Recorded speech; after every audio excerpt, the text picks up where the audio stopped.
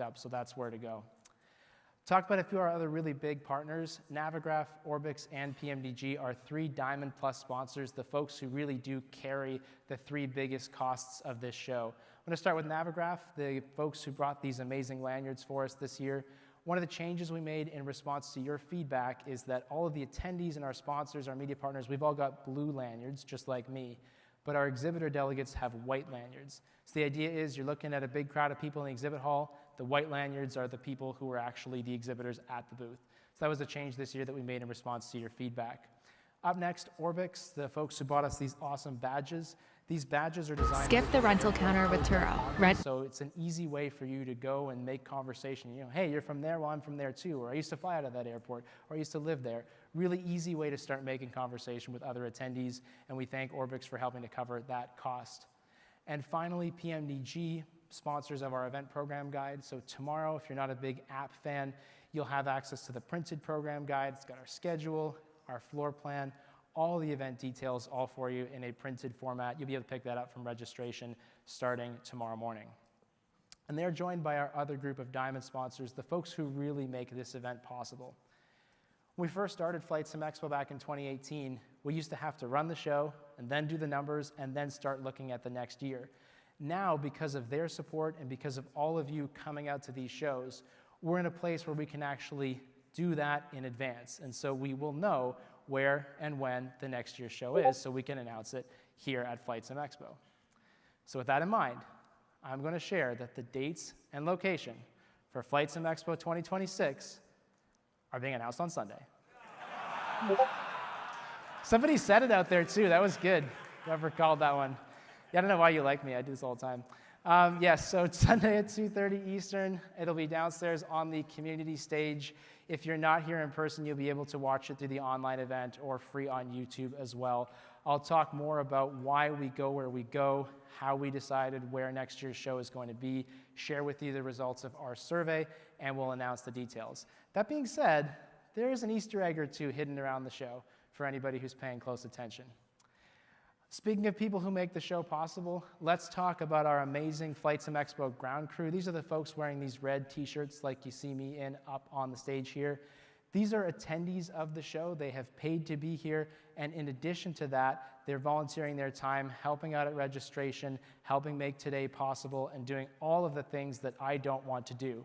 So on behalf of them and the amazing work that they do, I just wanted to just shout them out, but also remind you they're going to be out there in the exhibit hall, trying the simulators, enjoying the show. This is their show, just like it's your show. So do expect to see them out there. I always get mad when they spend too much time helping and not enough time simming. And alongside our ground crew, of course, want to thank all of our sponsors, our exhibitors, our media partners, our speakers, and all of you for making the show possible. So let's give ourselves and everybody a big round of applause for making the show happen. Thank you, guys. I appreciate you.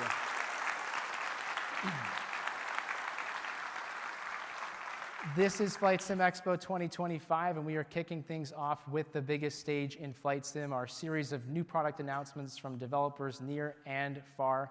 That'll be getting started here in just a couple moments with one of our Diamond sponsors that I want to spend a couple minutes talking about.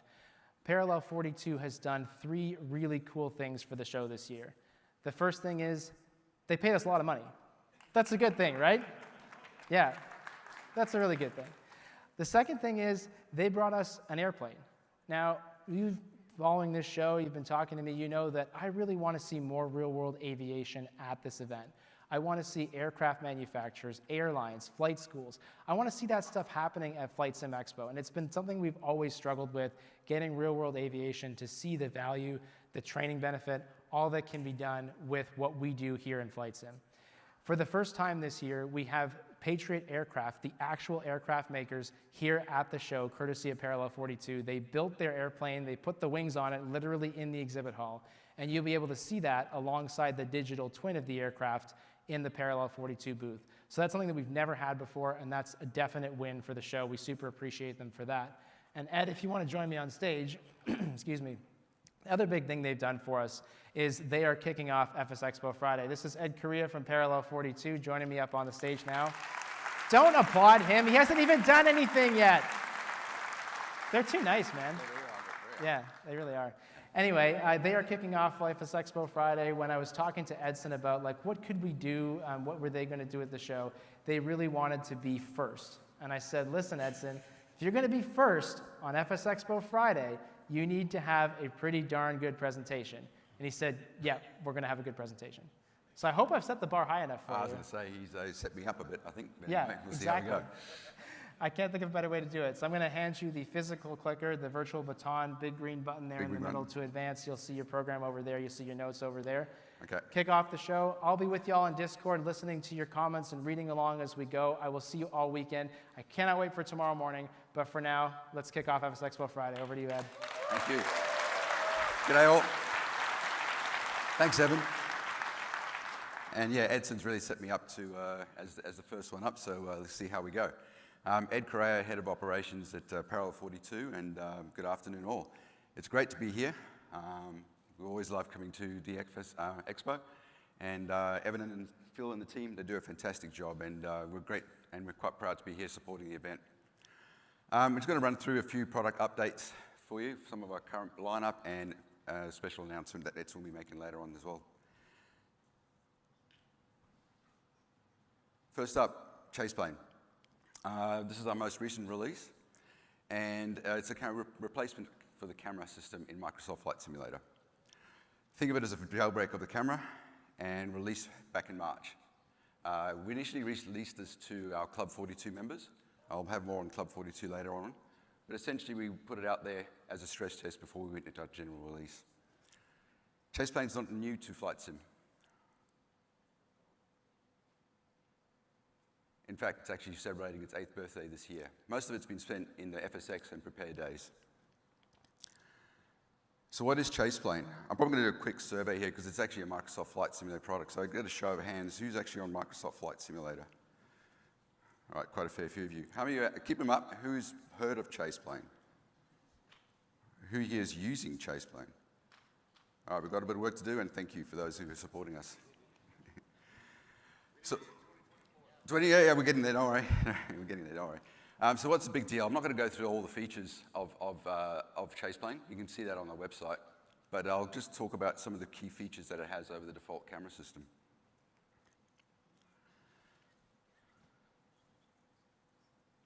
First up is cinematics. This mode allows you to observe your aircraft in flight. Think of it as an airline commercial.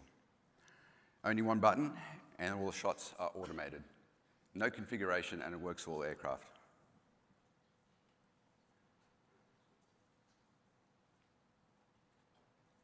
Next up is unlimited views. As we know with Microsoft Flight Simulator, we are limited to 10 views inside of the aircraft. And you don't have the ability to set up views outside or anywhere in the world. With Chaseplane, we fixed that. Unlimited views inside and outside of the cockpit, and as well as positioning them anywhere outside of the aircraft and anywhere in the world.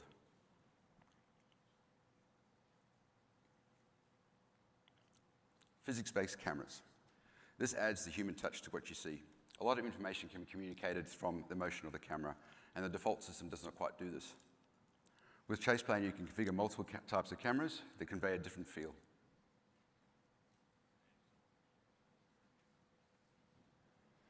And lastly, we've got flyby.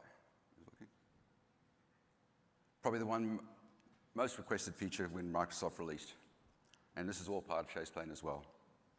Accessible with a single key, and also built-in tower view. Give you a different perspective of the flyby.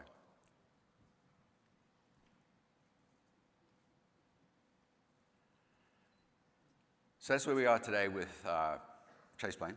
I'd like to introduce onto stage Technical Director and Co-founder of Parallel 42, Kevin Menard, to give us an update as to what's going on.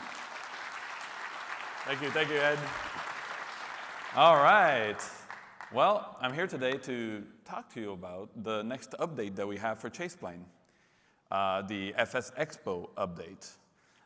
So all of what Ed showed you, you can have today, but since the release of Chaseplane in 2020, around 3.5 months ago, we learned a lot from the users. The feedback has been great.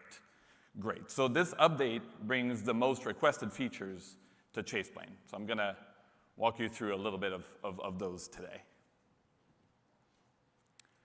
So the first one is a major refactoring.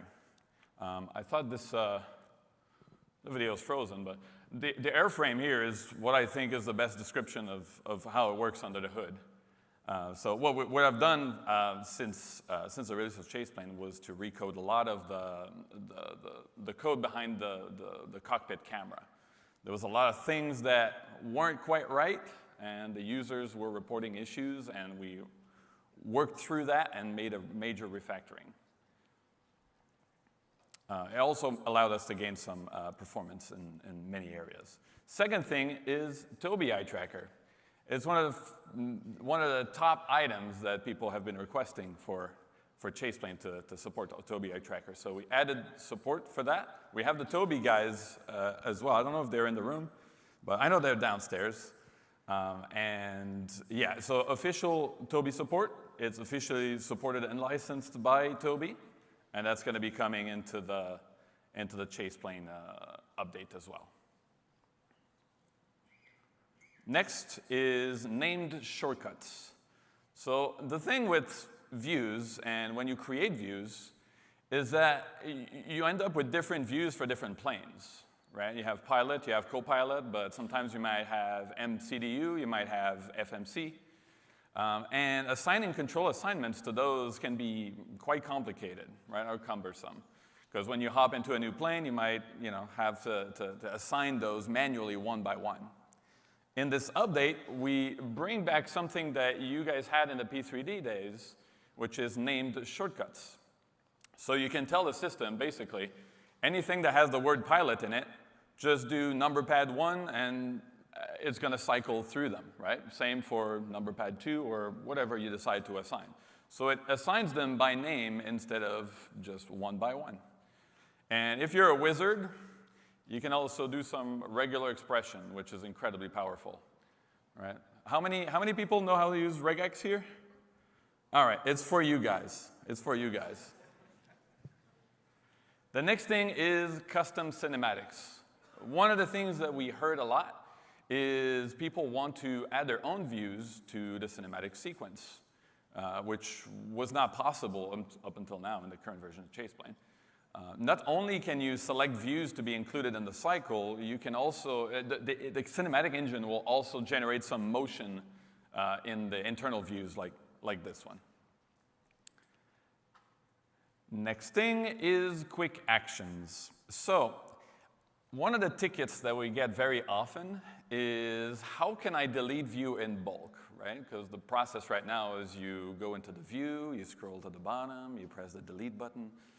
One thing that people don't know, and maybe we should make a bit more obvious, is if you hold some of the control keys on the keyboard, you have access to this entire list of commands. So you can easily save a view, duplicate a view, delete a view, share a view.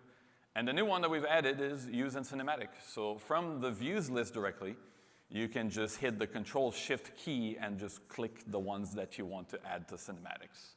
So for everyone who wondered how to delete a bunch of views in a row, just do Control and Alt, and that's the easy way to do it. Next thing is better imports. So in the current system, you had to import internal and external views separately. In this new update, you have a tab at the top, but if you press on Import All, it asks you, do you want to replace the existing views or do you want to add to them, right? So when you're setting up a new plane, it makes things a lot faster and a lot simpler to understand.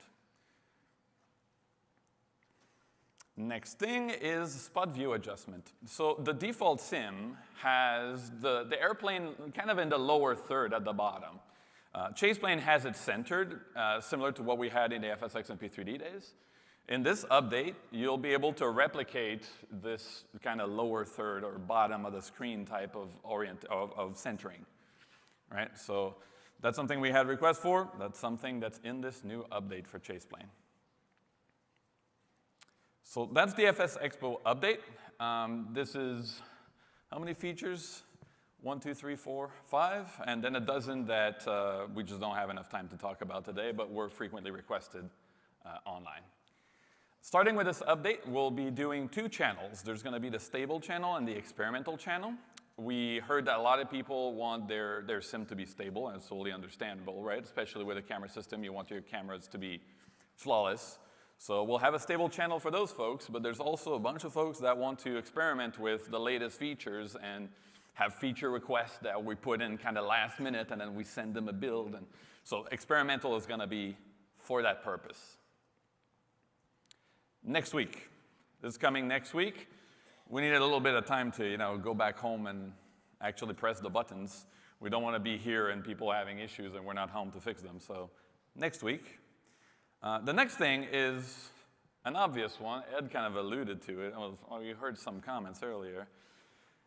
2024 when? Well, it would have been included in, We have an internal build working on our computers at home. It needs some finessing, okay? So the camera motion works great, but there are some things that we absolutely need to fix before we put it out there in your guys' hand. But there's no blockers. It's just a matter of time. As soon as it's ready, we'll kick it out on the experimental channel, and you guys will have access to it. So this is all we have for ChasePlane right now. I'll send it back to Ed for the continuation. No problem. So exciting stuff there with the 2024 update for ChasePlane. Thanks, Kevin. As he said, he's going to go back home and we'll lock him up in his basement studio so he can continue working on that. And while he's finishing up the ChasePlane for 2024, we'll have a quick update on Flow. So a highly intuitive and easy to navigate interaction wheel for Microsoft Flight Simulator. And like ChasePlane, we've got a working build in 2024, but we still need to do a bit of that finessing and get it ready for release. And once it's there, it'll be there for you. Just quickly touching on our scenes, so our destinations for bush pilots. Apologies. There we go. The last 7 months, we've been spending a bit of time in bringing in our scenes from 2020 to 2024. First couple of releases was Circle B and Widow's Peak. In the coming weeks, we'll have Bush Plane Campout and Mexican Mountain. These are complete reworks of the 2020 counterparts and adding a whole lot of interactive elements that the new sim has brought in. And following that, we'll also have Hogsback Ranch coming out. So that's it with the scenes. Next, we're going to bring it up, Club 42. I mentioned it before with ChasePlane as an initial release to those members. Club 42 is quite simply a loyalty program, a transparent loyalty program that doesn't sit behind an obscure point system. The barrier to entry is simply just buying from our website. By buying direct, you support us as the developers. Once you've spent $42 US on software purchases, you automatically become a member. And as a member, a couple of benefits is getting that first access to the new releases, as well as an automatic discount on all purchases, including new releases. It was 5%, but as of today, we're 10%.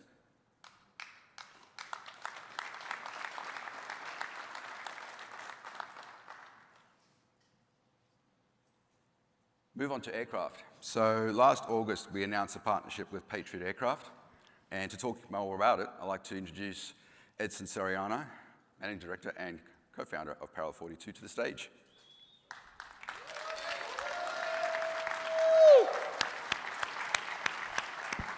Mic check, mic check. Okay, we're good. Hey, buddy, hold this for me. Oh my God, he has a name. Of course, it's Groundfield. All right, what's up, everybody? Welcome. Wakey, wakey. Let's do this. We're going into aircraft. About 10 months ago, we announced our partnership with Patriot Aircraft to bring to you the Super Patriot Mark II into Microsoft Flight Simulator 2024. We've been silent. It's just our style. I'm not keen on sharing updates saying, look, we rendered this screw or we rendered the left wheel. So we just kind of work in silence and we grind. I'm really happy to say that we are nearing a point where we are reaching the final stages of 3D design. So we'll be reviewing the 3D with the aircraft manufacturer. And the cool thing is, we're actually doing that here live on site. As you were told earlier, the actual aircraft is inside the convention center on the show floor at booth 412.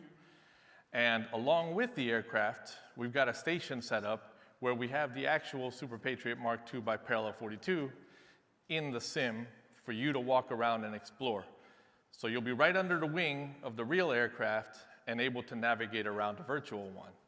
And we invite you to come by and do that. You'll be in avatar mode. You can walk around, explore.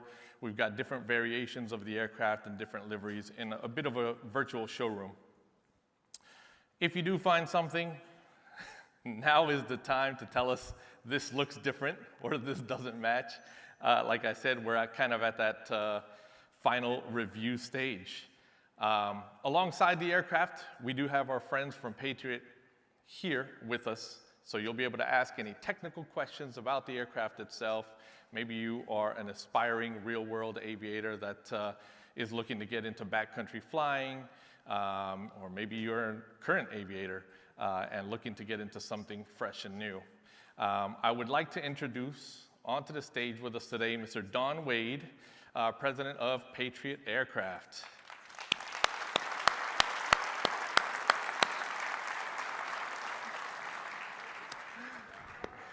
Now, Don's going to tell you guys a bit about what makes the, whoa. They cut you off, bro. They got me on now. They don't want him talking at all. All right, first of all, if you can't really tell, I'm from L.A. Anybody think, you realize that? It's called Lower Alabama, okay? L.A. Anyway, we're so proud to be here. You know, when Edson approached us about 3D modeling and putting it into the flight sim program, you know, I'm not a flight sim guy. I'm just no redneck boy from Alabama. I'm a guy that builds airplanes, and I like to refer to myself and my brother, well, we're anal assholes, okay? Anal assholes. And I have met my match with this team. And the reason for it, because when you come down and see the airplane, you know, like yesterday, they hadn't let me see the program. You know, I've seen little snippets of it, but I almost cried. Edson, I mean, the team, Kevin, Ed, you got to come check it out over there at 412. But the whole thing, you know, I'm looking at the screw. Yes. See the line there? What's I got to do? Well, you got to be in the spotlight. What? There you go. Now look. Everyone can see you now. All right. Well, I want to ask you a question. You see this shiny head right here? I'm blinding you, right? So maybe I should back up. No, this. Thank you, Edson. But anyway, but the details of the little screws, the placement of everything has just absolutely been incredible. You know, again, like you said, there's some details that probably need to be refined, but you have to look hard to find them.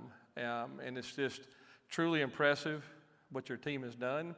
I'm proud to be a fellow anal asshole, okay? So, but anyway, again, come by, see it, check it out. Be glad to answer any questions you got. But the main thing is I got this shirt, and it's got kitty cats on it.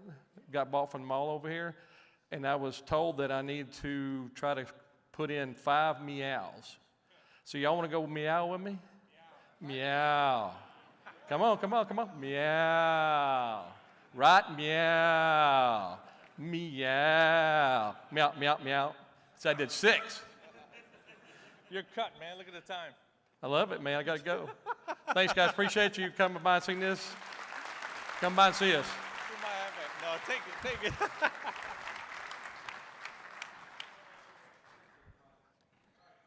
I had fun with that. Great stuff.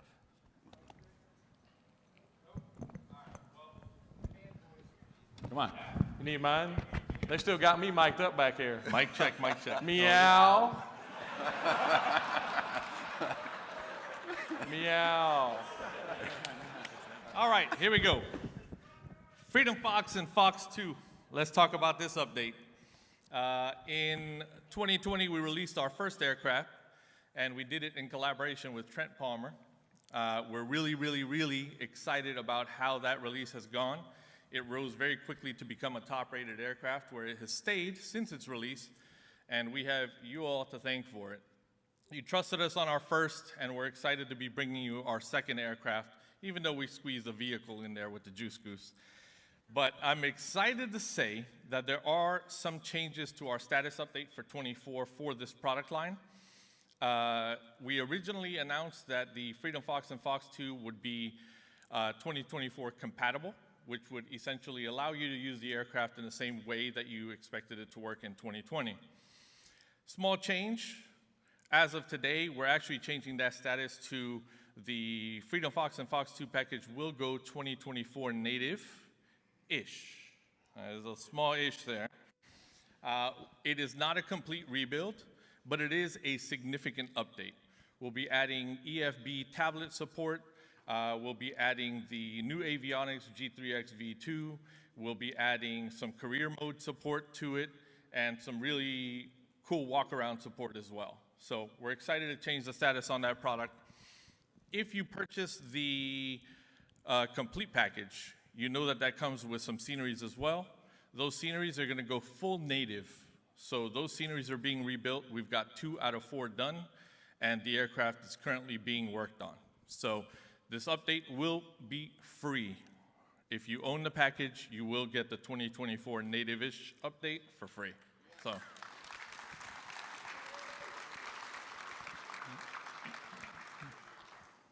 Oh no. There's one more thing. We've been quiet, but we've been working. Like I said, this is just the way we operate. We've partnered with someone familiar to bring you something new. And that's been under wraps until today, until this moment. There's their sound? Wait. No. We need sound.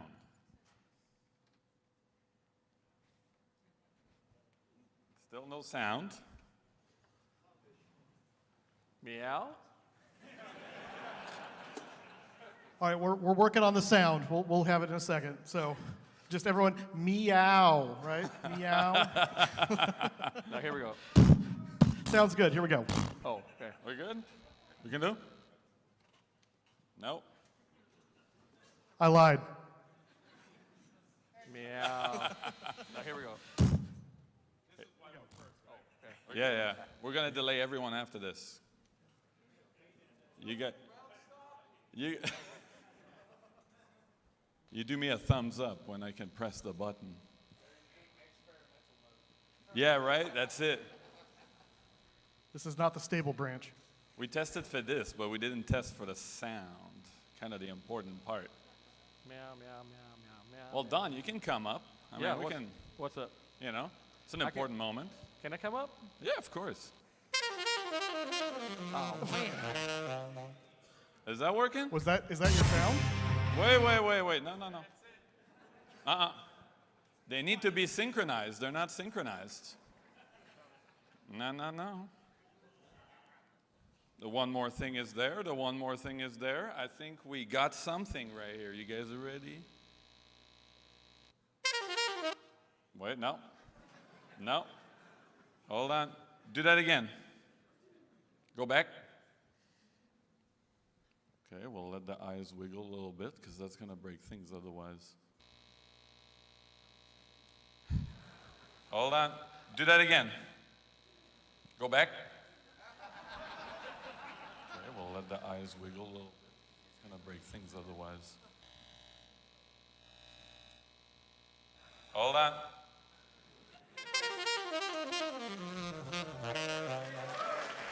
That's why I did it.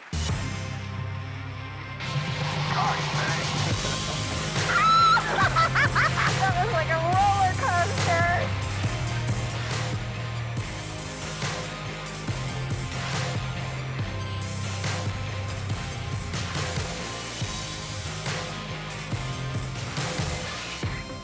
What is up, guys? I am so sad I couldn't make it to the FS Expo, but we got big news. I got the Parallel 42 guys out here, and we are going to be bringing my plane to the sim that is happening soon.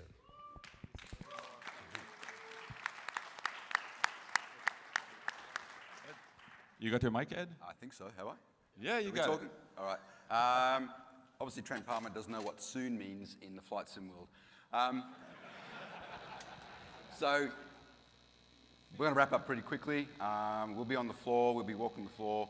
Come and say hi, introduce yourself. Don't be shy. And thanks very much, and have a good weekend, all.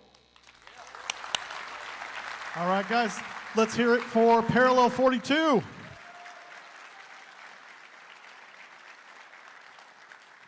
All right, guys, welcome to Flight Sim Expo. My name is Mustafa. If you don't know me, I stream on Twitch. My real name is Mike, or you can call me Moose. But I'm going to be kind of hosting the rest of the afternoon here for you guys as we do these Friday announcements. The biggest stage in Flight Sim, and I was promised that it's not called the biggest stage in Flight Sim because I'm big. So I do have slant H by my name to signify I'm a slant heavy. That's fine, it's fine. So welcome everybody. First of all, anyone here is active duty military or a veteran? Would you put your hand up? Yeah, let's give them a hand. Thank you for your service. So I want to invite you, who's ever active duty military or veteran, we're going to have on Saturday at 9:30 in the morning at the community stage, there is a gentleman, and I can't remember his name, so I'm calling it up right now. Robert Connolly III, who's a retired colonel in the Army, is hosting a community stage event for bringing veterans and members of the military together in Flight Sim. So you're going to be a part of that panel discussion. It's going to be a lot of fun. All right. You're going to see me between the show as we go through this, but it's going to be rapid fire today. So I'm going to come back and give you some breaks occasionally. I'll come up and fill if we have any issues. But right now, we're going to move on to our next presenter. Welcome Navigraph to the stage.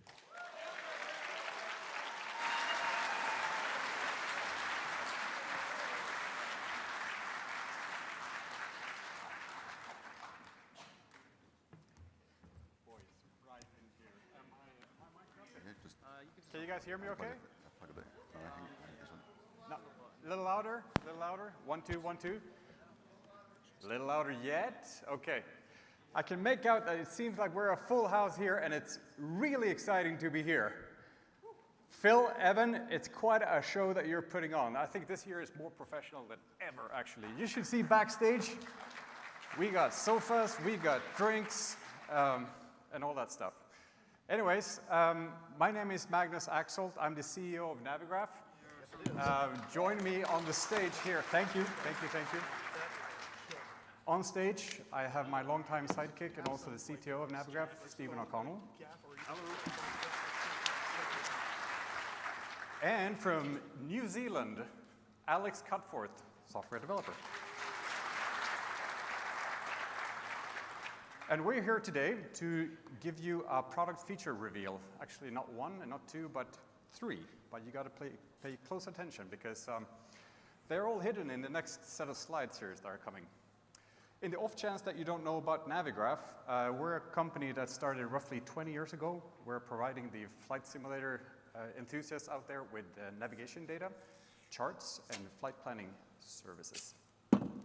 We are located in Stockholm, Sweden, and we have, over the last couple of years, become roughly 45 members on the team, and some of which are here today, actually. Would you mind getting up?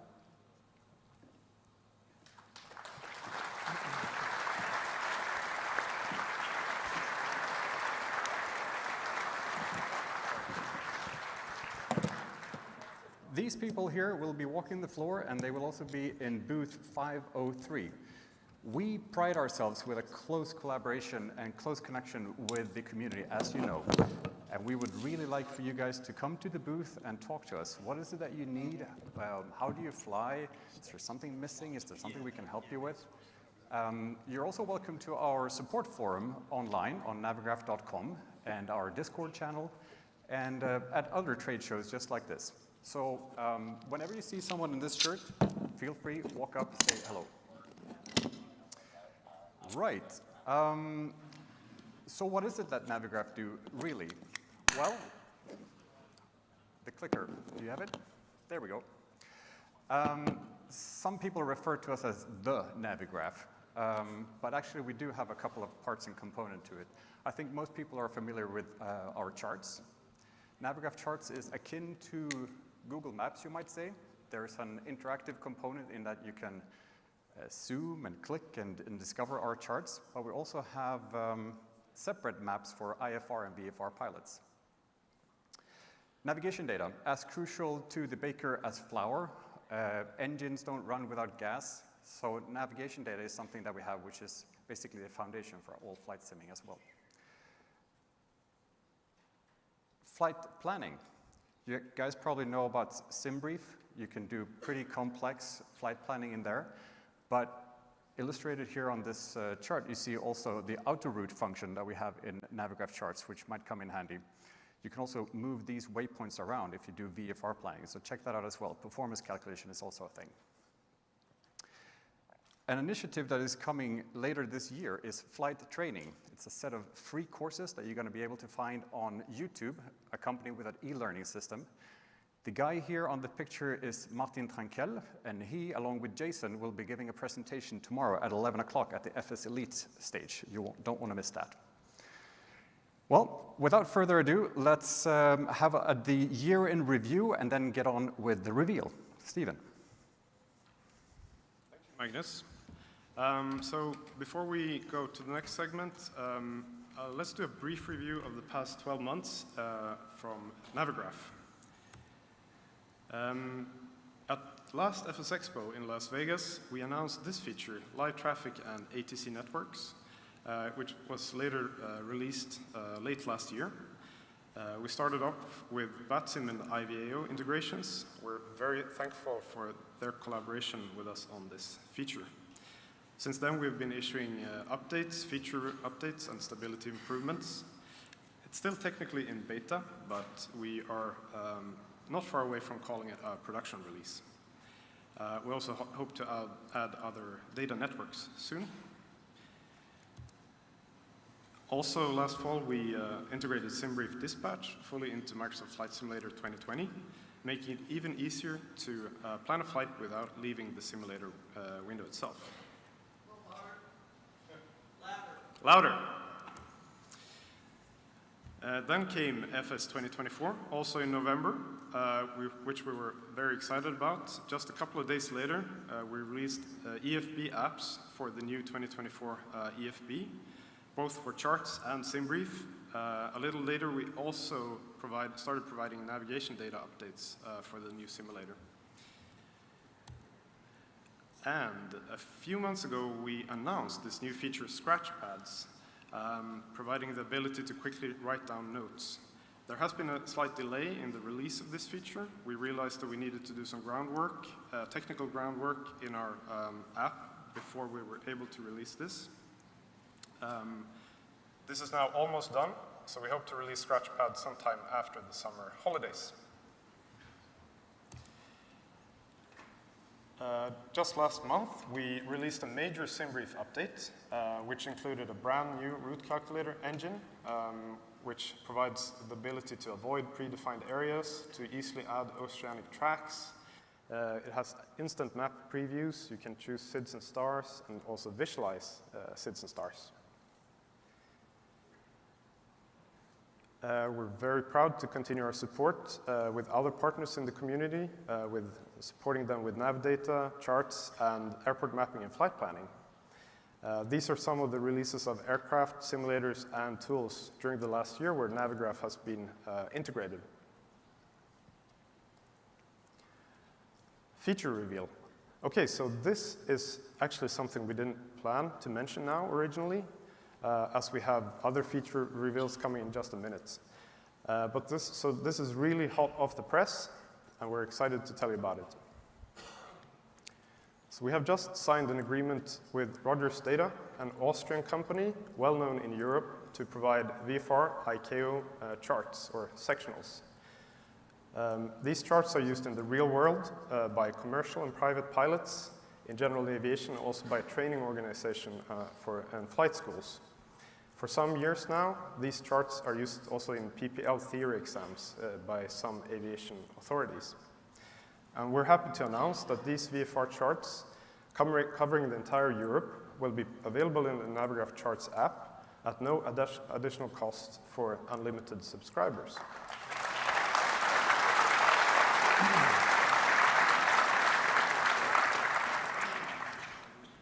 When?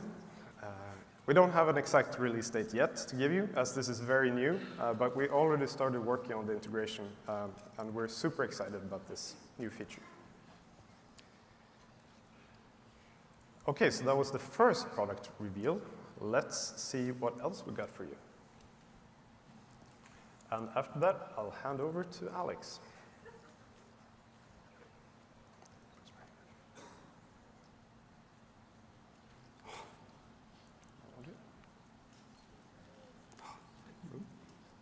Audio again. Do we have audio? It was working this morning. Yeah. Meow.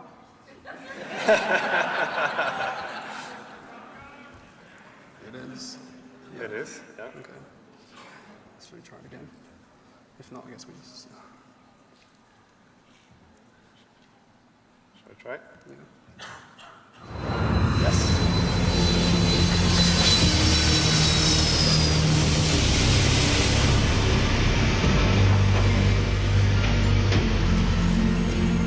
KLM 125, clear to land, runway 4 right. Clear to land, 4 right, KLM 125. KLM 125, make left on Romeo, November, cross 22 right, ground point 9. Left on Romeo, November, cross 22 right, continue.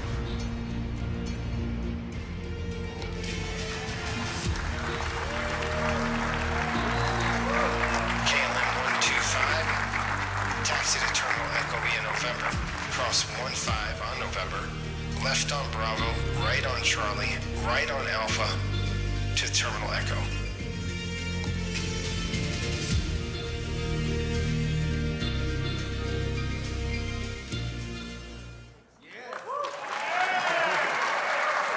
Thank you.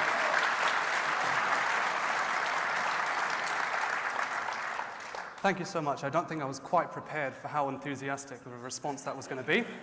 So, taxiway routing is the latest feature for charts we have started working on. Myself, I fly on networks, and quite often I might forget which holding point I was meant to stop at and breeze right through. No more. No more. So, the first step of planning your route is selecting your start and end points. Right now, these are either gates or runway exits and entries. The gates modal is similar to the network's gates list we have right now for live traffic. They are categorized by terminals, and intersections are categorized by runway. When you open a section, it'll automatically zoom in on the map and highlight the terminal. As you can see, we've got O'Hare up here with colors for each terminal. When you have your own ship position enabled through Symlink, your start points will be automatically added to you because we want this feature to be a workload reducer mainly. The main way you plan your route is through the taxiway selector. The dashed line you see will always show the shortest path through the taxiways you have chosen. You can also select the holding points you want to stop at along the way, and you can filter them using the input field. If you're not interested in choosing your taxiways, perhaps if you're flying offline without air traffic, but you still want a route to guide you, there will be an auto route button which will build it automatically. It also takes into account directional rules which are encoded in our airport mapping database, such as the ones at Amsterdam Schiphol Airport. Now, this isn't always the best way for planning your route, because sometimes air traffic might be mean and give you a bunch of weird zigzagging turns, which can't really just be declared by a bunch of taxiway names. So there is the incremental build tool, which was shown in the trailer, where you can select your turns as you go, and of course, you can filter with an input field. Now, once you've planned, the most important part is the awareness and guidance this provides. You can see there is a taxiway routing widget now will be included in charts, which shows you your route plan delimited by turns, stand entries, exits, runway entry exits, and runway crossings. It also shows your selected holding points, and all the path after that turns red, so you're aware you're not allowed to go there just yet. If you were to then click on the hold, you can mark it as cleared. It will turn green and the red will disappear, so you'll make sure you're always tracking where you have been cleared to go by air traffic control. It also shows hotspots, areas where you need to be careful when taxiing and be extra aware of what is around you. It also shows your progress. If you have Symlink enabled, a blue line will appear, and you will also receive distance to go information to each turn, so you're always aware how long to go before you have to think, turning left, turning right, stuff like that.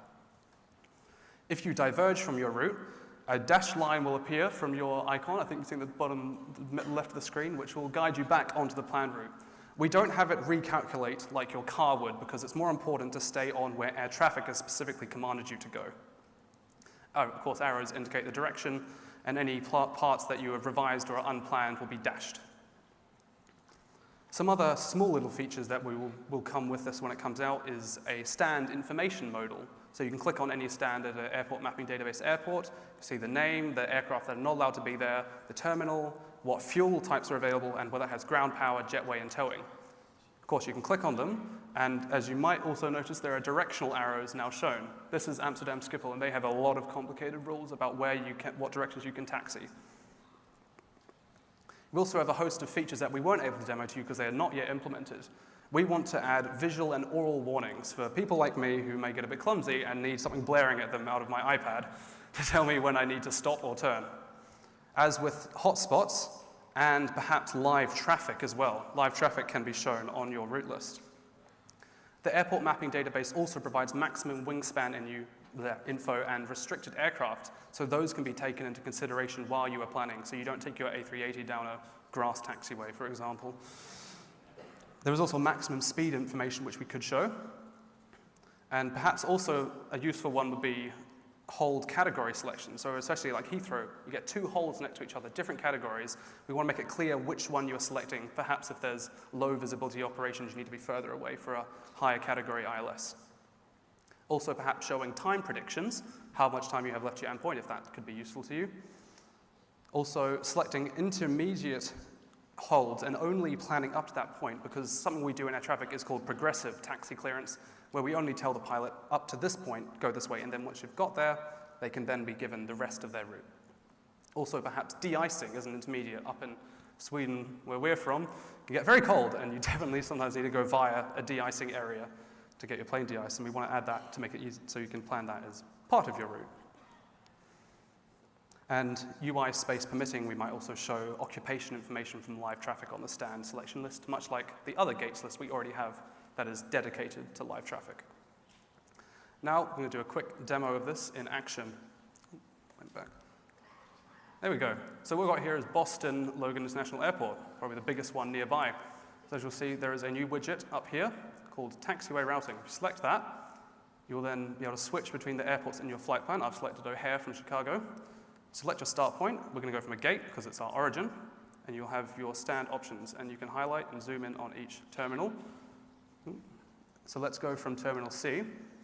Let's select gate C19. You can click on them on the map as well as in the UI. Of course, you then need to select where you're going to. So we're going to do a runway entry, and we have already selected runway 9er as part of our flight plan, so it'll automatically zoom in on those applicable entries. Once you've added that to your route, you will see a dashed line, which is the shortest path.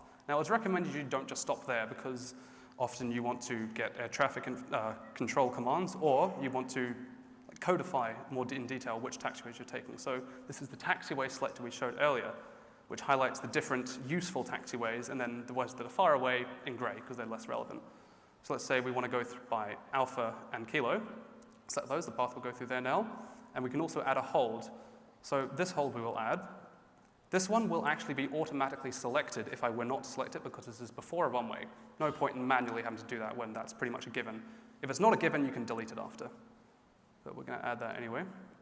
Once you confirm your route, boom, you have your taxi plan. And the stuff after a hold is highlighted in red, and you'll see it down the bottom with all the useful information like hotspots and holds. Once you've got to Kilo and you've been cleared by air traffic, you click mark as cleared, turns blue. Whole point is making you always aware where you're allowed to go, and making it easier so you don't perhaps have to write it down if that's something you do. I would love to show you a demo of the aircraft route progress, but that's difficult to do on stage. So, back to slideshow. We have, as we said, 3 features, 1 more to go.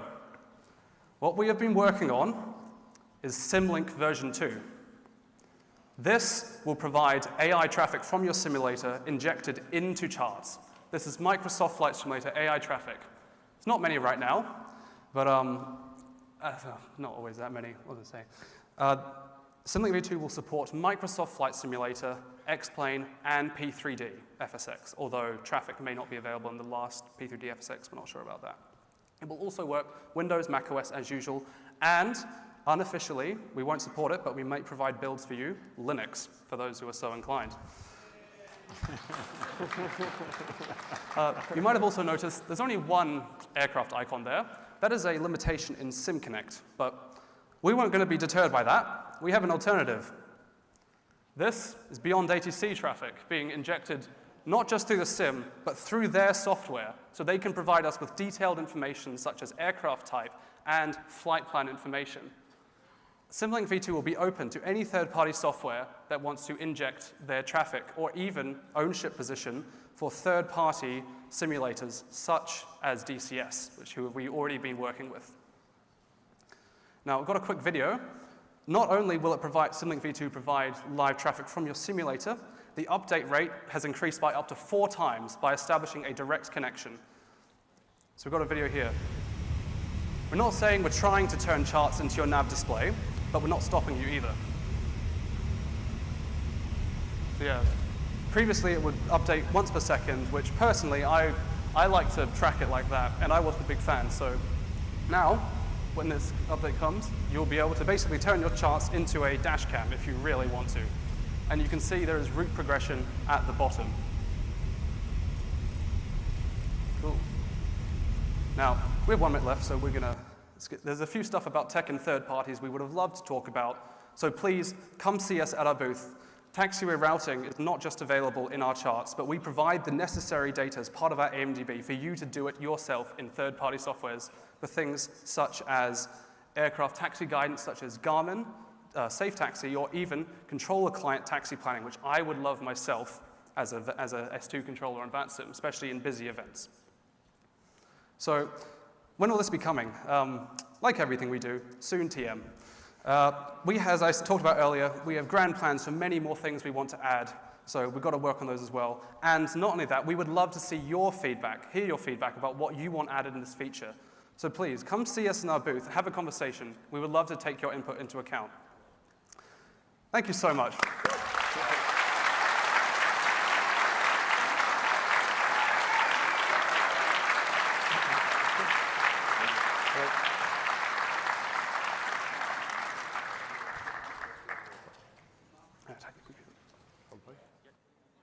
What if every takeoff had a purpose? In On Air, every flight earns, every action counts. Join thousands of simmers worldwide and be part of a living aviation community. Fully compatible with your favorite simulators. You fly, and your AI team flies too. Everything you do has impact. Own airports to grow and earn. Hire and organize your airline crew. Expand your fleet the way that fits your goals. The world keeps going even when you're not there. Every flight is rated based on your skills. Automate tasks and let your company run smart. Just want to fly? Go freelance. On Air is the most complete airline management experience. Start free for 7 days. Join the world of On Air. Your airline, your adventure, your skies.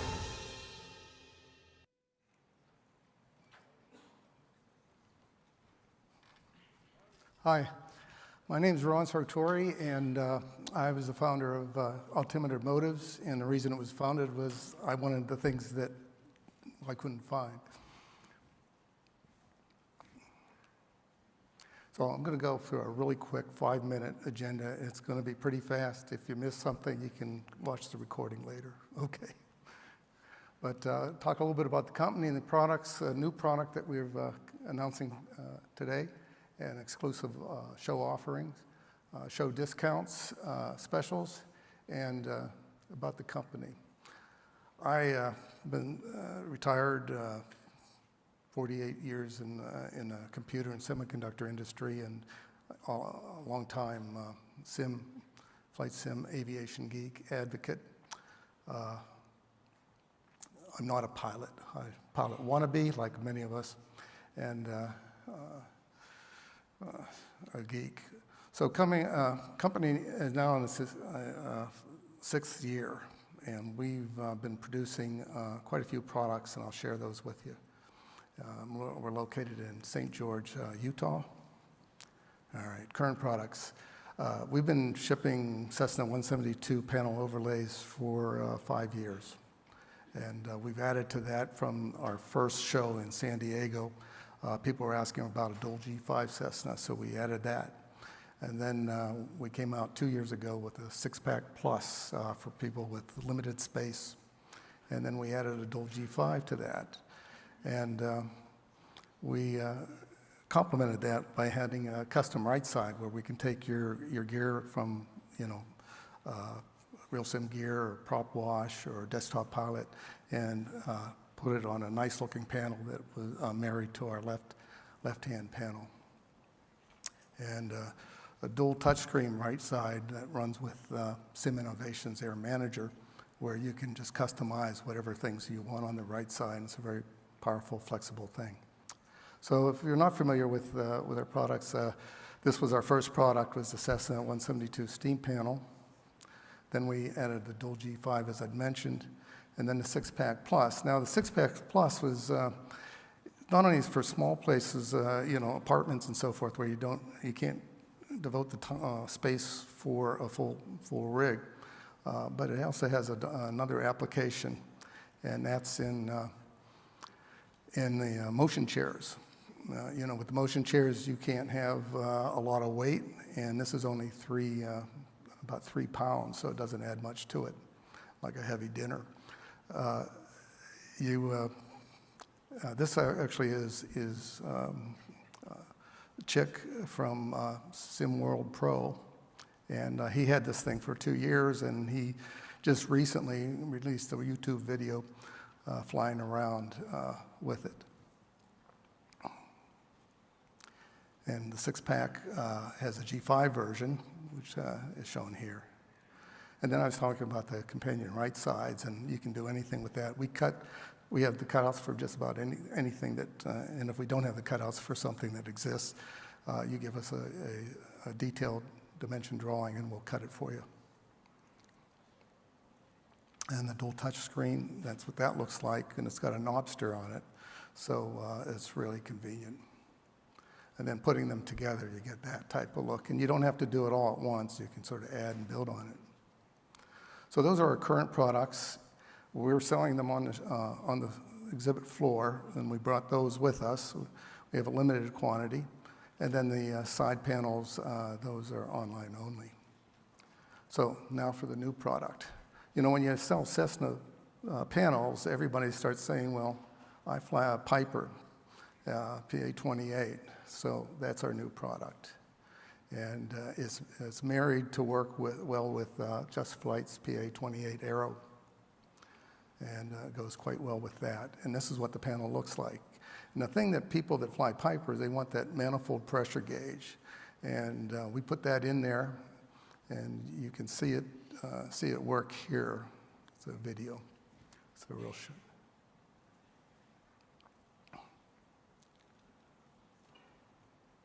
And these instruments were custom designed for us by a fellow in Belgium named Peter.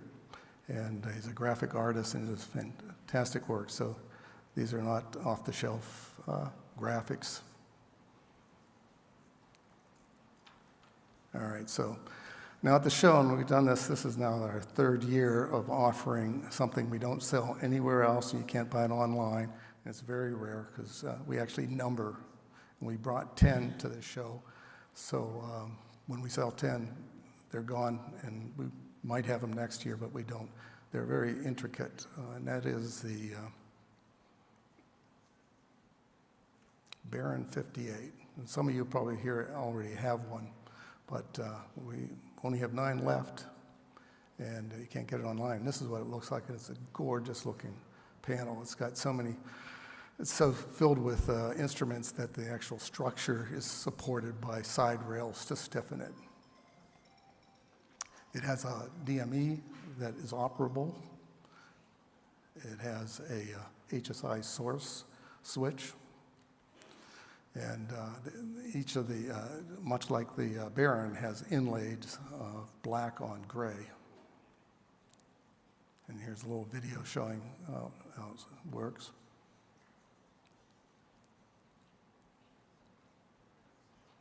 And wait till you see what the prices are on these. It's not that bad. You want me to give you the hook? Okay. A couple seconds. Okay. All right. Okay, so I think it's real cool. If you read this email, this fellow a month ago sent me this. I never knew him. It came out of the blue. He thought it was pretty cool. And we get some of these. It's very gratifying. So discount specials. These are our products. $340 for the Cessna 172, our lowest discount ever. $308 to $368 for the dual G5s, depending on the software or without software. And the 6-packs include a monitor and software, and that's a plug-and-play solution. PA 28, 332, and Baron 58 at 360. All right, now we've got 4 monitors at our booth that we bought just for the show. At the end of the show, if you want one of them, they're brand new, $75 each. We usually sell out. We'd rather do that than ship them back. Okay, and these are my contact information, and I thank you very much.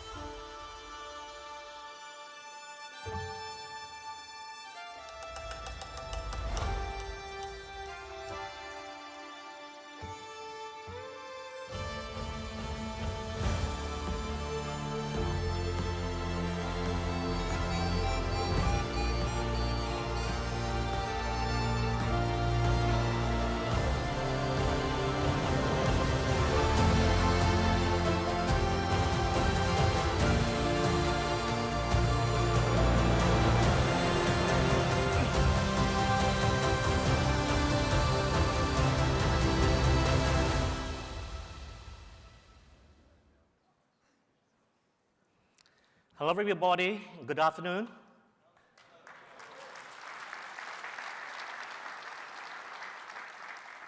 Thank you for that amazing, warm introduction. My name is Fabian. I'm the founder of FlightSim.com. I hail from Singapore. It's a very, very small country, but we are very rich.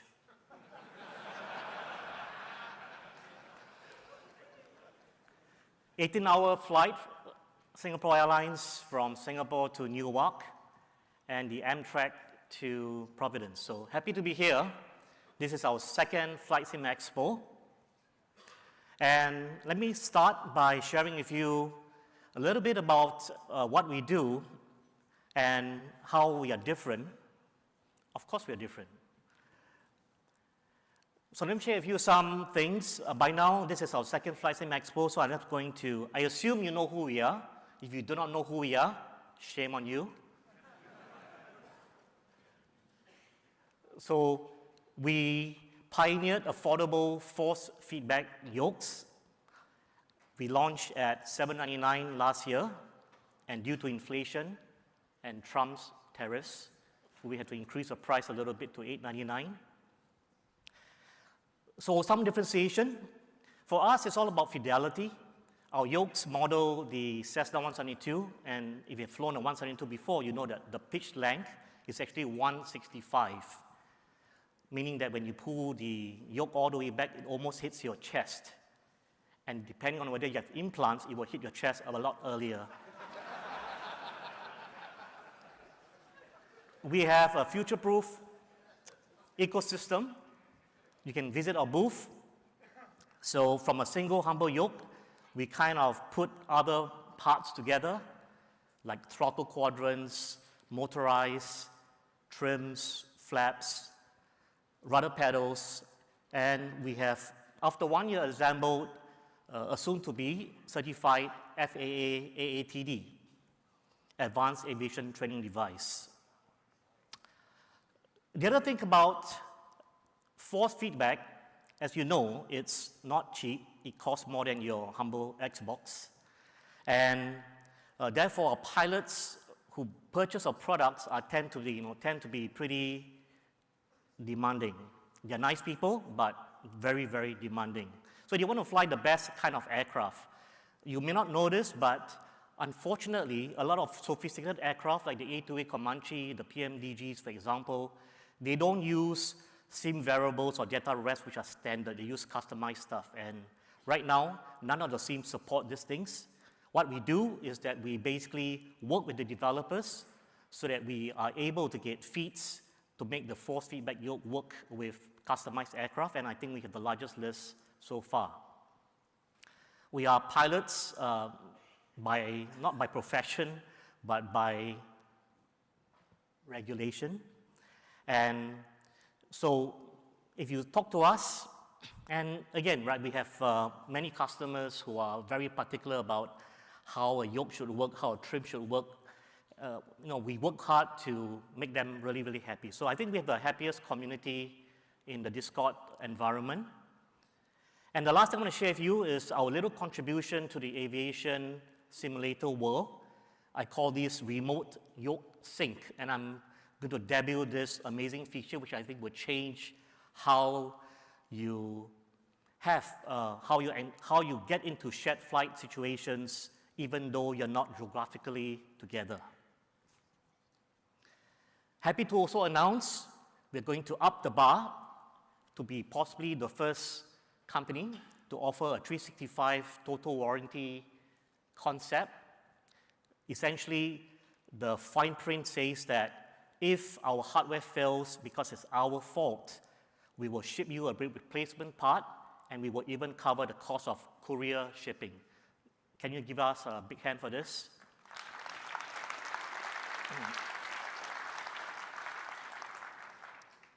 But of course, if it's your fault, shipping's on you. That is part of our terms and conditions. Some hardware releases that we have. Our standard CLS 60 and 120, that basically represents our 60 Newton and 120 Newton yokes, was launched last year. As of December, we listened to our community and added what we call removable mounting tabs so that you can basically right now mount the yoke either on desk or on the table. We have also since released our G1000 PFD, MFD, and audio panel. It looks like this. So all our hardware are basically high fidelity. And this is as close as it gets to a real Garmin G1000 because it was developed from FTD level 5. And level 5 simply says that not only must it look very, very similar, it must feel very similar as well. Pricing is obviously very cheap if you can afford it. Next, we have force feedback rudder pedals. And we did a pre-launch for our first 100 units. Happy to say this is massive force, 370 newtons. You can try this tomorrow and on Sunday. And 370 newtons is basically the kind of force you need to keep a King Air flying on a single engine. So it's going to be good weight training. You can quit your gym membership. Now, obviously, with the rudder pedals, we also had to build in effects similar to our yoke. So not only are your force customizable, they also auto-load based on individual aircraft. So you can set a low setting for a Cessna and an extremely high setting for a King Air. The rest of the specs are as follows. We also designed the pedals such that those of us who are also heli fans can choose to fly a helicopter, and this turns into the anti-torque pedals. You can remove the brakes if you're not flying a wheel-based helicopter, and it functions really, really well from an R-22 all the way to any kind of aircraft you want. Again, we price it. Our products are priced to last. They're not necessarily cheap as in cheap standards, but they're all metal construction and they will serve you longer than your own living life, I think. Quite serious about that. Another little innovation we did based on customer feedback thanks to our Discord members is we added a front panel as an option. So now you can basically manipulate things like electrical starter light controls on a Cessna 172. Having said that, we can also design VR panels. The advantage of this, as opposed to doing your own 3D printing, is that our PCB board takes all the commands and you do not need a separate board to control these switches. We are launching a pre-order during this show. We also, based on customer feedback, just launched this, the FC20 flight console. And what's interesting about this is small form factor. So, those of you who fly simulation and spend thousands of dollars, but you lie to your wife, this is perfect because you can hide this in the cupboard. No one knows that you paid, $1,000 plus something for this. Now, this is exciting because this is kind of like a mini version of our FC50 and our larger FC100 consoles with a nice twist in the innovation. The trim wheel is actually motorized, which is, by the way, no small feat when you combine force feedback yoke with the trim because they conflict and it took us a while to try to figure out, but the problem has been solved. We also have to accompany the FC20, FC50, FC100 flight console are basically interchangeable throttle quadrants because we want to take realism to the limit. So we just launched our C172 vernier throttles, high quality, FDD level 5 quality. Here is the Piper single designed for the Piper Archer Warrior. And this is more of a complex Piper as well for the Piper Arrow. We also have in the works 2 levels of certificated products, the BATD, Basic Aviation Training Device. It looks like this. It's basically a combination of our G1000, our FC50, our rudder pedals, our CLS60, and a computer system and an X-Plane 12 flight model. Here are some of the specs itself. So you will get a certified aircraft model that's approved by the FAA, where you can log BATD time. And if you look at the pricing is affordable relative to other BATDs that you may be aware of. And of course, our pride and joy is our upcoming AATD, Advanced Aviation Training Device. It looks like this. It's pretty cool. Please wow a little bit more, louder. It's live stream. Thank you so much. Oh my goodness. Santa Maria.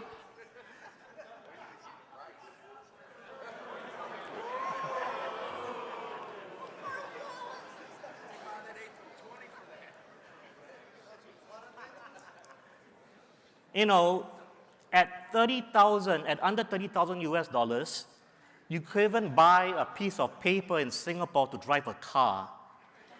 Don't talk about the car itself. A piece of paper, this is serious, my friends. A paper in Singapore to drive a car costs 100,000 US dollars. So you guys are spoiled. Really spoiled to the core. We are powered by D-Box Gen 5 Motion, the sexiest and the best tuned motion system on planet Earth. Unfortunately, it's Canadian, not American, We continue to update our software. In fact, we spend a lot of time on the software itself because the software really brings out the value of the hardware. And right now, because our users keep getting lazier and lazier, last time they had to click 3 buttons. Now they click 1 button, and now they don't want to click a button. Right? So we automate everything from detecting your simulation, knowing which aircraft, and it loads all the forces itself all in the background. You also have import and export of profiles for the geeks, and our community also does support in profile development. This is what it looks like. So you can switch from different simulators. It will pick it up automatically all in the background. Here is some of our interface and effects that we have. And as I mentioned, we also work very hard to harmonize the force feedback yoke and motorized stream wheel logic. And our customers, as I said, they are so lazy, but they are rich. So money talks, bullshit walks.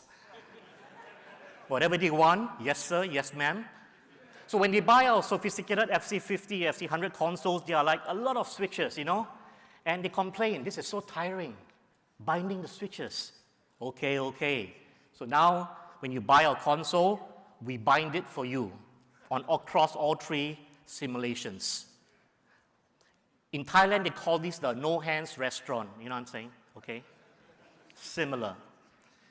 Now, finally, I want to share with you our pride and joy, which I think would take a different spin on aviation. I call it the ultimate shared cockpit experience via a remote yoke sync feature. How it works is basically you can have 2 of our yokes anywhere in the world connected by the internet, and it will really, in real time, synchronize your force feedback movements, roll, and pitch.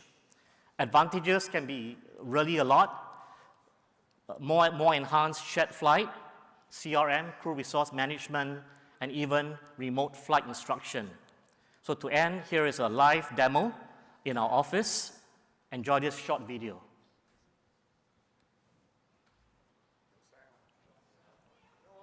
Okay, I will voice over remote device synchronization. Over here, we have the server yoke, and over there, we have the client yoke. And they're synchronized over the internet, and you guys are the first in the world to witness this live demo, which is something we are really proud of. So over here, what's going to happen is that we're going to show you the setup. Both sides have our software, and they are on separate computers. As I mentioned, they're connected over internet protocol with an IP address and the port detail. All right, so that's all really awesome. We got to keep it moving, though. We're out of time. So thank you so much. Good job. Excited to see. If you want to see more of that in action, go check him out on the floor in the exhibit hall. Go ahead and check out the video.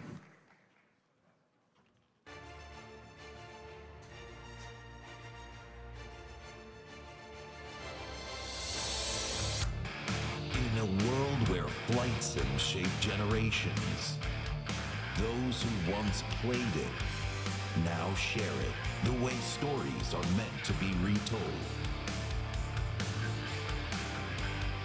Long past being the new kids, we've been here all along.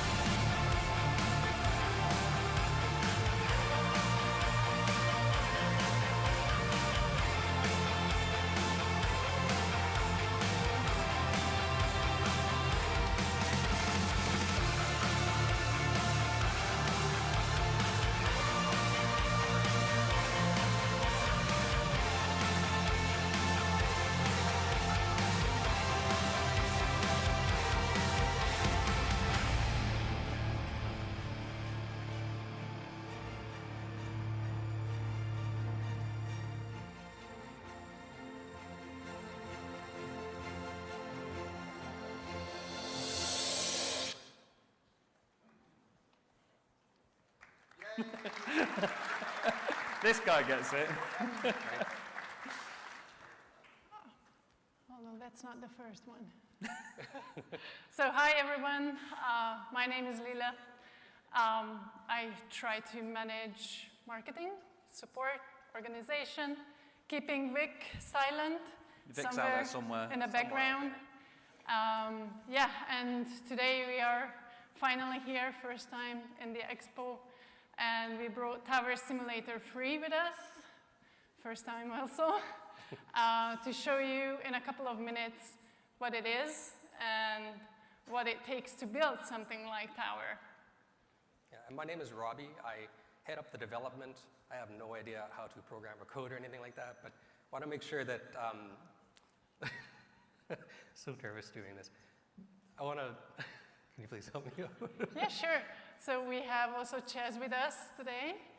I'm a very small fish in a huge pond of YouTubers, as I'm sure you all know, that cover all angles of flight sims from wherever we may be doing it from around the world. You know, some of the back alley flying that we saw earlier on, you know, some of the guys, not back alley, flipping out, that's wrong, isn't it? Back country, got to get it right.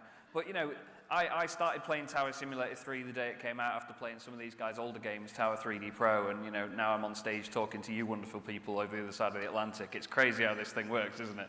But, you know, Tower Simulator 3 is close to simulating what ATC is all about, in the fact that you obviously have these aircraft that you have to make sure that you're guiding around the airport correctly, and, you know, you're up there in the tower with the responsibility of the safety of all of those people on those aircraft. And at the same time, it's a game where you can enjoy the job and, you know, not take the mick out of it, but you make fun of the job, if that makes sense. We will have time to just get into the dry stuff in a bit, so don't hurry with all that.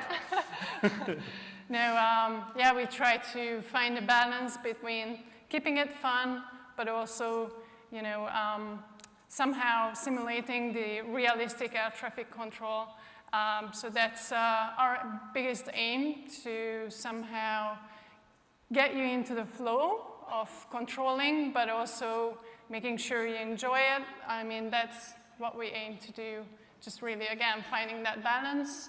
And also we are very thankful to our community, who is seriously the greatest, helping us with their feedback to build something so cool and so enjoyable, and at the same time keeping it realistic. So that's our biggest aim, pretty much. Yeah. Absolutely. Yes. Okay, that's fine. Yeah, this is so. Robbie's good with his words. He's got so many huge words that he has to try and remember. Yeah. I saw the script this morning and I thought, I don't know how you're going to do it. But Tower Sim, there's so much that goes into keeping it moving, isn't there? There's more than just some dots on a screen, so to speak. Yes. I can't do it. It is a lot more than dots on a screen. So, like, we want to make it fun for everybody, and it is just more than a game. It's a simulator, but they can customize it as well. So, like, if you want to start at 7 o'clock in the morning, they can customize a schedule, and it'll be different than at noon or something like that.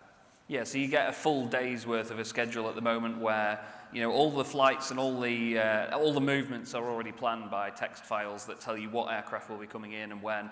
It knows what size gates they might go to at what terminals all around the world. There's loads of airports available for the game as well. And the way that it works from when you're either in the tower or you're outside of it, it gives you a great sense of purpose and enjoyment. I mean, I'm sure much like many of you, I quite like just watching the aircraft. So when I'm in the sim and I'm flying the machine, that doesn't always completely do it for me. Is anyone else the same? Like, you like to watch the thing as well? I saw one hand, that'll do me. I'm happy with that.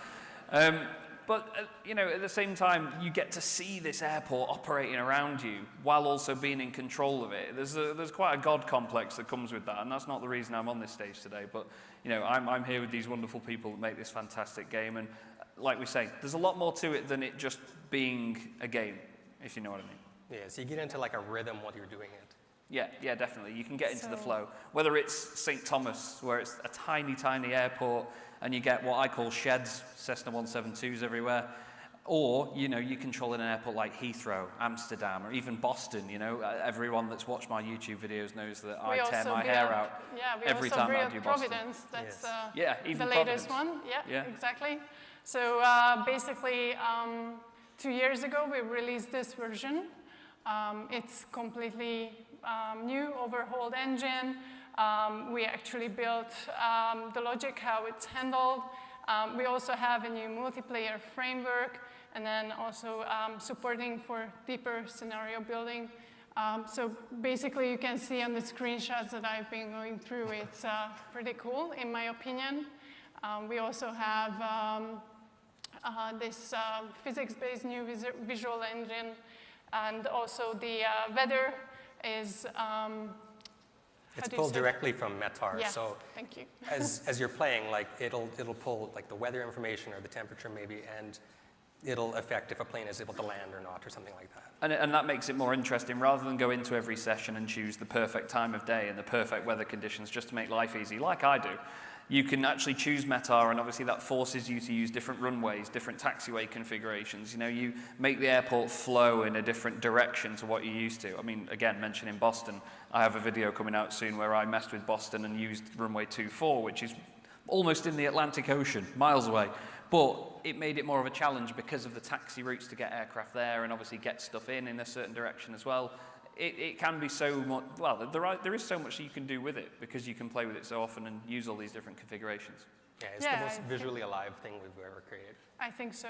I mean, coming from Tower 3D, which was our previous version, this one was definitely like a huge step. And of course, lovely eye candy, how can I call that, right? It's just for everyone. So talking about customization and how you use the software, we also built DLC that you can get with Tower. Basically, it lets you customize a lot of different things. Do you use it?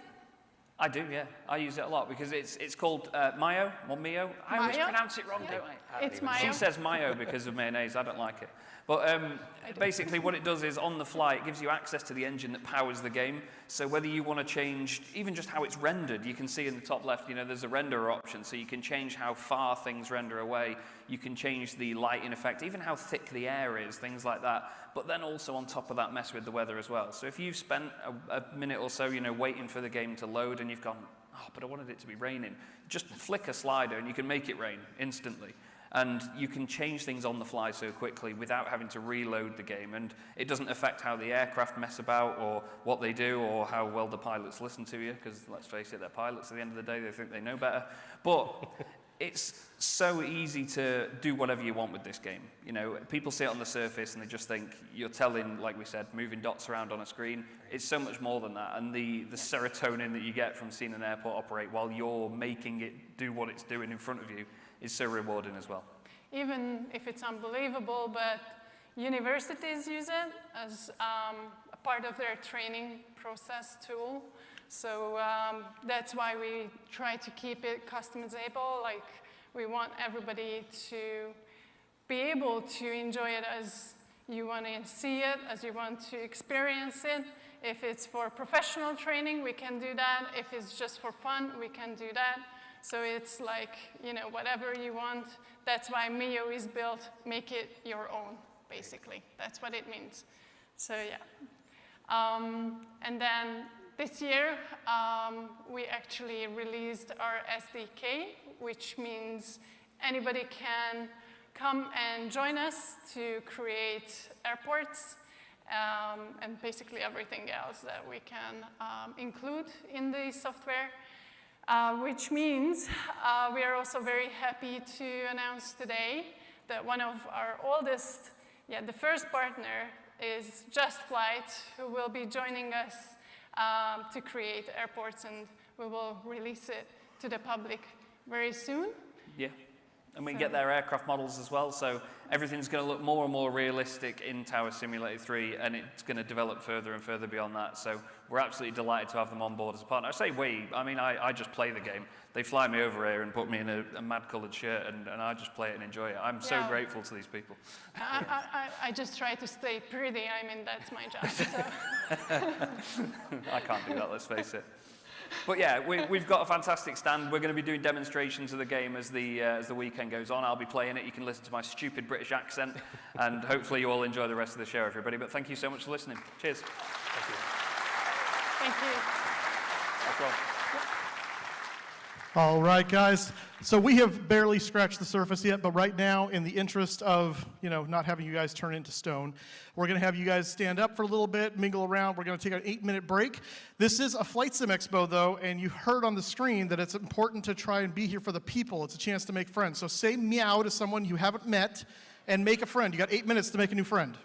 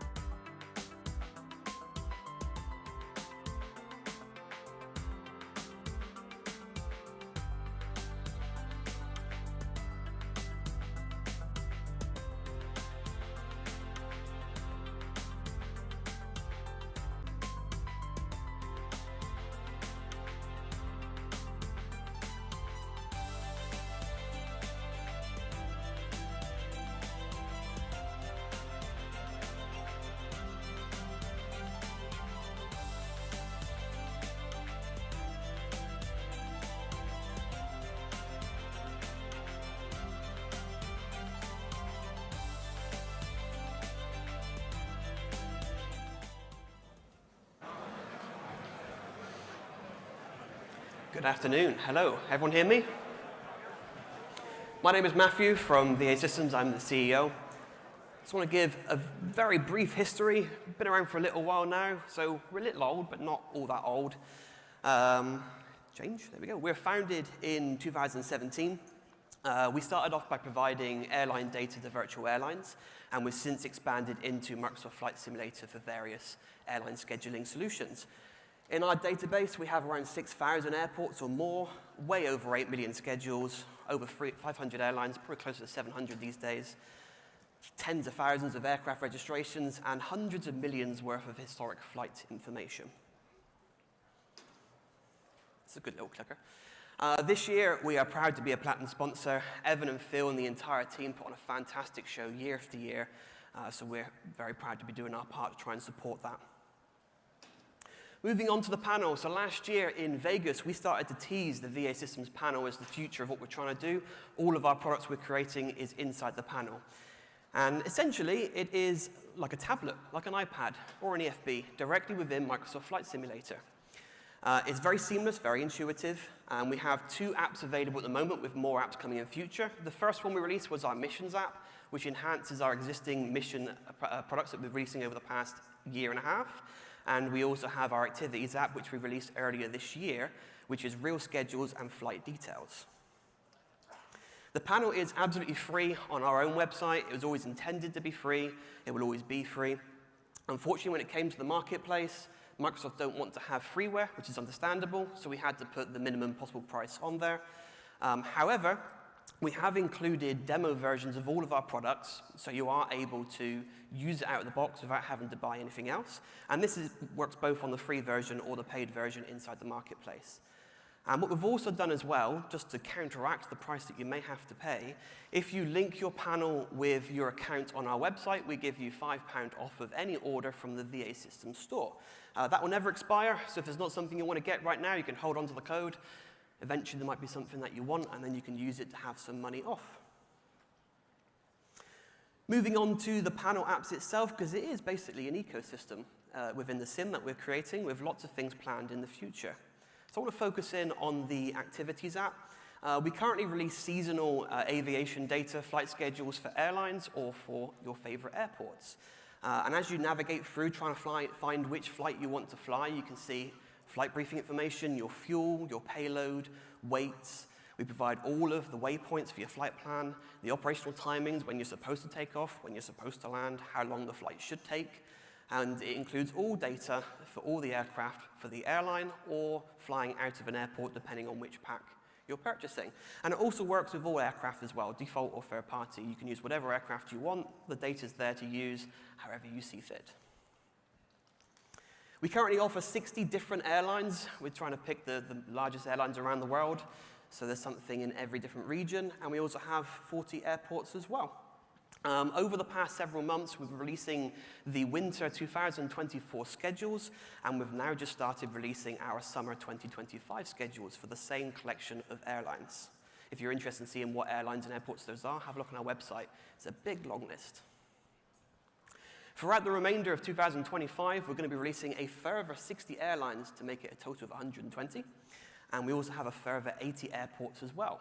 And that'll be a mixture of the Summer 2025 and the Winter 2025 schedules towards the end of this year. You kind of see the repeating pattern here as the schedules change. Coming soon as well, we're going to be adding the ability to dispatch with SimBrief directly from within our panel. So whilst we already provide all the information you can need, right now you have got to sort of manually enter it into your aircraft. We get a few questions from some customers not quite sure how to enter information into their aircraft. So we have to point them to the documentation or to YouTube videos from the developers of those aircraft. So we're trying to make this much easier now as well. For those of you that love using SimBrief and automatically pull down your flight plan into your aircraft, we're going to make that very easy. And the data within the panel as well will update to be the SimBrief version of all the information rather than the one that we provide. So best of both worlds. And if you want to as well, if you want to override the aircraft type, obviously the schedule is going to be trying to force you to use an aircraft type, but you may not want to use it, you may want to change it. You'll have the ability to do that as well from within the panel and still dispatch via SimBrief. Coming soon as well, at some point later this year, is our data streaming solution. For those that purchase multiple airlines or airport products and want a way to make things a bit more cost effective, especially if you're getting the winter and the summer schedules on rotation over the coming years, we want to make it a lot easier. And we can do this by streaming the data in real time to the panel from the cloud. And this will be a separate purchase from our store, but it will work for both PC and Xbox as well. This will give you access to all of the airlines in our collection, all of the airports in our collection.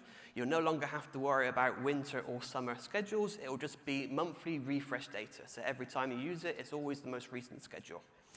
But you'll also have access to all of your products previously purchased or any individual packs that you purchase going forwards as well. So it will work side by side depending on what works best for you. Pricing is still to be announced. We're still working out some of the finer details, so keep an eye on our socials, on our website. We'll have some more information on what that will cost very soon. I want to move on to our sister company. Back in FS Weekend in March, we announced our intention to start creating products in the hardware space, but we didn't announce exactly what that was. But we did say that it was a sister company to VA Systems, so this is what it is, VA Hardware. It was formed in November 2024, and we've been designing and manufacturing our first hardware product ever since. And today, I'd like to announce exactly what that is, which is the mini flight data display. We wanted to start off with something small and simple, but very powerful, and useful for not only aviation enthusiasts or flight simmers, but also pilots, cabin crew, and the families of those people. We got this idea because of my dad. I travel a lot, and my dad likes to keep track of where I'm going, as most parents do, and often messages me to ask me what my flight number is, what time am I departing. So I reply and say, 5:30. He then replies saying, it says here it's 5:25. Yes. Thank you, Dad. I was rounding up to make it a bit easier. And then he messages saying, gate B32. Yes, I know. It's not my first flight, thank you.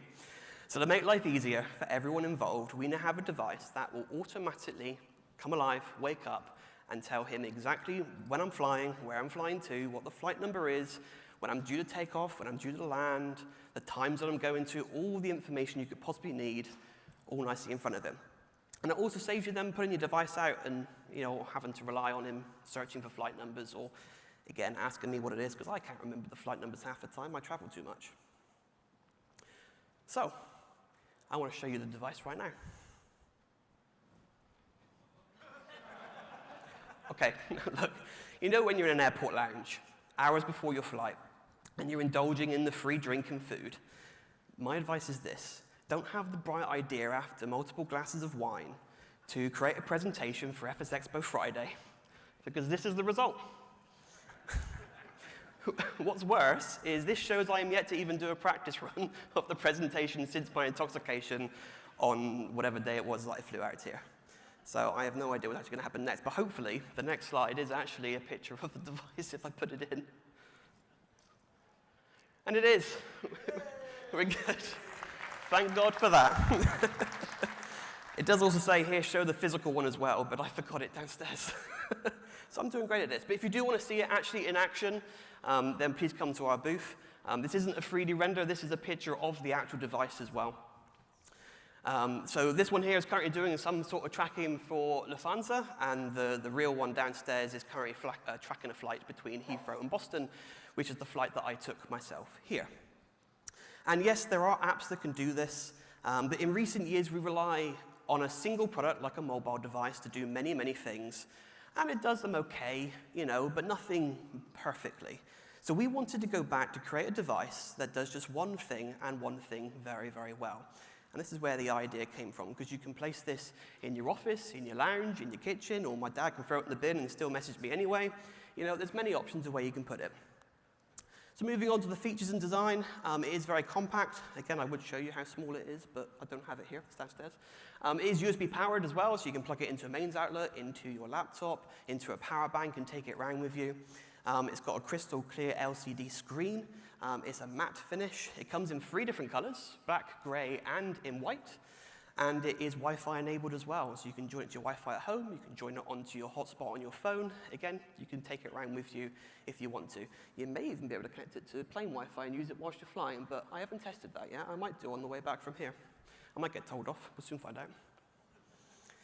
It also comes with limitless data widgets. This is fully customizable. So not only can you choose exactly what you want to see on the screen, we've also given you the ability to change the screen layout based on the different phase of flight. Because there might be something different you want to see whilst the plane is still on the ground before it's airborne versus when it's cruising over the Atlantic. Moving on to the price, it is £169.99. We also have the dollar and the euro amounts there as well. It says it's based on yesterday's exchange rates. Honestly, I don't know what day yesterday was. I think it might actually be Monday this week, so wine. All of our devices are designed and hand-built to order in the UK. As a company, we don't believe in having things manufactured overseas in a territory that we don't have a physical presence or any control over the quality or the work and practices implemented by the company in question. For this reason, we are choosing to do things locally at our HQ by our own team. And our prices that we have reflect that as well. We are going to be shipping to all major countries. If there is a country on there where you wanted to ship to that doesn't exist, then please reach out. There are so many to go through to actually see if we can actually ship there. So at the moment, it's all major, but open to expansion. Discounts, because we all love discounts, right? Who wants to pay full price for something? Not me. So, next screen, please. There we go. If you pre-order during the FS Expo this weekend, either from our website or down on our booth, we are offering 10% off. It automatically applies to your basket as you're checking out.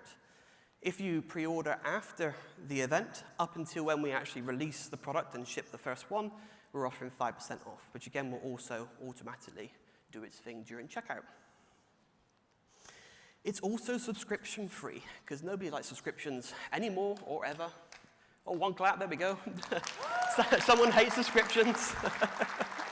So we've heard the opinions from the community, and we get it. The idea behind a subscription is you want people to pay, obviously, monthly and not use it very much so that the business is profitable, right? It's great for business, not great for the user or the customer. Then you have the heavy hitters, those that are not profitable for the business, they use it too much. Great for the customer, not so good for business. So the hope overall is that you try and balance it out and you end up making money. But it just sucks. It's so difficult, it's so much guesswork, and we can't be bothered. So we wanted to create an alternative solution which is fair and transparent for both sides. Because imagine something more usage-based. We all have streaming services, right? You know, we all like watching TV. If we only watch one film in a month, that's very expensive, right? So what if there was a way you could have all of these subscriptions where you don't get penalized when you're not using it? And obviously with a device like this, where it is streaming real-world data in real time, there is an ongoing cost associated with the usage. So for this reason, we are going to introduce a credit-based system. So Flights Tracked is based on our suggested refresh rates up here. We have different packs available. Obviously, the shorter the flight, the more mileage you'll get out of your credits, the longer the flight, a bit less. We also have a default refresh rate to try and make it cost effective. You can modify that, again, per phase of flight, if you want to have something refresh more often whilst the plane's on ground versus whilst it's in the air, because again, who needs to have updates all that often whilst it's cruising across the Atlantic? So the above is a guideline. You can also see there are increasing discounts with the more credits you do purchase. But there's no tie-in, there's no ongoing cost. Again, it's as and when. We will offer the ability so you can auto top up if you want to for convenience. We're also going to give you the ability to put caps as well. So if you want to have a cap on daily spend or weekly spend or monthly or annually, then you'll be able to do that for peace of mind. But it is very much as and when you use it, it will then just sort of dip down your credit limit, and then you can increase it when you need to. We're also going to include 250 credits with each hardware purchase. So once you get it, you can use it right out of the box. You haven't got to buy anything else. You can give it a go. And that should give you around about the sort of the 5 flights if you use it in a smart way. And it is available for pre-order right now, as you probably could imagine, because we're offering discounts. We anticipate deliveries to be around July and August. Again, depending on how many pre-orders we get, it's a first-come, first-served basis. but we'll communicate with you based on that. Again, being hand-built, you know, some poor soul's got to put these together, and a bit fiddly.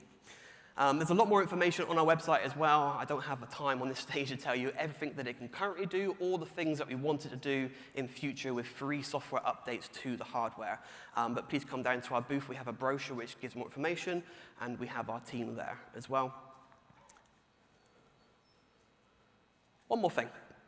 We tend to do this as well. I think everyone does this one more thing malarkey. So, Lego giveaway. Last year, we did a Lego Concorde from a giveaway from our booth. We actually gave away 2. Not because we intended to, but because I'm an idiot and I purchased 2 by accident. So we had 2 winners. Do we happen to have either of the winners in today here? No noise? Maybe they're still trying to build it at home? Who knows? Takes a while, apparently. So this year, we're going to be giving away the Lego Boeing 747 with the NASA Space Shuttle bolted to its spine. So please come down to our booth. Yeah. Please come on down to our booth, scan the QR code, enter. I have got to go through the T's and C's bit, which is boring, I know, but all persons who enter must be attending in person, so very sorry for those at home, but if you want to have a chance of winning Lego, come next year, because we'll probably do it again. You may only enter once. Winner will be announced at our stand on Sunday 29th at 2 p.m. The winner must be present to claim the prize. If you're not there when your name is called out, it will be redrawn, and the prize will be given to the winner. It is your responsibility to find a way of getting it home, because it's a big old box, and it's too much effort for us to do that, so sorry. But yeah, I think that didn't go too bad in the end, so whether I should drink more wine in future, I'll let you decide that. But thank you so much. Have a fantastic event, and we hope to see you down. Thank you.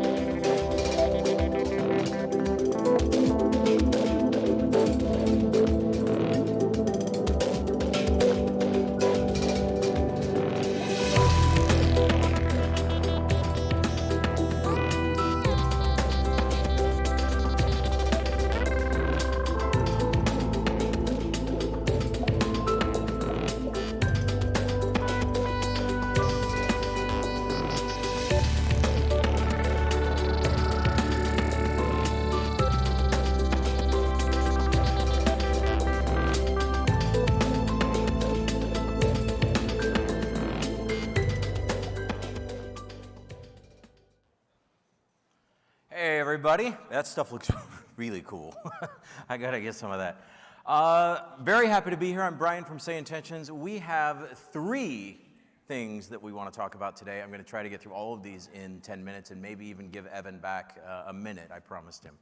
The first thing that we want to talk about, and hopefully most of you guys have now seen it, but that's our AI Living World traffic injection and sequencing system. We've now been working on this very hard for well over a year. We've made a ton of progress. Those of you who've tried it know what you're getting into with this. We're very excited about this, but we are planning to do something interesting with this. But just to give you a recap of what we've done, full model matching using a very advanced AI model to pull that off, harder than it sounds.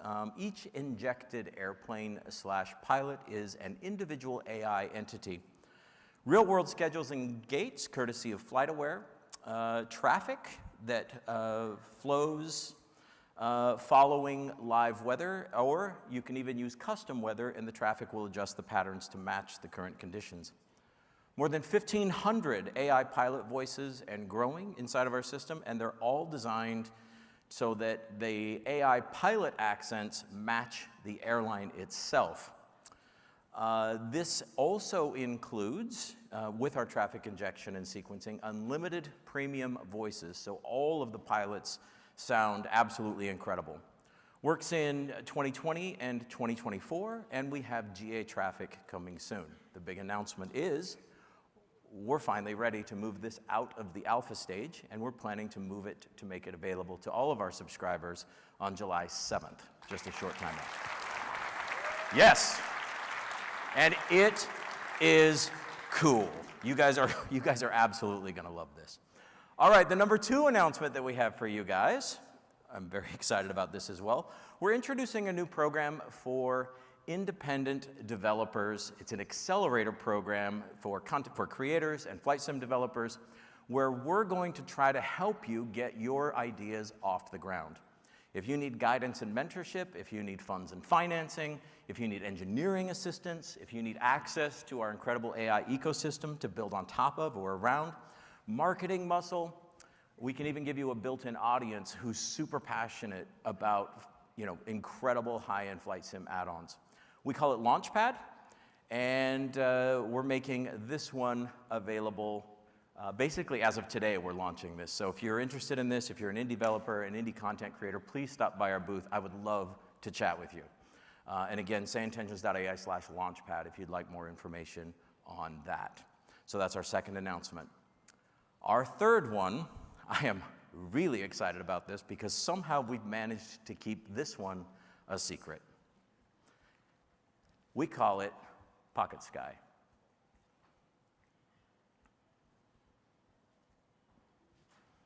And maybe we have no sound. There we go, we got sound.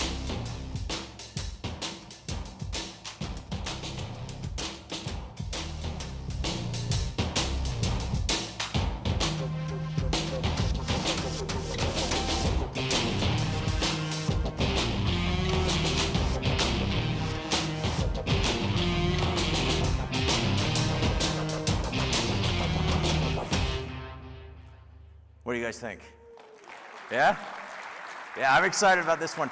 I can finally combine flight simming with date night.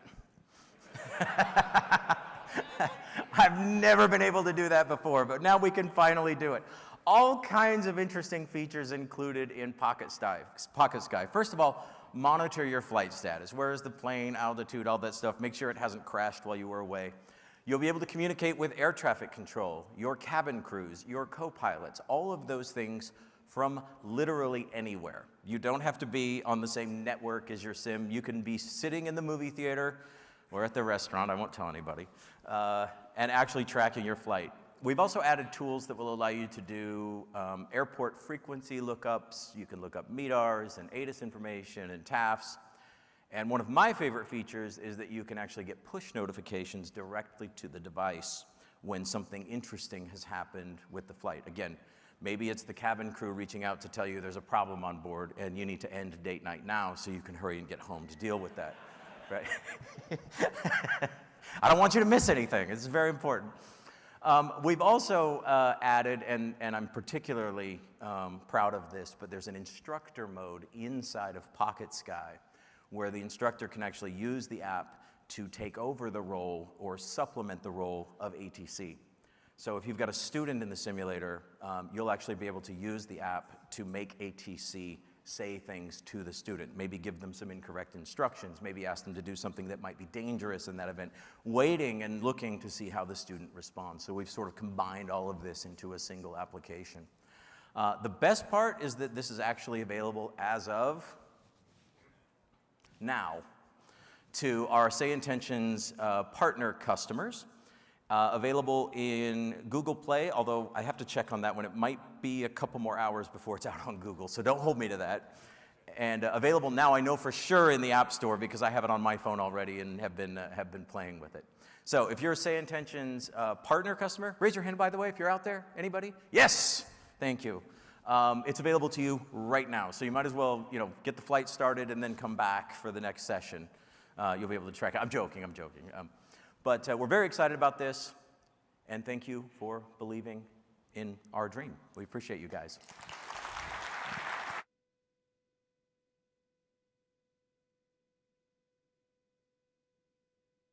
We are Honeycomb Aeronautical. We build flight controls that bring the sky within reach. At Flight Sim Expo, we're showcasing our biggest lineup yet. Come fly with us at booth 410. We're excited to bring you the all-new Foxtrot Aviation Stick, engineered for smooth, precise control. Come experience the difference for yourself. And get to meet the Sierra TPM module. The Sierra delivers tactile control with lockable metal veneers and a host of other features. Introducing Honeycomb Light. Same quality, less complexity. Perfectly tuned and streamlined for entry-level simmers. Plus, get a sneak peek of our upcoming Foxtrot takeoff kit. Everything you need to get airborne. And the Echo Aviation Controller, a full cockpit in the palm of your hands. Join us at booth 410 and discover the next chapter of Honeycomb Aeronautical. Hello guys, welcome to the show. Wow, that's full. Okay, first up, if we haven't met before, my name is Martin. I'm the head of FSS, all the way from Switzerland. And please excuse my voice. Yesterday evening, people said, look, this is the only evening where we can have a good fun and because you can sleep long on the next day. So we went full thrust on drinks and they forgot to tell me that I got to do a presentation today. So anyway, you're eagerly waiting for news about the E-Jets, I guess. We're gonna talk you through everything that we are working on right now. But first up, as we are in the US, we have a pretty iconic aircraft, which is the 727. So please show me your hands, who owns the 727 right now? Oh, there are a few. Okay, well, but it's such an iconic aircraft. So I guess you guys have a lot of excuses to not use the 727 for various reasons. I want to change that. I want to talk you through and face those excuses and change it. Okay, so yeah, the 727 is too complex to operate. Well, it is. 3 persons in the cockpit, true. We got the crew manager. The crew manager is an automatic system that helps you operating the aircraft. And to be fair, in the end, you have to press less buttons to operate that aircraft than in an A320 if you use that, but that's fully optional. The 727 is too difficult to navigate. True. Well, we have the INS. We have the default GNS 530. We have a more modern GTN 750 from TDS, if you have that. We have the even more modern GTN XI from PMS, if you have that. And we also have a full-featured flight management system, although that's a little bit older, but it's still useful, right? So we got enough. The 727 is not reliable in flying. Yeah, well, the autopilot is limited. It's quite old, right? But it's beautiful to hand fly this aircraft. We got a little video for that.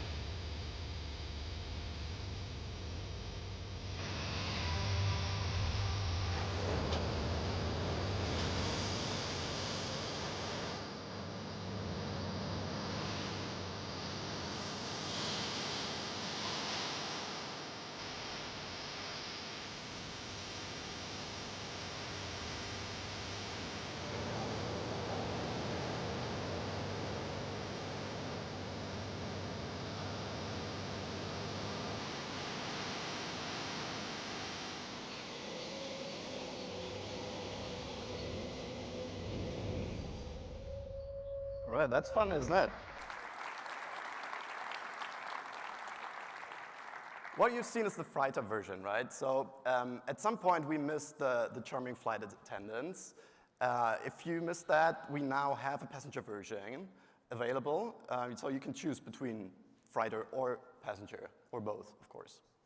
All right, the 727 is just too old. Give me modern avionics. Well, we showed you some, but there's something more.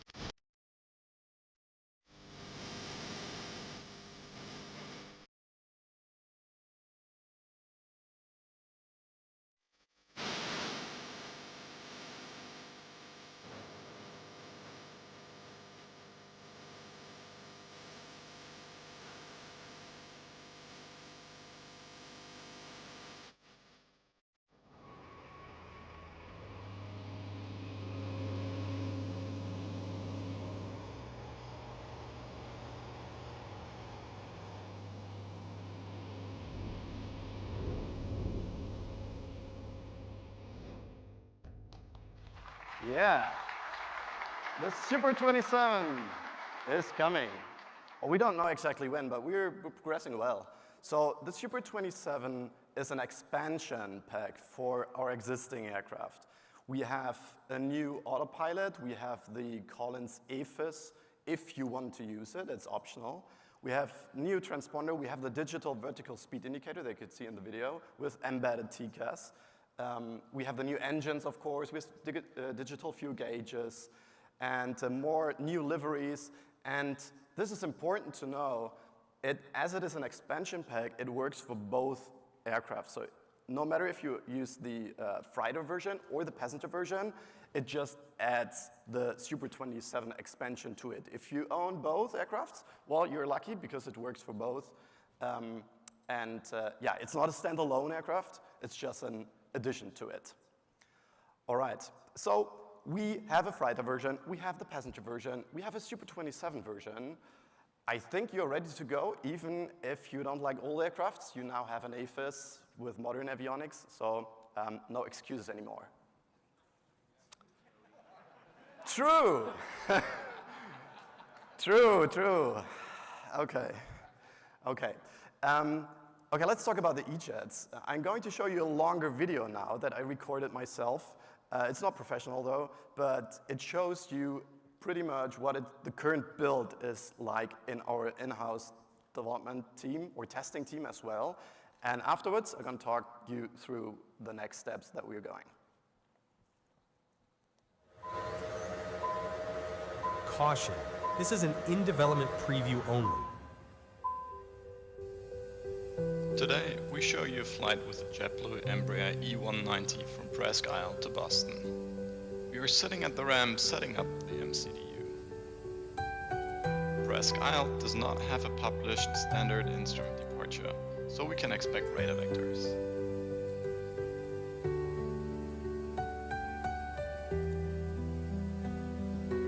In Boston, we will use the Arnav Yankee approach for runway 22 left, a scenic approach along the coastline.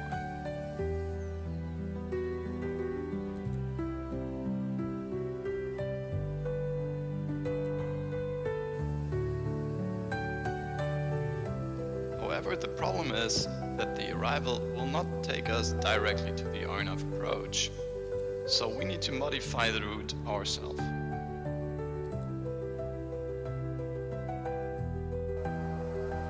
We can preview the route on the plan page.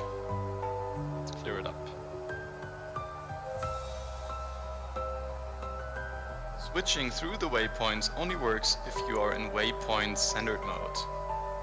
And here you can see our arrival. There's a nasty turn around Leedsea intersection that needs to be removed. So let's go ahead and delete the waypoints in question here.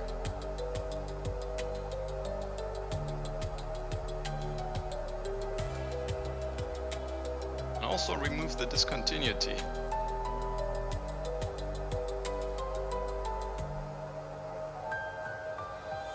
The second time, here we are with a proper connection. We skipped the departure and are already en route to Boston. Even though vertical navigation is not engaged for the autopilot in this build, you can easily use the vertical situation display for a proper descent planning. Here we are approaching the top of descent. In the MCDU, you can also see the calculated time and distance to the top of descent. For descending, we use FPA mode to have a perfect 3.0 degrees descent path along the calculated track.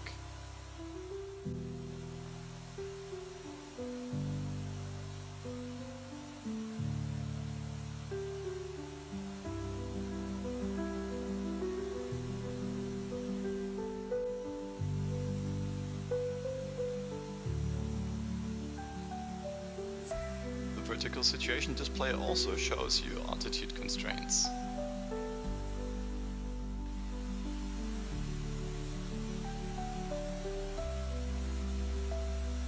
During your descent, you're going to be asked to activate the approach speed in the MCDU that are pre-calculated depending on fixed values or the green dot speed.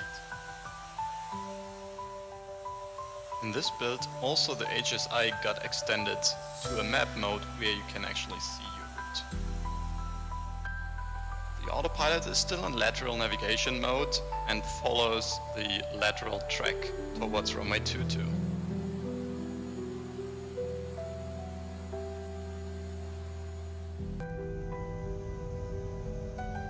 Certainly not the best weather today, but it's fun to fly.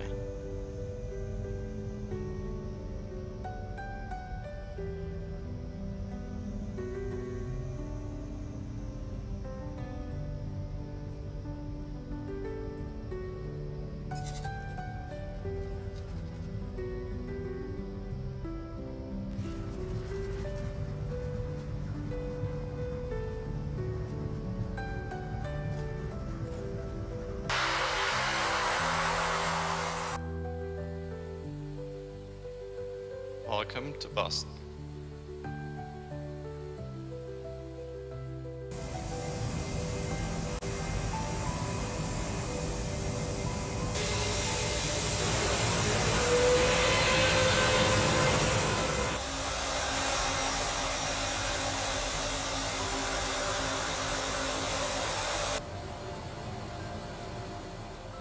Please remember, this is an in-development version and not yet ready to release.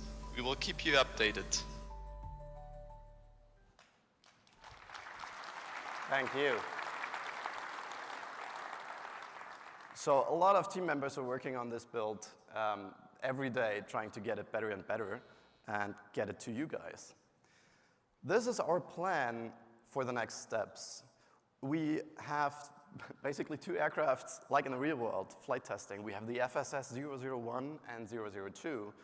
And the first aircraft includes our new custom FMS that you can see here in that video, and includes the new LNAV autopilot as well. And we're going to kick off, or we actually kicked off the testing already with a very small team, and now we're extending the team. So by the end of July, at least that's our current plan, we start with the first group, with a small group, and going to extend it one by one. The target is to test the performance, the autopilot behavior, and everything that comes with the custom FMS. So the MCDU, the vertical path planning, the speed, the FMS speed mode, and also, of course, all the drawings on the MFD and PFD. At some point, we're going to ask our testers, is that version ready to ship to everyone? And if they all say yes, we're going to release it for free to everyone, and that's where we have that green phase. I don't exactly know when that will be, but as soon as our testers are confident to ship that out, we're going to do it. Then, once that's done, we will tackle the FSS 002, which is exactly the same version with one difference, which is when you press the VNAV button on the autopilot, it works. Yes.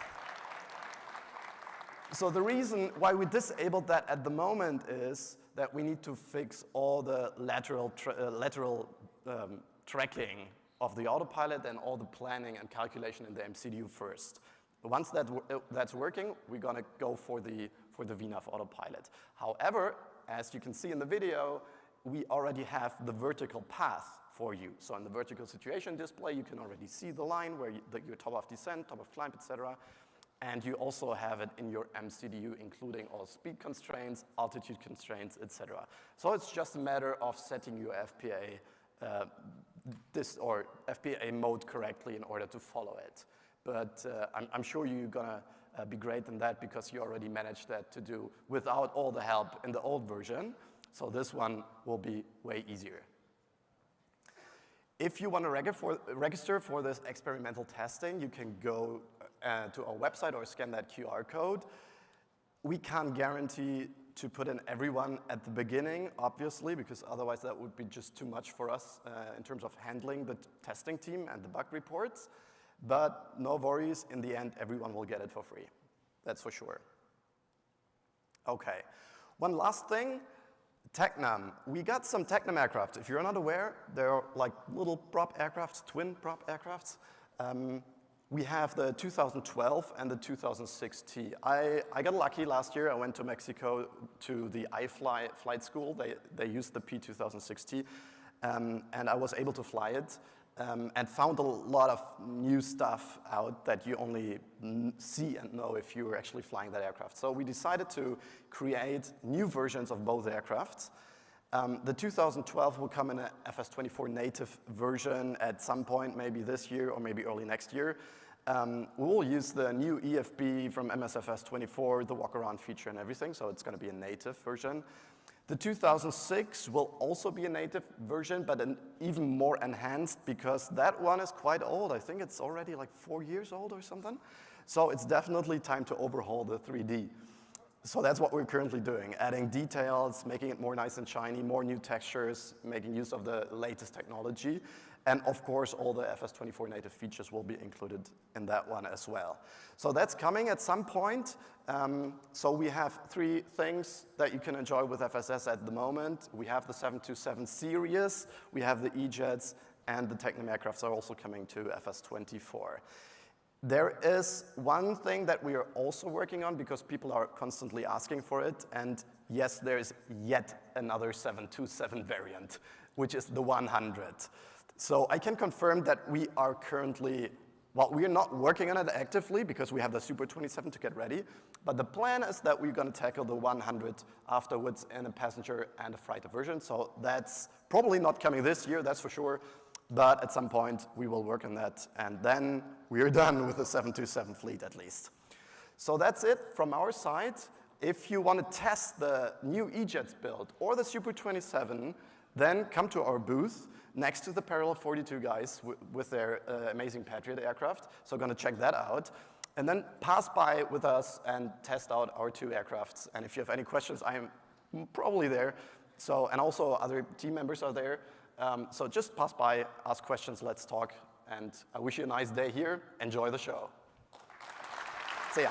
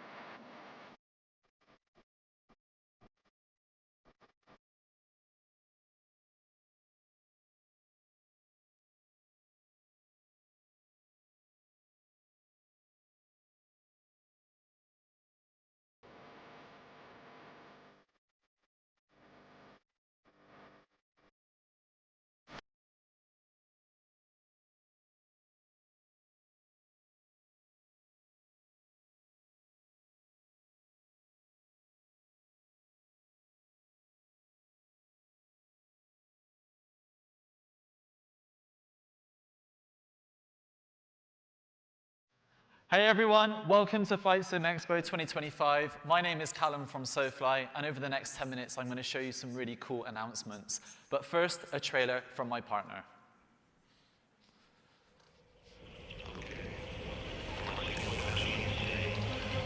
T-minus 60 seconds and counting. We are transporting to orbiter into power at this time. Discovery is now running off its 3 onboard fuel cells. Coming up on a go for all systems start.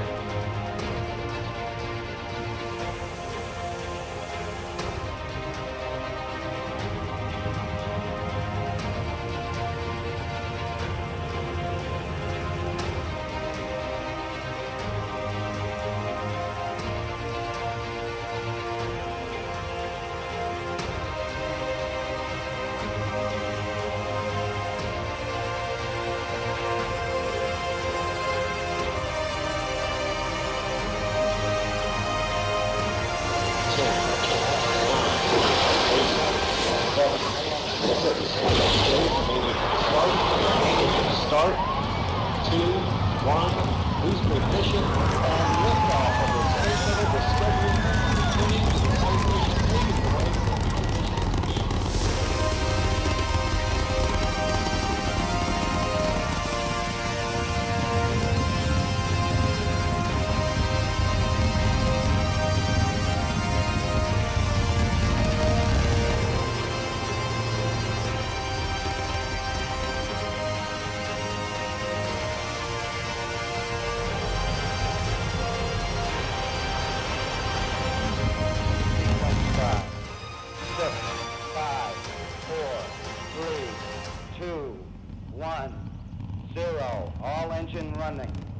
Liftoff. We have a liftoff. 32 minutes past the hour. Liftoff on Apollo 11. Tower. Sir, thank you. So that is Terra Builder's Kennedy Space Center version 2, available right now in the marketplace for 2020 and 2024. Everything you saw in that trailer was recorded in the sim, no special effects added. So if you don't know what we do, we are SoFly, and we make cool stuff for all. We make Aircraft Checklist Pro, Weather Preset Pro version 2, our Animal Kingdom, and we've also made recently Hanover Airport, which we updated earlier this week. But we're not here to focus on the past with our 70-plus products. We are here to talk about the future. Every year, Evan always asks me, well, what cool announcements can you bring to FS Expo this year? Well, Evan, I don't have just one announcement, I don't have 2, but I have 4 things to talk about with you today in less than 6 minutes. So I have event exclusives, a little bit of an update on Cabin Announcement Pro, and then 2 brand new products to showcase afterwards as well. So let's watch this next trailer. Hot, you know we're about to drop. We're about to drop.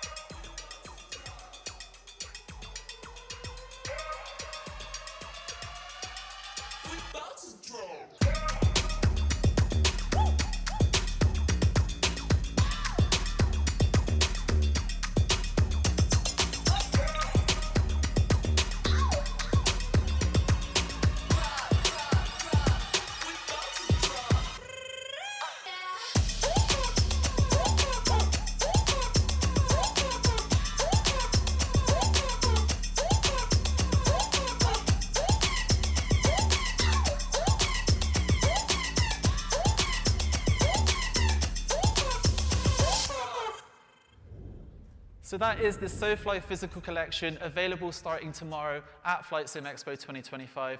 Head to the booth 506 to find out more. But before you do, I highly recommend that you join our social club, which you would have been given a little card on the way in, or even from our book. It will give you a $5 show discount, plus a range of other benefits as well. Moving on to my next point of interest for you guys today. A year ago, we announced Cabin Announcement Pro. A little bit prematurely, sorry about that. We did say it was going to come out last year, but unfortunately, the product just kind of grew away from us, and we wanted to make something really special. I don't have a release date for you today, but I wanted to share a brief update with you all. Firstly, I can confirm there is no subscription model associated to Cabin Announcement Pro. Woo! Secondly, it's going to cover a worldwide range of airlines all in one pack. And then finally, we're going to have a custom panel that is designed for all platforms and all SIMs. The release date, Q1 2026 is our next aim, and I promise to be a little bit more forthcoming with information in the future. But more onto products that we are going to release sooner. A new airport. Mentioned Hanover, our biggest airport yet, but we are now going to return to a new airport in the UK. I am from Bristol, so I am very pleased to announce that SoFly will be making Bristol Airport for Microsoft 2020 and 2024 coming Q3 of 2025. I know this is not the right audience for a UK product, but it's a cool airport anyway, and it's my home, so it's fine. And finally, I have one final thing to share with you today. Now, this is a big project that we've been working extremely hard on, and it's not something that we've been doing alone. We've been working collectively with Echo 19, TerraBuilder, who you saw earlier with the Kennedy Space Center trailer, and also Dark Ocean Design, to create an immersive new product for all flight simulators across all platforms. Please take a check of this trailer.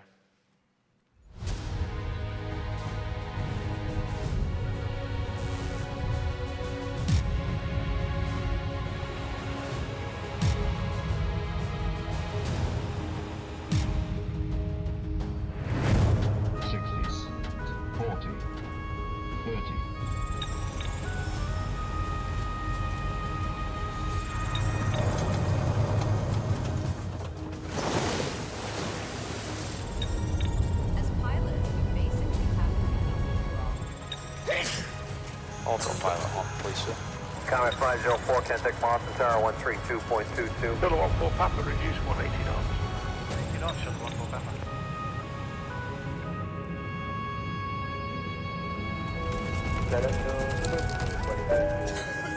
Willing 7296, what's the speed? 180 knots.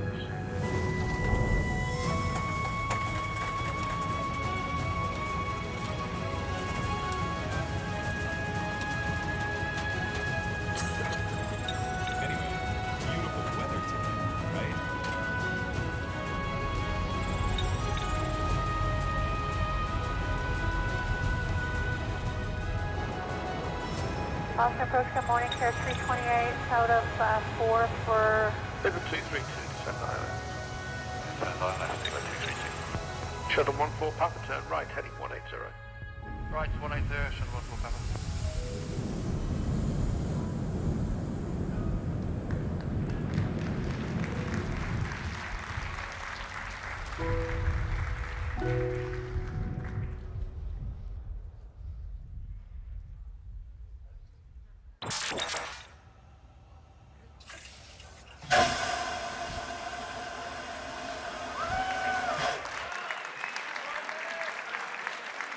Thank you very much. That is Aircraft Sound Enhancer coming later this summer. It is a custom-built panel designed by Dark Ocean Design featuring sounds from Echo 19 with a WASM module developed by TerraBuilder, meaning that any aircraft will work and you can customize it to your liking. That is everything from me today. That was a whirlwind of announcements, but please do stop by booth 506 to learn more and also to pick up our physical products. But for now, please enjoy the rest of FS Expo 2025.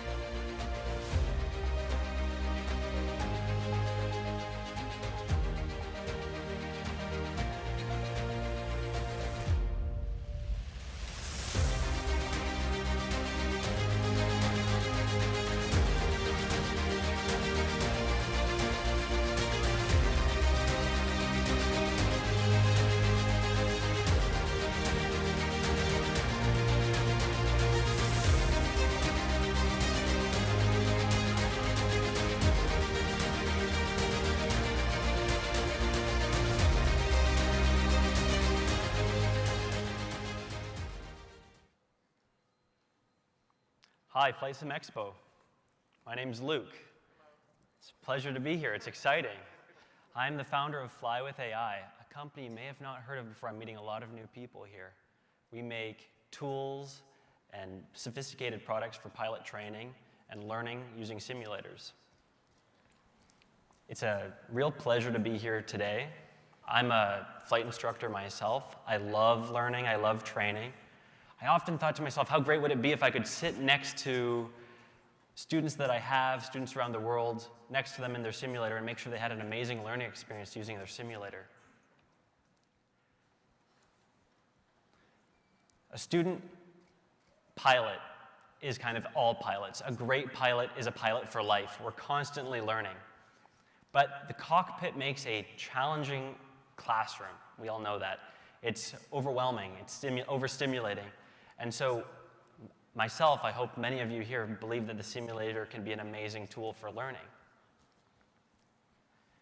It's in this that I made Bernoulli. Bernoulli is a virtual flight instructor that is like replicating a flight instructor into every sim. It's a world-class flight instructor that sits next to you, is able to watch what you're doing in the simulator and teach you something amazing. Bernoulli you interact with using plain language. It's a plugin that goes into the simulator and you're able to speak to it just like a human does. It sits there, it watches everything. Fly with AI makes Bernoulli as unintrusive as possible. It's speaking in plain language, looking at all the physics of the aircraft, and what's more, it's doing a lot of prediction. Just like a great flight instructor, Bernoulli is able to kind of anticipate your next moves and decide what's the next best thing to show you using a bunch of tools, but you can see, here's a few examples of going through a takeoff checklist and making sure that you're doing the takeoff correctly. Giving you warnings when things aren't going right. Great flight instructors give warnings, give a little bit of critique, and then feedback, how to fix that. Great flight instructors meet you at your pace, show you what you're ready for, and then interact with you naturally. And that's what we really aim for with Fly with AI and Bernoulli. We have curriculums, huge curriculums for being able to use Bernoulli in whatever kind of flight training you're doing, and I'd like to show you that more today. Bernoulli is able to score you, look at different maneuvers that you're doing, give you recommendations about what maneuvers to do next, and kind of put together a full flight lesson for you. You can see that in the one window here. We can do some sophisticated things like teaching you how to use an FMS of an aircraft you've never been in before. Here's an example of me learning the FMS of an E-jet for the first time. I'd never been in one. I've taken all the distractions away and I'm just listening to Bernoulli through my headset because it's all natural speaking. But sometimes in the aircraft we get overwhelmed. Helmet fire, I see it with students all the time. So they are being overwhelmed by all the things that are happening in the aircraft, and it's important that a great instructor is able to take control and give control. So Bernoulli is able to take control of the aircraft and settle things down a little bit. No pausing, done in real time. Take control, let you relax, let the helmet fire kind of go away. and then give you control again. And that's really, really cool. So Fly with AI, we've developed this whole ecosystem of learning. For the instructor to be on your level and make sure it's giving you information in real time, we have to create a whole ecosystem around you so that you can interact with Bernoulli in many different ways. One is ground instruction. So we offer ground instruction on our website, which allows you to see actual curriculum. So on a slow flight maneuver, what are you going to do on a slow flight maneuver? You may learn how to enter slow flight, how to maintain altitude, how to deploy flaps. Do that on a classroom level. The simulator plugin itself, that's the biggest thing. Getting into any simulator, we don't do a lot of discrimination between hardware. We like VR, all types of simulators. Practicing written and oral exams, that's an important thing for an instructor to know about where you're at in your process in official flight training. Maybe you know about airport lighting now, and we want to make sure that we talk about airport lighting in your next flight to make sure we can reinforce that. The pilot training and logbook, that's a really important one. We work with a lot of flight colleges and research institutions that want to look at the data that comes from a flight simulator when you're doing real training. And so we record all that in a pilot training logbook or a logbook.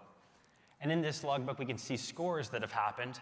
We can see the maneuvers that you've done, what you've done in them. We have a little bit of justification. The coolest thing, a flight instructor, a good flight instructor is available for you after a flight lesson. You text your flight instructor and say, keep talking about this right rudder, but I don't know what you mean by this right rudder on takeoff. So you're able to text your flight instructor. We have that. You go back to your chat history on your phone, and you can speak right back to Bernoulli kind of in that moment that Bernoulli was telling you to add the right rudder. You can also send a flight score to your flight instructor using Talk to an Instructor. So we have instructors in flight schools that a lot of our users like to send their information to their instructor. That's great because now instructors are able to do a ground briefing with you if you show up to school, knowing exactly what you know already, understanding the problems that you're facing in a little bit more of a natural way and faster way. So it's actually improving that flow really well. You're able to look at that yourself too.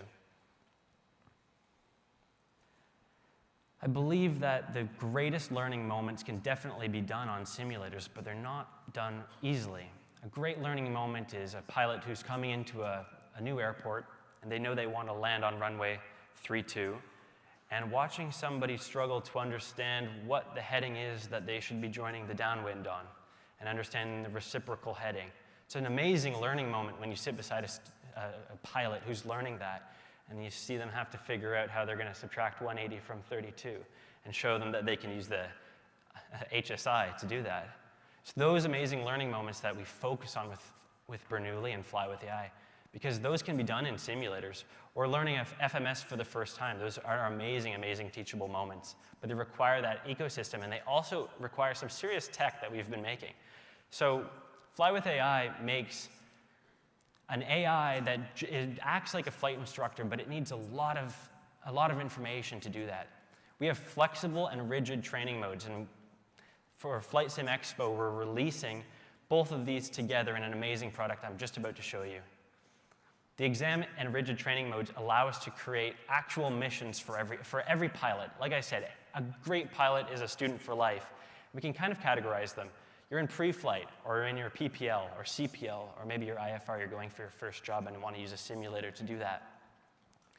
There are some things that need to be rigid and some things that ought to be kind of free-flowing. Free-flowing might be going out to a practice area and getting lost. It's amazing that Bernoulli would be able to work with you through that and say, hey, are we going the right way? I thought we were supposed to see a lake by now. So those moments are really, really cool. So for Flight Sim Expo, what we're releasing and so excited to release is Fly with AI Pro. It's a new product that includes a guarantee that we're giving for student pilots. The guarantee is showing you that we're so confident in using Fly with AI with your simulator for flight training that we're willing to make a guarantee that it's a one-time purchase, and we're a partner with you until you get your pilot's license. Thanks. I think it's really great. What the guarantee is that we want to make sure that you get your pilot license in whatever check ride you're doing. PPL, CPL, and IFR we're going to support. It's a lot of custom content there. We have to make sure Bernoulli is able to meet you. So understanding the checklists that you're using and the aircrafts that you're using and the local area that you're part of, These things are things that we're going to be partners with those who are using Fly with AI Pro to make sure it's able to do that. It's really cool. The list of features would just blow the back of my head off to try and explain it all right now, but you have to come to the booth and try it for yourself. The compatibility, how do you get Fly with AI right now? We're available. We support X-Plane 1 and 2. We're focused on those certified markets, 11 and 12, and Windows PC. I'd love to meet more of the community this weekend to understand where else Fly with AI would really be needed first. I'm here with my whole team. We're a small team. We're nerds. We're engineers. We're passionate about aviation communication. We like most of us here, I hope. But yeah, we absolutely love aviation communication. We support the aviation industry in a couple of different ways. But we're here this weekend to meet you and show you Bernoulli and have you try it for the first time. I hope, like any good introduction, I've just created more questions than answers. And please ask your questions. Please come try Bernoulli for yourself. Bernoulli and Bernoulli Pro is really focused on those trying to get being a great pilot, learning to do things the right way, and being a student for life. And we really stand behind that message. So come say hi, and thank you very much.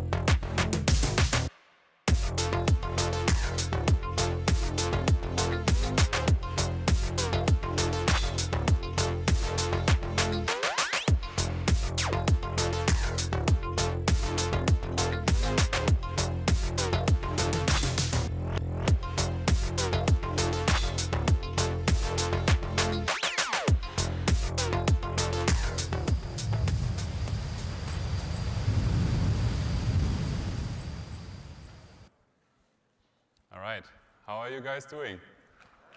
Yeah. Let's get hyped up for the next product reveal, and I'm sure that many of you are going to be surprised by this. So it's going to be an aircraft. And today we're going to take this aircraft from Royal Air Force Base in Mildenhall, UK. Royal Air Force Base Mildenhall in the UK, all the way down to the island of Madeira, where we are going to do some touch-and-go training before we return back to our home base in Portugal. But before we can get started, we have to first install these airports, so let's launch the Contrail app. Head over to the Discover map, and there we have Madeira Airport, and up there in the UK, Mildenhall. Let's click on that. Add it to our cart, and now we have like 2 purchase options available, so we haven't seen that in any other app. Let's watch the app trailer, which explains this in more detail. Many flight simulation creators have their own shop. Enjoy direct access to top-tier developers like Flightbeam Studios and explore mega hubs around the world. Embrace the excitement of being a Navy pilot with direct purchases from Miltech Simulations. Support these incredible creators by buying direct. Introducing the Contrail desktop app, your one-stop solution for seamless account and purchase management. Connect to your favorite creator shops, manage all your products, and enjoy hassle-free checkouts, all in one place. Experience effortless installations with the click of a button. Discover new places to visit around the world using Contrail's map feature. Have you found something you like? Think of Contrail as a shopping mall. The same product might be priced differently across stores, or even be on sale in one of them. Once you select your preferred buying option, Contrail ensures a swift and seamless checkout. And from the checkout to the cockpit in a heartbeat. It's time to fly.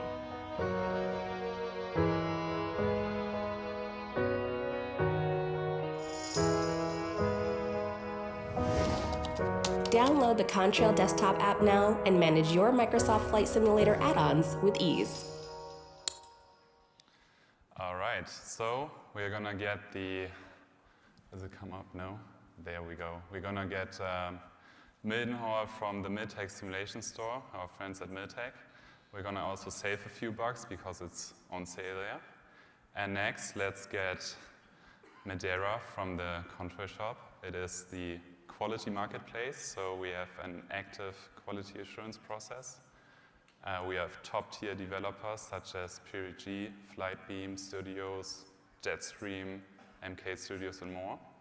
Also, we have a review and rating system and more than 600 products. Also, according to the latest Navigraph survey, we are the fastest growing shop. So now that we have both airports installed, it's time to fire up our simulator.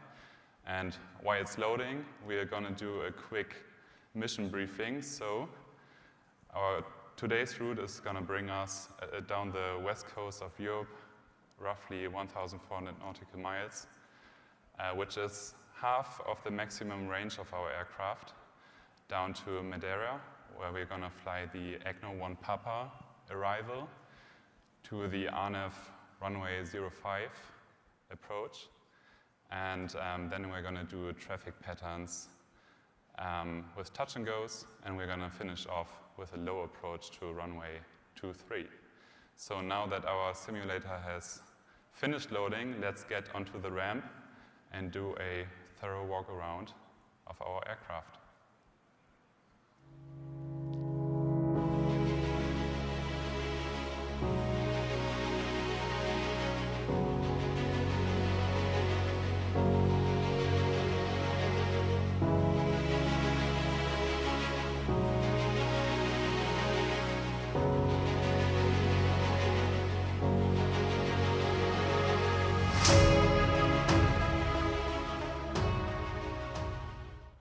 So, any guesses what we will be flying today? I heard Falcon. Who knows? Okay, you should know since you will be the pilot flying today, so let's check it out.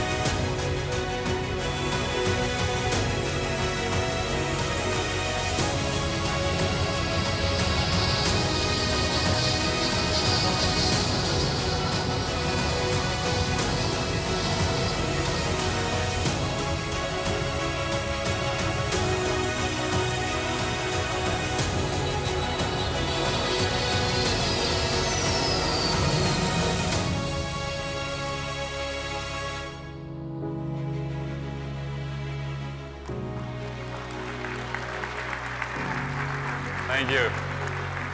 So I'm happy to present the sexy Falcon 50. Let's do a quick dive into what this aircraft is capable of. So it has an endurance of 7 hours, which means you can do non-stop transoceanic flights from New York all the way to London in favorable weather. It has a typical cruise speed of Mach 0.76. It's capable of high Mach flight, and for those of you who love nostalgic videos, I can only recommend watching this one, which demonstrates how to bring the aircraft to the edge of its flight envelope, and you'll be surprised how well it does. It has a ceiling of 49,000 feet, and it is capable of short runway operations and high altitude airports. So now to the most important questions. When? We are aiming for release this year. It's going to be for Microsoft Flight Simulator 2020 and 2024. How much? Not decided yet, but it's going to be priced like fairly. Does it come with custom avionics? The answer is yes. We have the GNS XLS flight management computer. We have the Apollo MX20 multifunction display, the Collins EFIS suite, as well as a Collins custom autopilot. So come by tomorrow, booth 406, to try the aircraft yourself. So it's, yeah, thank you. It's ready for some traffic patterns, for sure. Join the Contrail Discord server for updates. Also make sure to stop by the Contrail shop, where we're currently running a summer sale. And fun fact for closing, this mission we've flown today is based on true events. The Portuguese Air Force does this in real life. Maybe they don't take off from Mildenhall, but still. All right, thank you for a great mission today. Thank you very much, Contrail. All right, the astute among you may have noticed that we've been doing live format followed by video, live video. I'm here because we're going to change that up for a little bit. So we're going to have a few video announcements in a row, one a little bit longer, and then we're going to welcome Nikki from Meridian to come up and kick us off before we go into our final break. So, you guys having fun? All right, we've seen some great stuff, right? All right, turn your attention to the screens, right? Meow.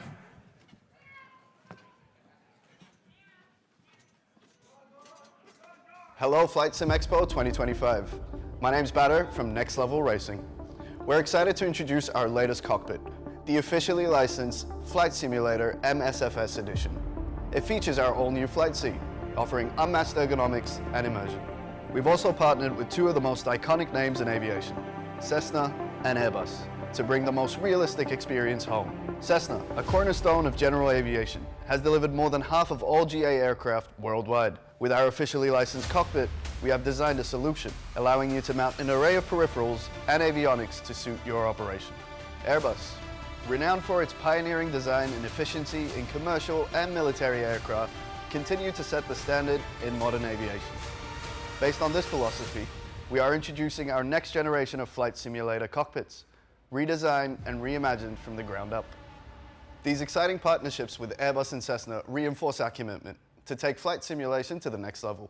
At Next Level Racing, we're not just building simulators, we're shaping the future of flight simulation.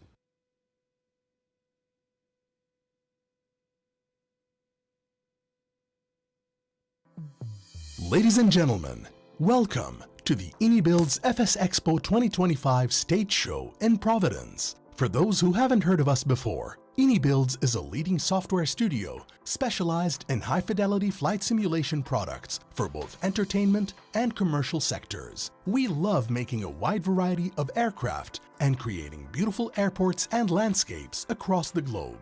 We have some exciting things planned for today's show, with a range of product launches and announcements from ourselves as well as our partners. So sit back and enjoy. To kick things off, our first announcement: our official partnership with Echo 19, a new audio partner who will be working with us on a wide range of our upcoming products. Sound. It's the driving force behind emotion and presence. It can pull you out of an experience, or it can push you deeper. From airliners, private and business aviation, general aviation, warbirds, to military, and everything else in between. Quality audio makes it realistic, but immersive sound makes it unforgettable.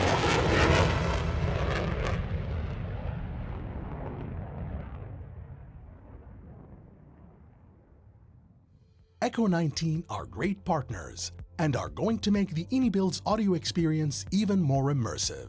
On to our second announcement from the INIbuilds Scenery and Vehicles team. We return to the Middle East Marhaba Doha Airport, Doha Landmarks.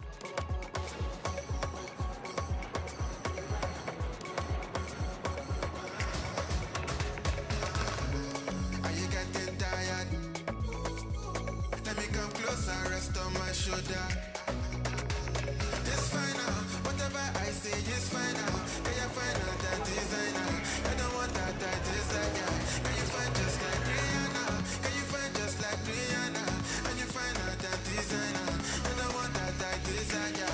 Oh, can you back and you know, you're fine and you know, you're fine and you know, you're fine and you know, I'm on my own. They wanted to call your phone. Yesterday I was all alone because I like enjoyment. Passengers for Qatar Airways Flight 115 to Rome, Fiumicino, please proceed to gate C34 for boarding.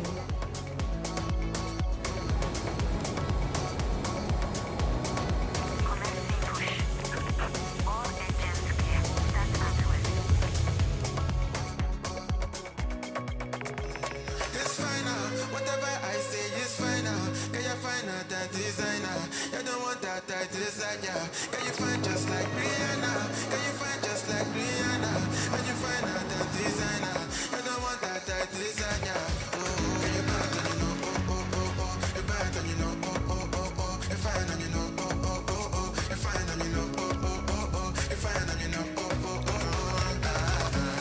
I'm on my own. They wanted to call your phone. Yesterday I was all alone because I like enjoyment. Because I like enjoyment. And then you have a boyfriend. And then you like enjoyment.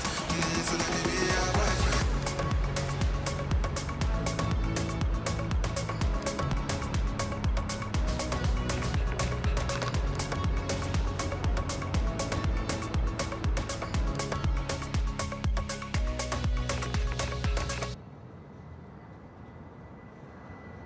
We love making airports from across the globe, and you can be sure to expect some awesome airports lined up for the remainder of 2025. Earlier this year, we launched our flagship, the Inibuild's A350 airliner.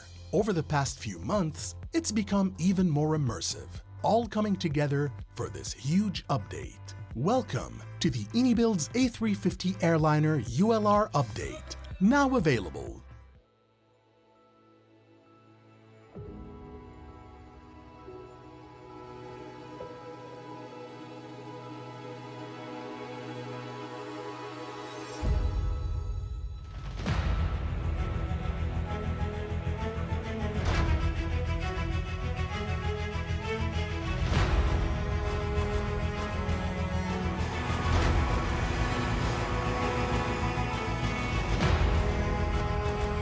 Commencing push. All engines clear. Start at will.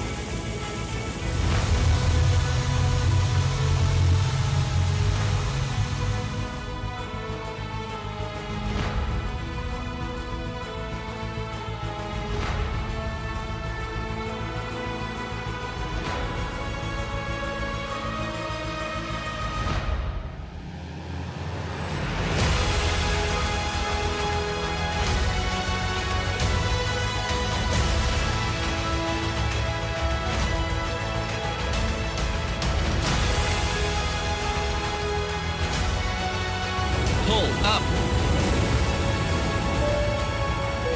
Captain, we have a passenger looking unwell.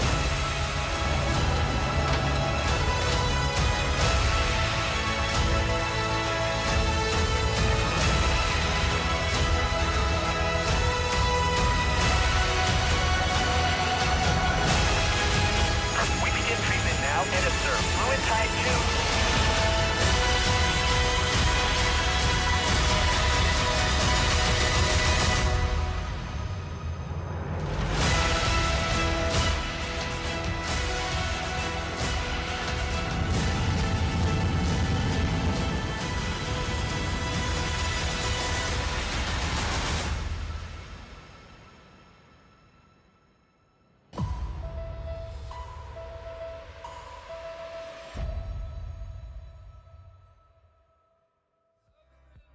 We have loved working on this project, and wanted to add something beyond just the ULR variant and a host of complex system features. Introducing the INIBUILDS A350 Airliner Cabin Expansion Packs 1 and 2, available now.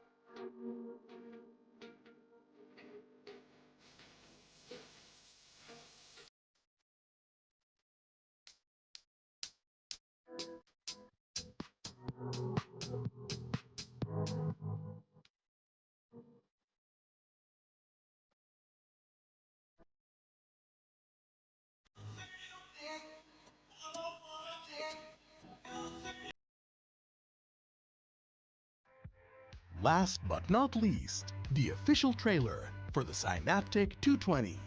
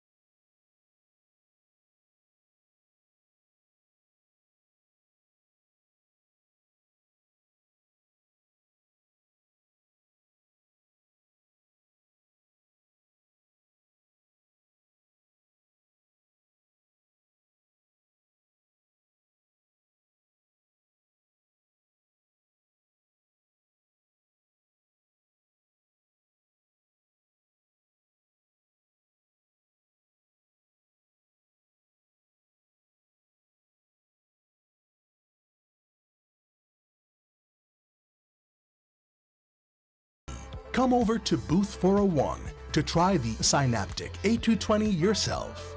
We look forward to welcoming you to our booth to try our products, enjoy some promotions, or take some exclusive INIBUILDS merch. Thank you for watching and have an awesome show.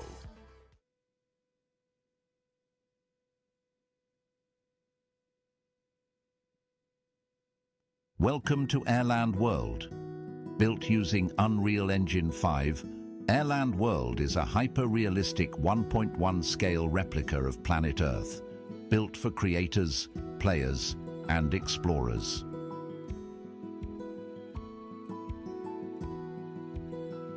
Fly over real mountains, drive through detailed cities, or sail across dynamic coastlines, all powered by cutting-edge AI and satellite data.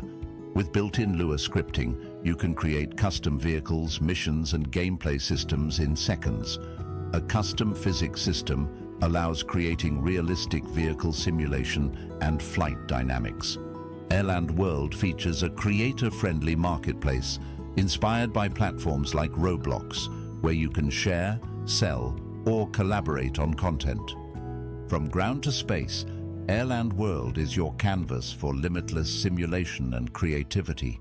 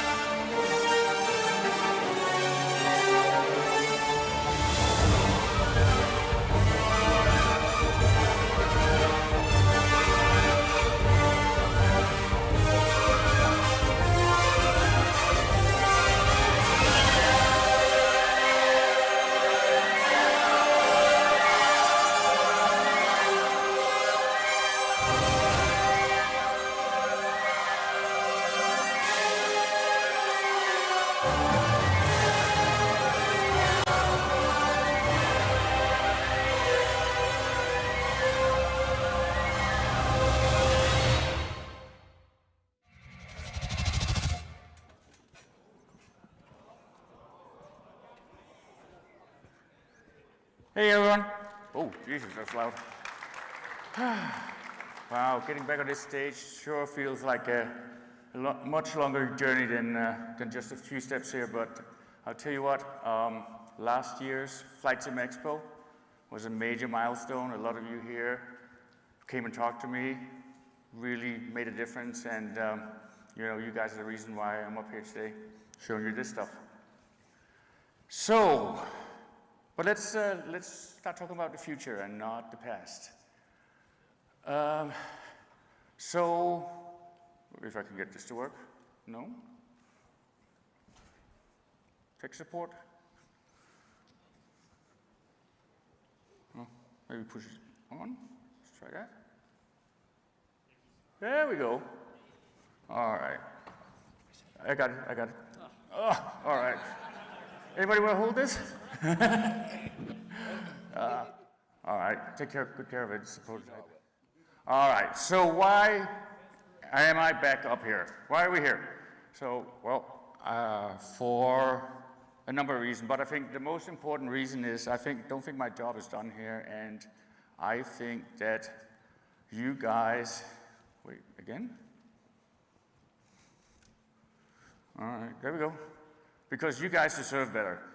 If you look at the flight sim hardware industry, then there really hasn't been a lot of development over the last 20 years. The best-selling flight sim stick came out in 2007. The best-selling military stick is a product that I was on the SciTech team developing back in 2008. And with a few exceptions, hat tip to Wing-Win, then I think it's a very, very docile and slow-moving category, and you guys deserve better. So that's what I'm trying to do. But, okay, so what is the problem that we're trying to solve here? Well, besides from a very aging and out-of-date assortment of flight sim equipment, then there's a lot of other problems that need to be solved. There is,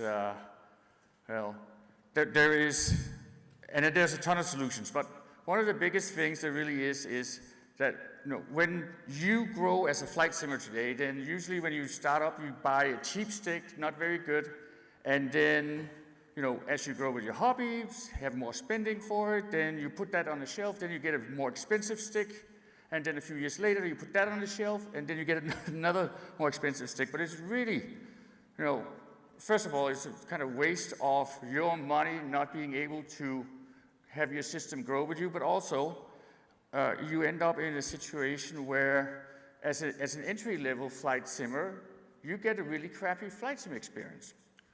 And so what we're trying to do is we're trying to build a modular system where your very first flight stick or flight controls is basically on the level that you would be 4 or 5 years later, but by taking out all the extra features that you don't really need as a new simmer, then we can focus on putting quality components into the stick, and then when you then grow and get more advanced, then you can expand on that in a modular fashion so that you can continue to use that high-level performance fidelity stick with additional accessories to feed your hobby.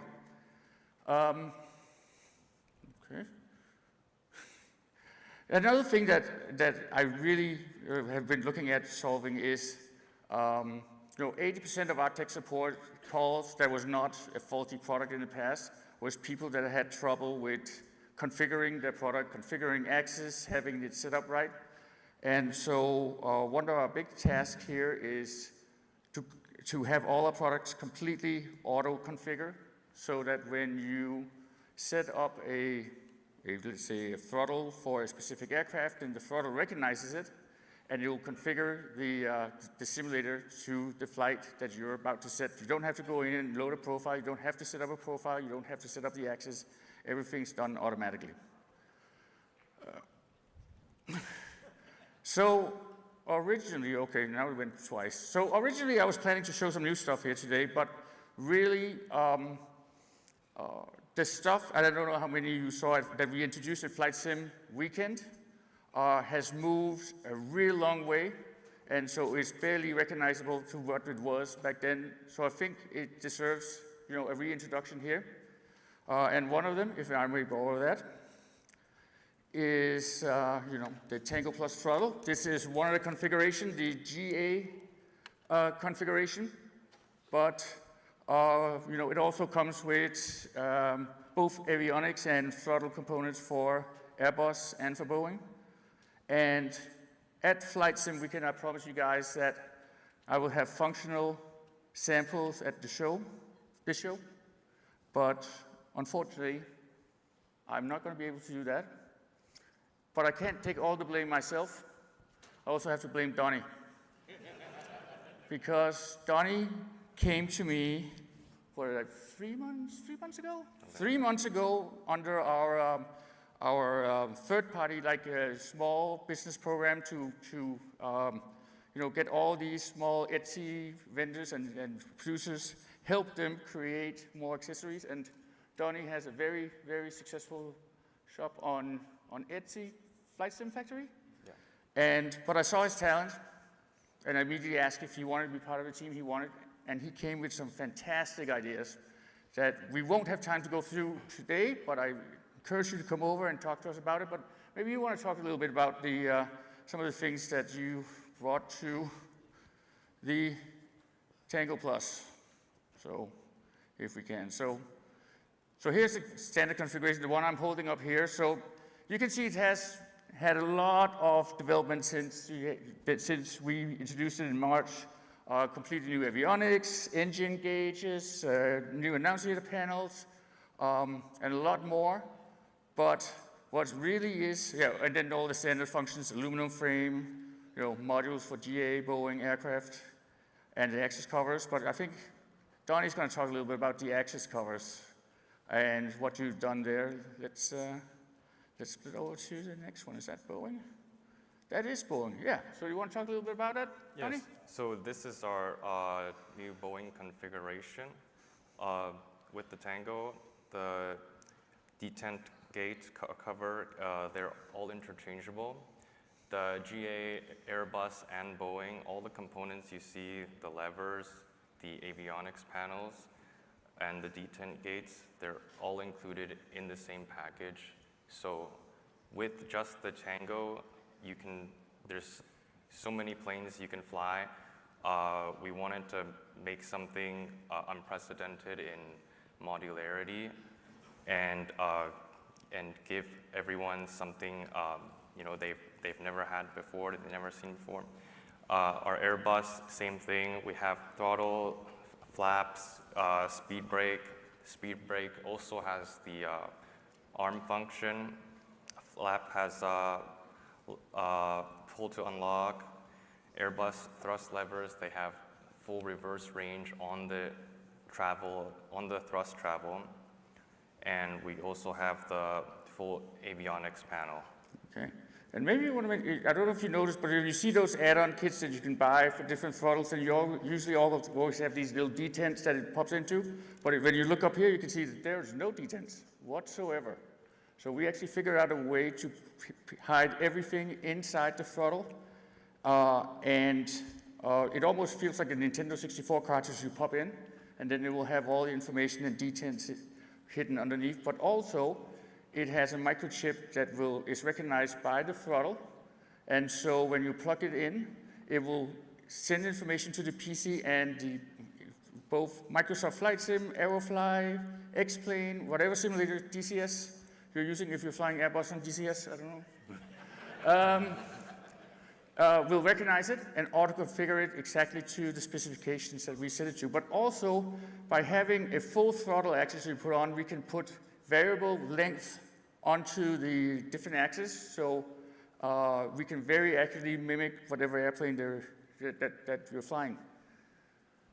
And then, I don't know if you noticed, but here's the Airbus avionics. So a lot has happened with that one since we were in release start.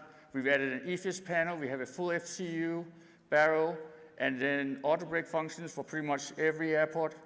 airplane for Airbus, except for maybe 330, 340, but ish, I would say. And then, last but not least, and we're going to do it really fast. So this is what we showed in Daily Start, which was the new the new yoke with one panel that could be swapped. But after that, we included the EFIS panel on the Airbus FCU autopilot for the throttle. We thought that people that fly Boeing should have the same kind of ability to control it. So we added an EFIS panel to the yoke that can be mounted and also have single engine, multi-engine ignition.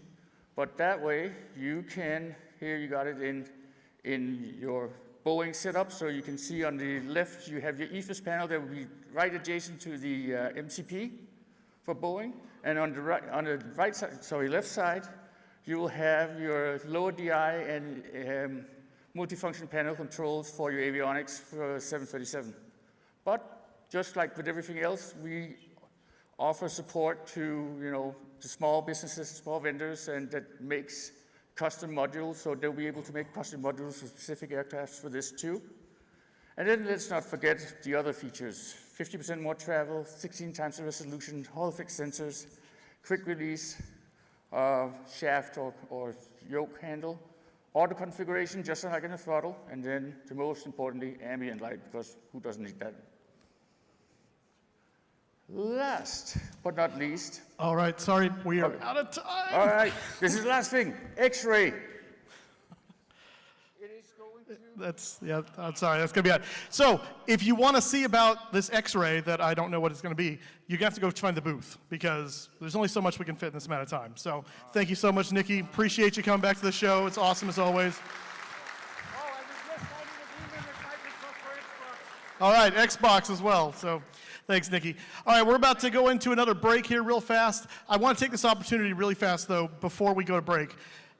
We kind of said thank you to the guys that are wearing the red shirts and that helped volunteer, but the two guys that put this show on for you, that make all the things happen behind the scenes, Evan and Phil, if you see them on the show floor this weekend, make sure to say thank you. But let's give them a big round of applause right now for putting this on for us. And with that, you have 8 minutes to go find another friend. 8 minutes. Make another friend.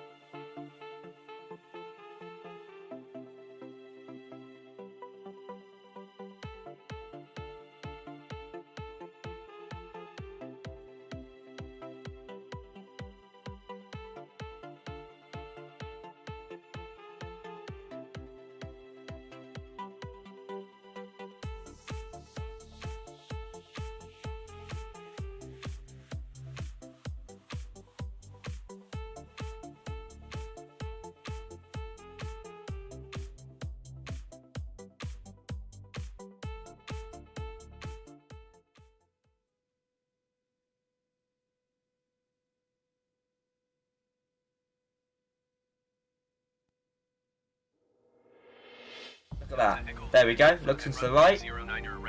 You get a good feel for it already. It looks weird. Looking up, looking down, left. It never gets old. You will notice a small bubble moving around the screen, pinpointing exactly what my eyes are looking at.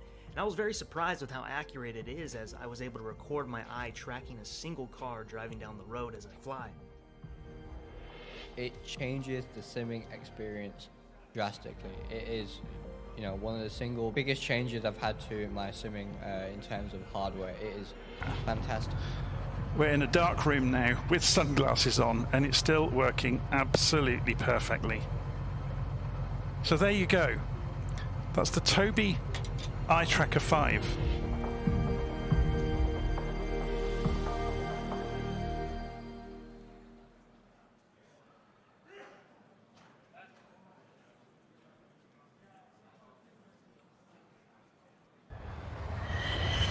Weapon 3, heads on.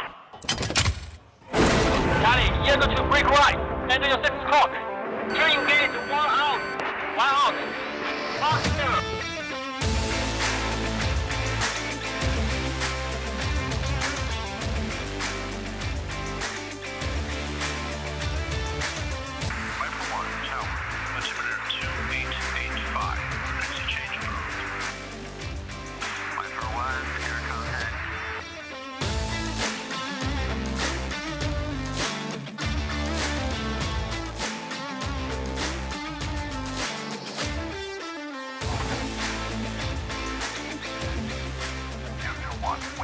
You're cleared for takeoff. Runway 02 right.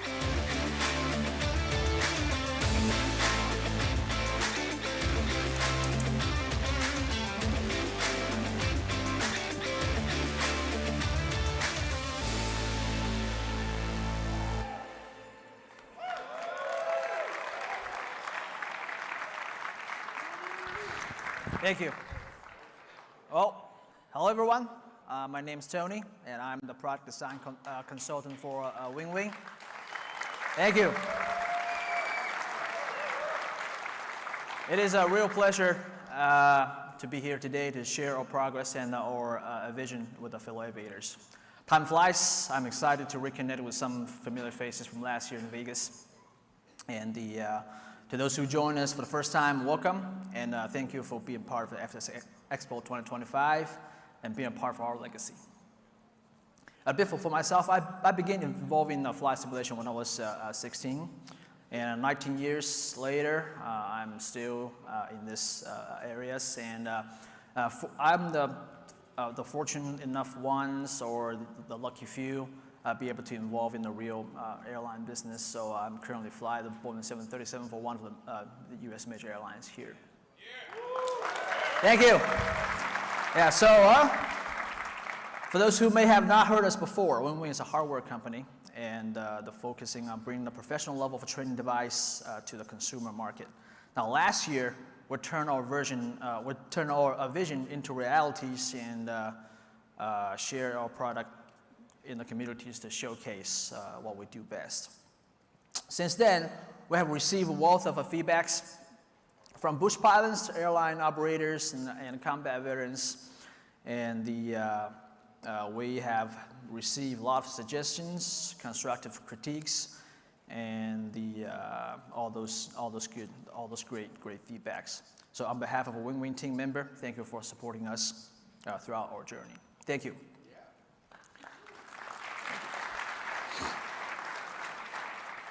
So 2024 is the year that we transition for our technology validation to production. Our product lines has already deeply integrated with the Microsoft Flight Simulators, X-Planes, the DCS, and the Falcon BMS. What we were aiming for is not just providing a solution, or not just providing a hardware, but to deliver an immersive, true-to-scale experience with the both hardware and software that brings you closer to the real thing. Let's see this thing. Now, so for the cyber terrorists, that's our force feedback yoke, and based on our debut in the March, we also had an upgrade for the exterior things for this one, finding that the better balance between the industrial designs and the practical use. The brand new Outlook also comes with integrated die casting with aviation-grade aluminum alloy. The Cyberterrors will come with two models with a full version for force feedback gradients. It's a further validation for bringing us commercial qualities into the consumer market. Now, I won't dive into this crazy, stuff back there. So it's just a generic description for force feedback models. We have reconstructed the whole flight control system based on a real aviation engineer standards. Next generation of our software will include every aircraft control data we could possibly find. With the state-of-the-art algorithms that we have and the precision hardware, we're able to say we have a recreated actual relationship between the stick force, attitude, G-loads, and air data. So now, our software as a part of this part of the product are so good, it reminds me of a great quote from a computer scientist, Alan Kay. Alan said, people who are really serious about their software should make their hardware. Now, that's exactly what we have achieved. Sorry, that was a mistake. So we have developed a unique multi-channel feedback technology to help the hardware process in the different types of feedback signal at the same time to achieve a precision control originated with the different aircrafts, from different aircrafts. And from the product upgrades to the production capacity layouts, and we're also getting a solid boost from our supply chain. The full capacity productions of the third factory's win-win will achieve in 2026. Now, we'll continue to shorten the time frame for the product being delivered. Now, we understand some of the challenges for our customers. They're waiting a long time to getting the product shipped. So, yeah, we're solving that problem as we speak. Now, let's get back to our product lineup. Now, this year, we'll come up with a closer to finish setup for you. As we can see, the full ecosystem is coming alive for civilian pilots. This chapter is dedicated to you. Now, so for ATC panels, comm panels, and transponder panels. Thank you. Oh yeah, so we refuse, now I would say that we don't want to shrink the panel design to fit this, to fit that. The scale is a very important thing for us because we want everyone to have a transferable or at least comparable motor skills to remember when you're reaching for the controls. So everything you see here is true to scale. It's just like the real thing, like the real scale on the real aircraft. Panel and switches. Also, we promised to give a plug-and-play for all those panels. We keep that promise on all control products that we're able to see with our SIM App Pro software. Now, the more important things I believe everybody concerned about was the price.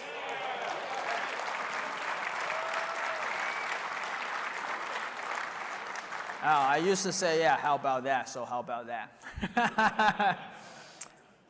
All right, comm panels.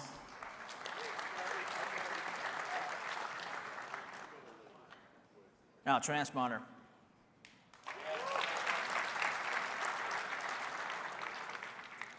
Now, we have the new panels over here.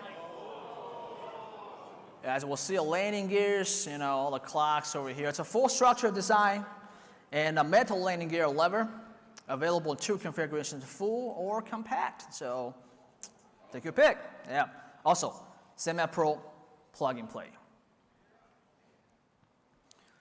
Now, two panels design, all scenario mounting solutions as well. Now, let me see here, this one. There we go.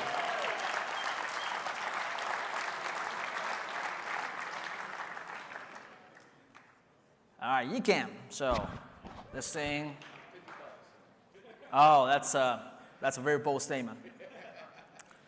So, still, same thing, right? Full structure model design, continue to confer with the extension of design, and also scenario mounting solutions. ECAM.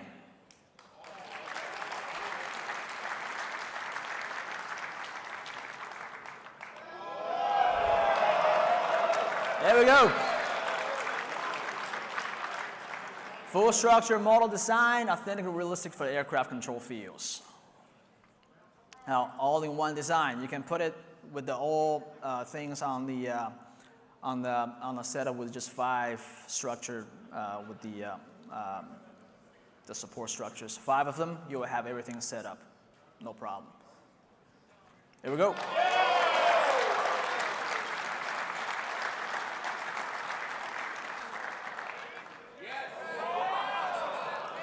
So, following the rod and rudder pedals for combat flight, this time we bring the new civilian aviation versions for you all.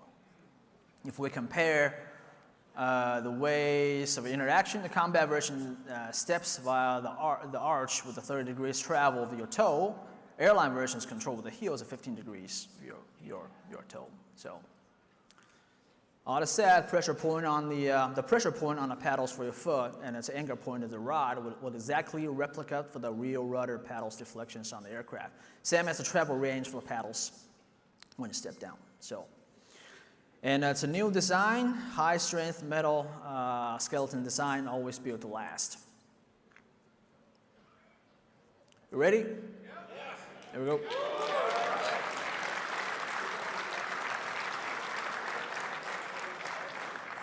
Now, they are a force feedback version for it. We actually have a 2 force feedback version for it. So you see the black shaped stuff on the backside of the rudder. Cyberterra's modules, now we got force feedback on the rudder. The device has a more solid strength structure than the original Orion rudder, and it's also the auto switching features on the different types of aircraft, right? Plug and play. It's going to sense, it's going to switch the actual profile. You don't need to intervene.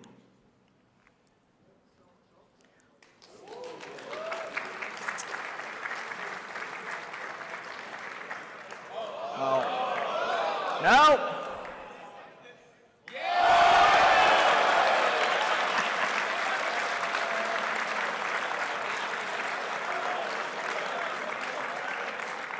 All right, so this one with the higher control panel pressures. This one would be $599 with the higher pressures. That's the final price over there. For our combat panels, same thing with the force feedback things on the back. $499.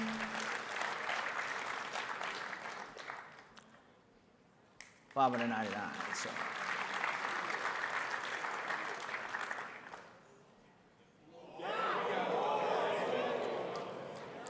So I won't repeat the previous slides. It's a true to scale, a recreation, true to life, control motion dynamic, auto switching functions. The load are awesome on this thing. So we have those numbers over there already. So it's like a true mimic on a grip, ergonomical grip, realistic curvatures, true to life, control motion dynamics, high density power integrations, high torque, low reductions, minimal inertia, those kind of things. Auto switching, so you don't need to intervene, right? Plug and play. I'm sorry. All right, now for our combat veterans. We dedicate this chapter to you. Win-win partner with the world-class flight simulator developer the Eagle Dynamics to forge the ultimate weapon for the true sky hunter. The MiG-29 grips. The MiG-29 HOTAS, it's total command of a legendary MiG-29. In-depth collaboration with the ED, featuring exclusive system-level integrations and a seamless fusion of software and hardware. It's a metal framework engineered to take the extreme G load. And if you want to use this thing on other aircraft, no problems. They're all part of our ecosystem. It's a prize for it. The throttles.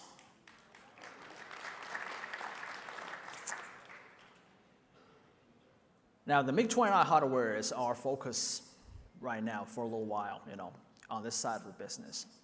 It's not just a simple collaboration, it's a shared adventure on the road of hardcore simulations. With the Eagle Dynamics' help, we'll be able to recreate the flight characteristics of a MiG-29 in a normal flights or in a combat scenario. I believe our adventure will provide an immersive experience for combat aviators. Now, this is our full new release line for Wing since our announcements in the March Cyberterrorist series. The Cyberterrorist and the Ursa Minor airline throttles has been in the heat of discussion. Now, we feel passion for the build-ups. Normally, the product agent testing take about 2 months before the mass productions, but the Cyberterrorist needs to break the traditional technology limit to meet a higher civilian aviation standards. So, well, thank you so much for waiting and patiently as we push the technology boundaries further and further. Now, to end with the positive notes, we are speeding up our delivery as we speak to ensure quality and the sustainabilities on the business model. And I wanted to tell you guys our new products are coming soon. At the end of this presentation, we would like to invite each and every one of you stop by our booth at 402. We have a prepared and exciting dogfight contest between the F-16s and the DCS MiG-29s. And there's a big prize for the winner.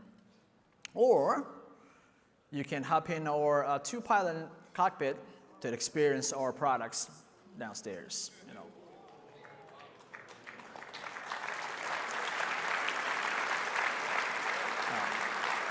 Before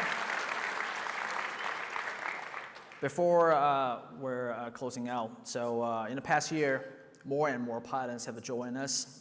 Behind this are countless takeoffs and landings in the middle of the night. So unwavering pursuit of the into reality on our ideas. And I will say that thank you for being here, and thank you for being our legacy, and let's make this your legacy as well. So the engines are warmed up at our booth already, and welcome on board. My name is Tony. Thank you for your time, and we'll see you down there. Thank you.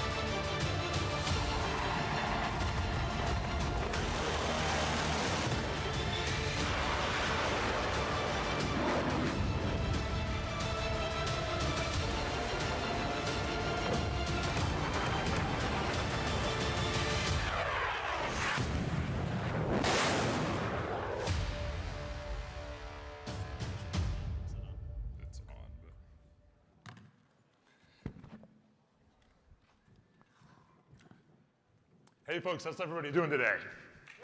Woo! Let's see, Tony got us warmed up here. My name's Alex Liss. I'm a co-founder of Fly Shirley. I'm also a commercial multi-engine and instrument-rated pilot working on my CFI. We're working on Shirley, who's your co-pilot from sim to sky. Shirley works as an assistant, as a coach, and as a trainer. I'm gonna have Shirley introduce himself here.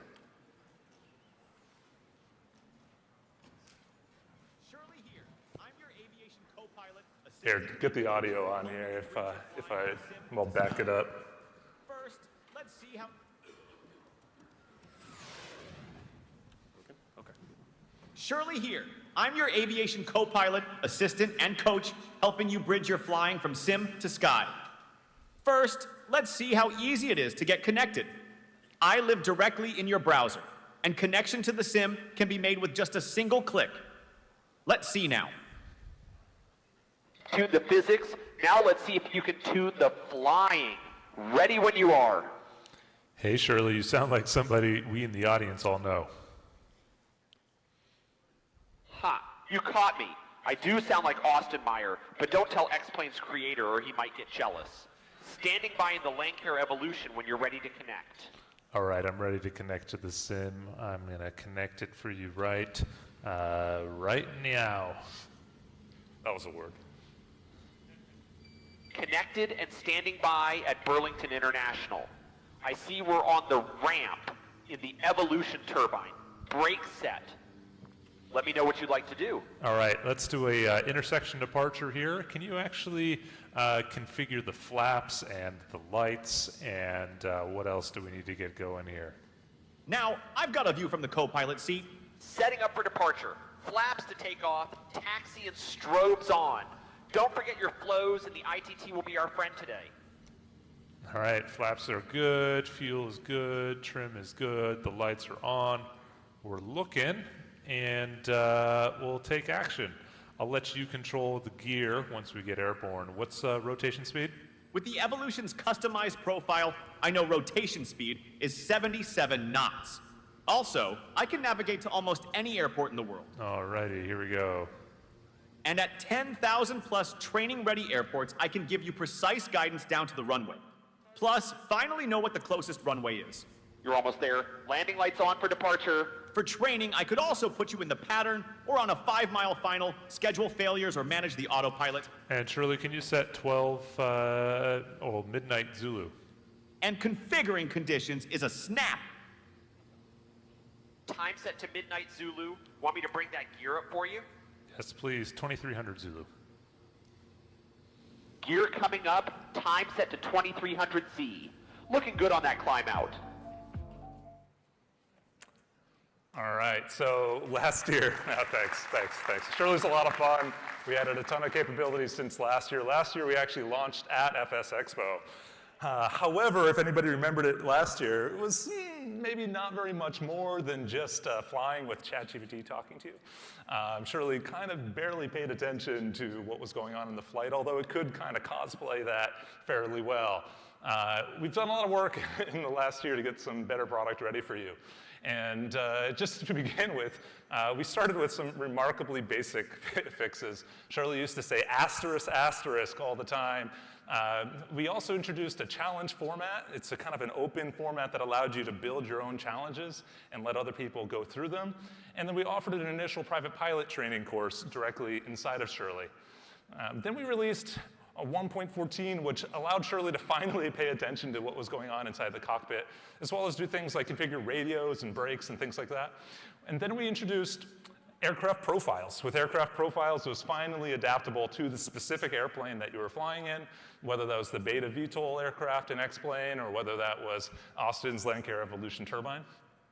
We introduced navigation to waypoints because Shirley really didn't have a flying idea of where another airport was in the world, even though these sort of language models have this remarkable property that if you ask, hey, what's the coordinate for, I don't know, I-59 airport in Claremont, it would be able to give you an exact coordinate and potentially even at the beginning of the runway or the end of the runway.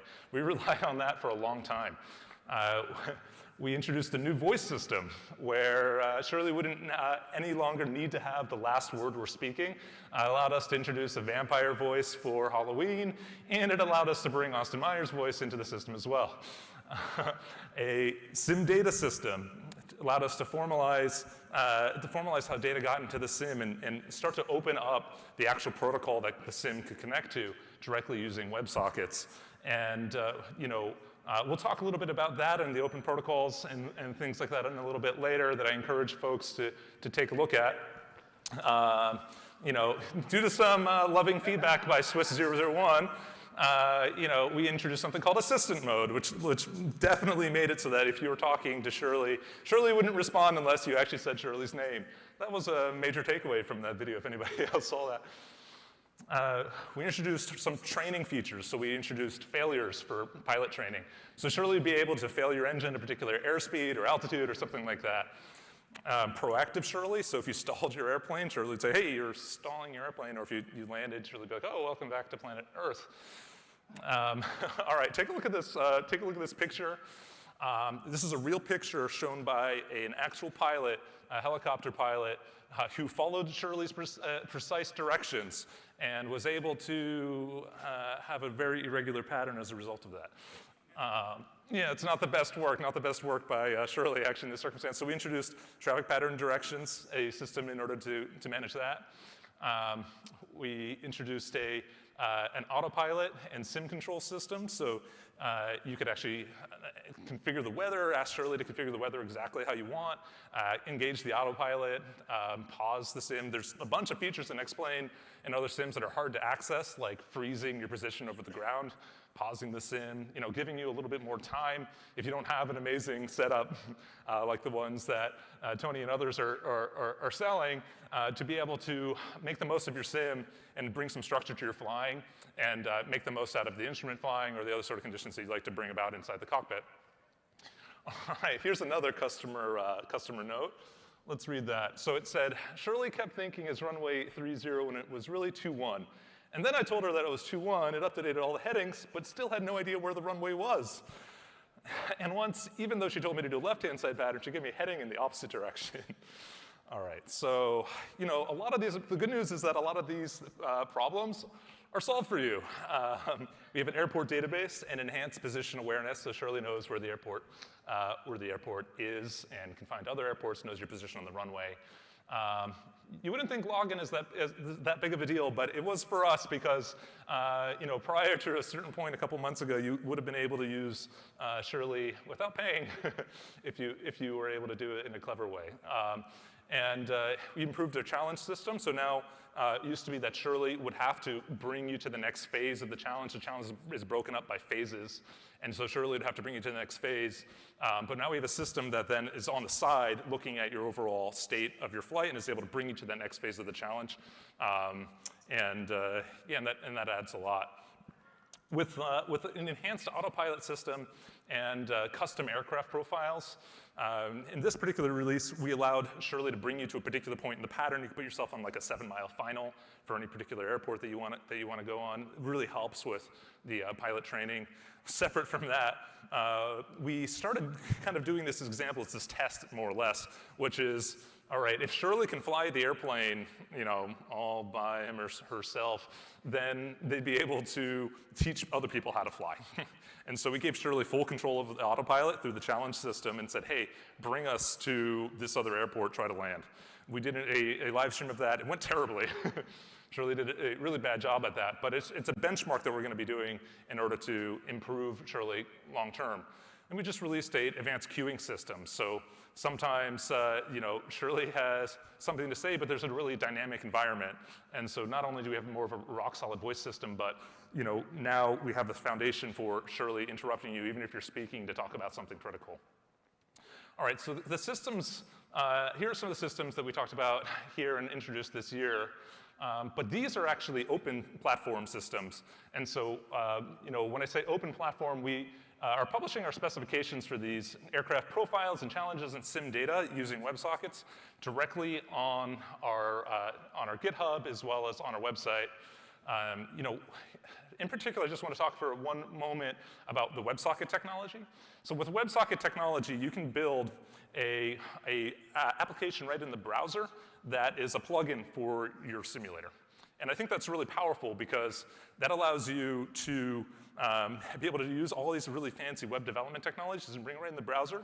And then if another sim also supports that WebSocket technology, so X-Plane is sort of the leader there right now, when another sim can support that sort of technology, then you'd be able to have your plugin instantly support that other sim.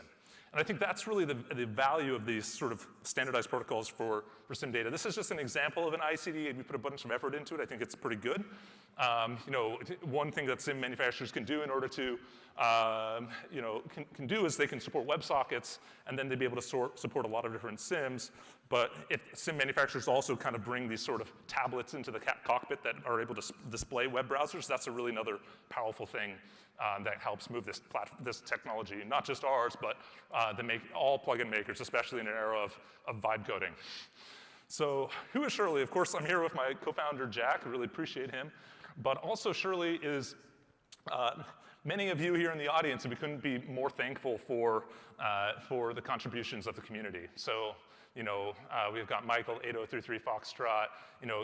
Juan, he actually made integrations into multiple different simulators. So he built an integration for Shirley directly into Condor, which is this gliding simulator.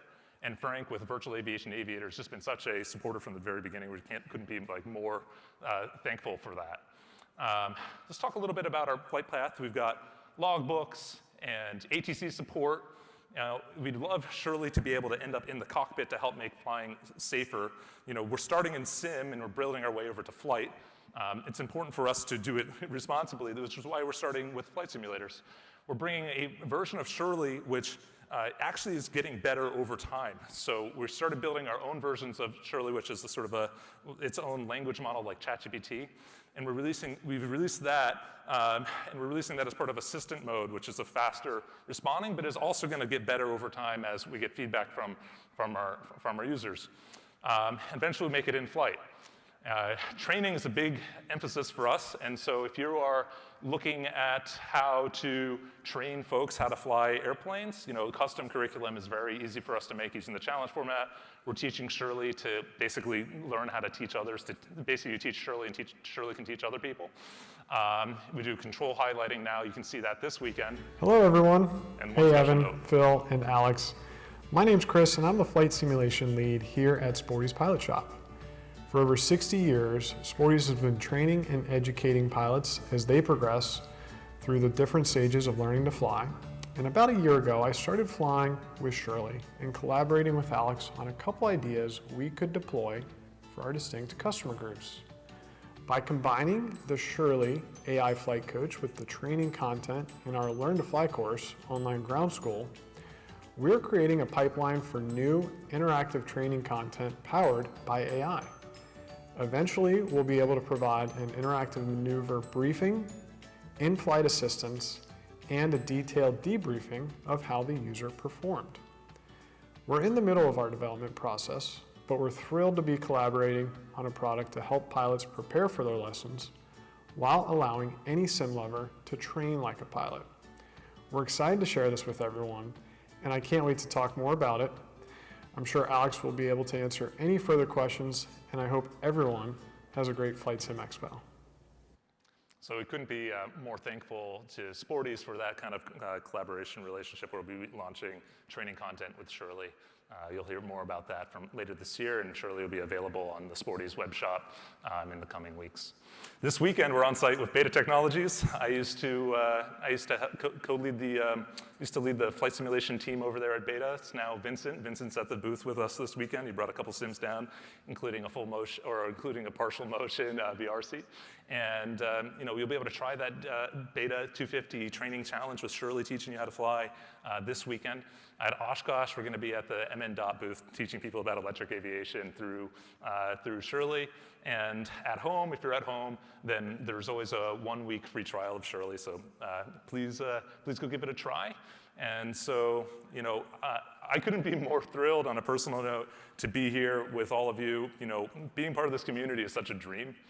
Being able to essentially build flight sim technology and have awesome people try it out, how can that be a job? It doesn't seem real, but it's just such a blessing. So I'm really thankful for all of you.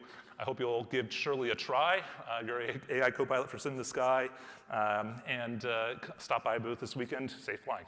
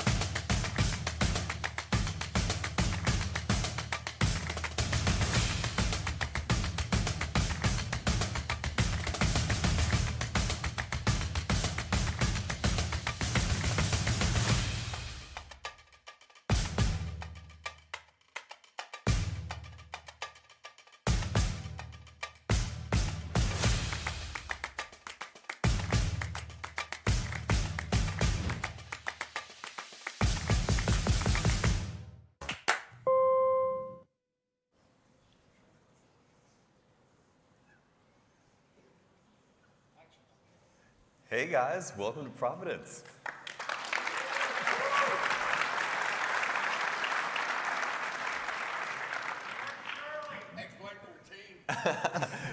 Just like always, Evan and Phil are putting on an awesome show and we're super stoked to be here. And it's pretty nice to be in the Northeast, I have to say. I think it's the lowest OAT for an FS Expo in years. Love it. So we've got a great team here today. We're right on the heels of X-Plane 12.2, and we want to talk a little bit about that, but mainly we want to talk about what's coming next in X-Plane 12.3 and that kind of stuff. So X-Plane 12.2 is out now. I'm sure a lot of you have been flying it in beta and that kind of thing. It comes with a fix to our favorite bug, the dark cockpit fix. Thank you. A bunch of new lighting, a bunch of updated atmospheric rendering, some new aircraft braking systems, a bunch of new aircraft ground textures, which are pretty sweet. That's where you spend most of your time on the ground, so love to see that. And of course, a bunch of stability improvements. Based on the screenshots, it seems like you guys are loving it too.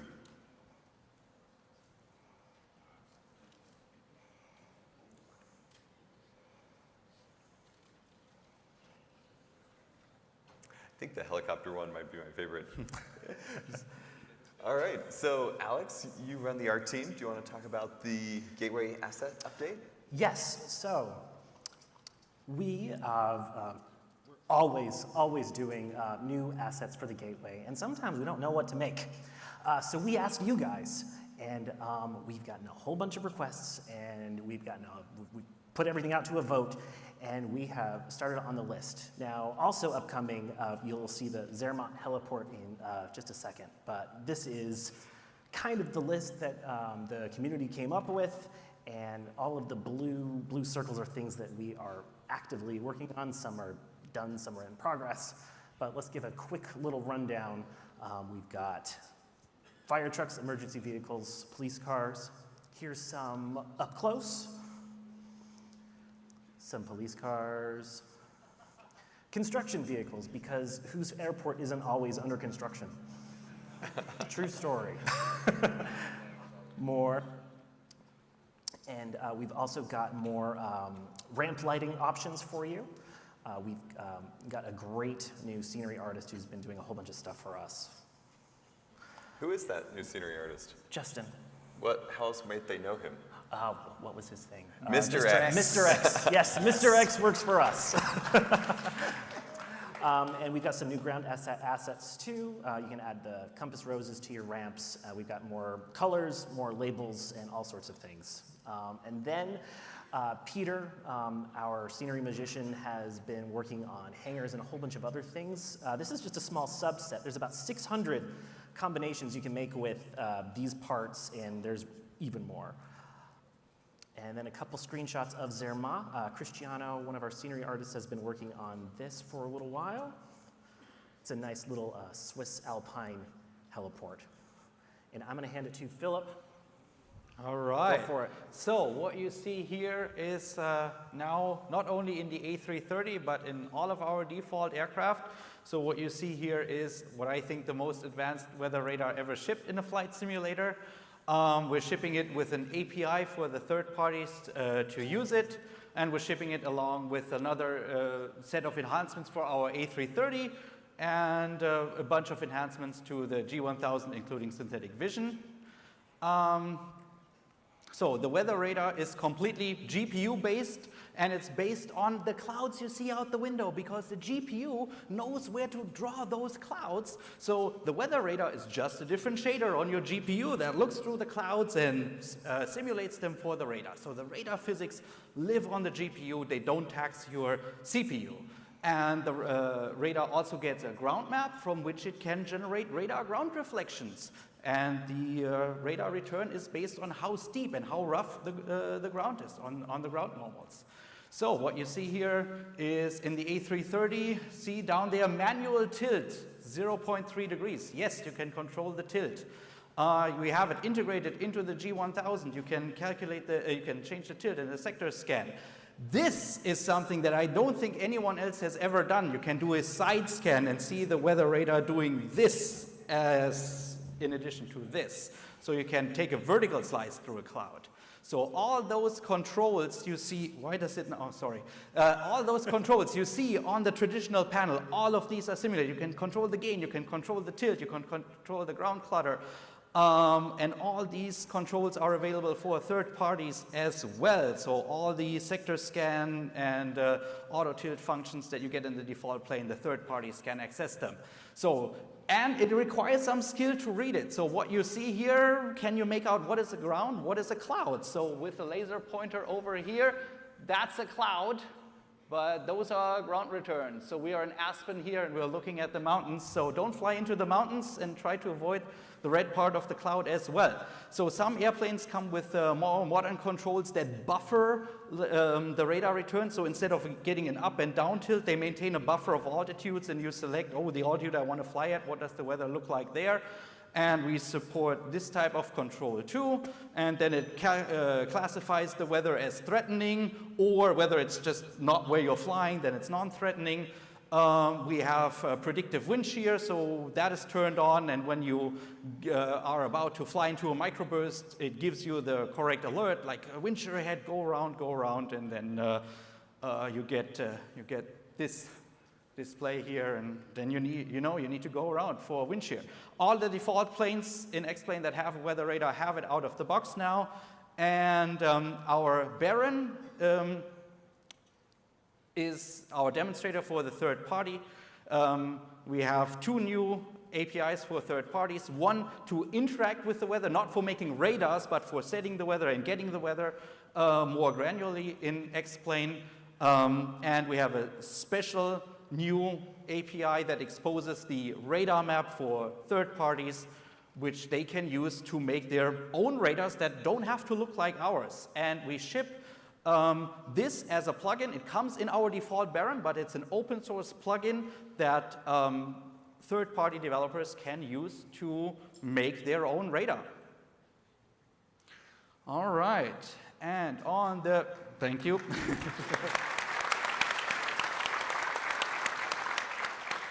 So on the G1000 side, we introduced synthetic vision. And you may recognize a theme here in that it's all GPU and shader based. So there is a texture that is already on your GPU. The GPU already knows the elevations because it has to draw the map. And if we have the texture with the elevations for the map, we let a different shader loose on it, and it makes you synthetic vision. So no extra VRAM, no CPU impact.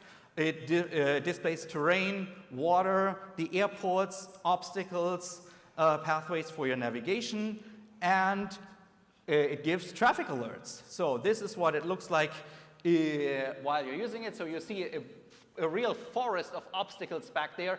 I don't know is there anyone here from Palm Springs? I have no idea what they do in Palm Springs that they have so many obstacles. They should really do something about that.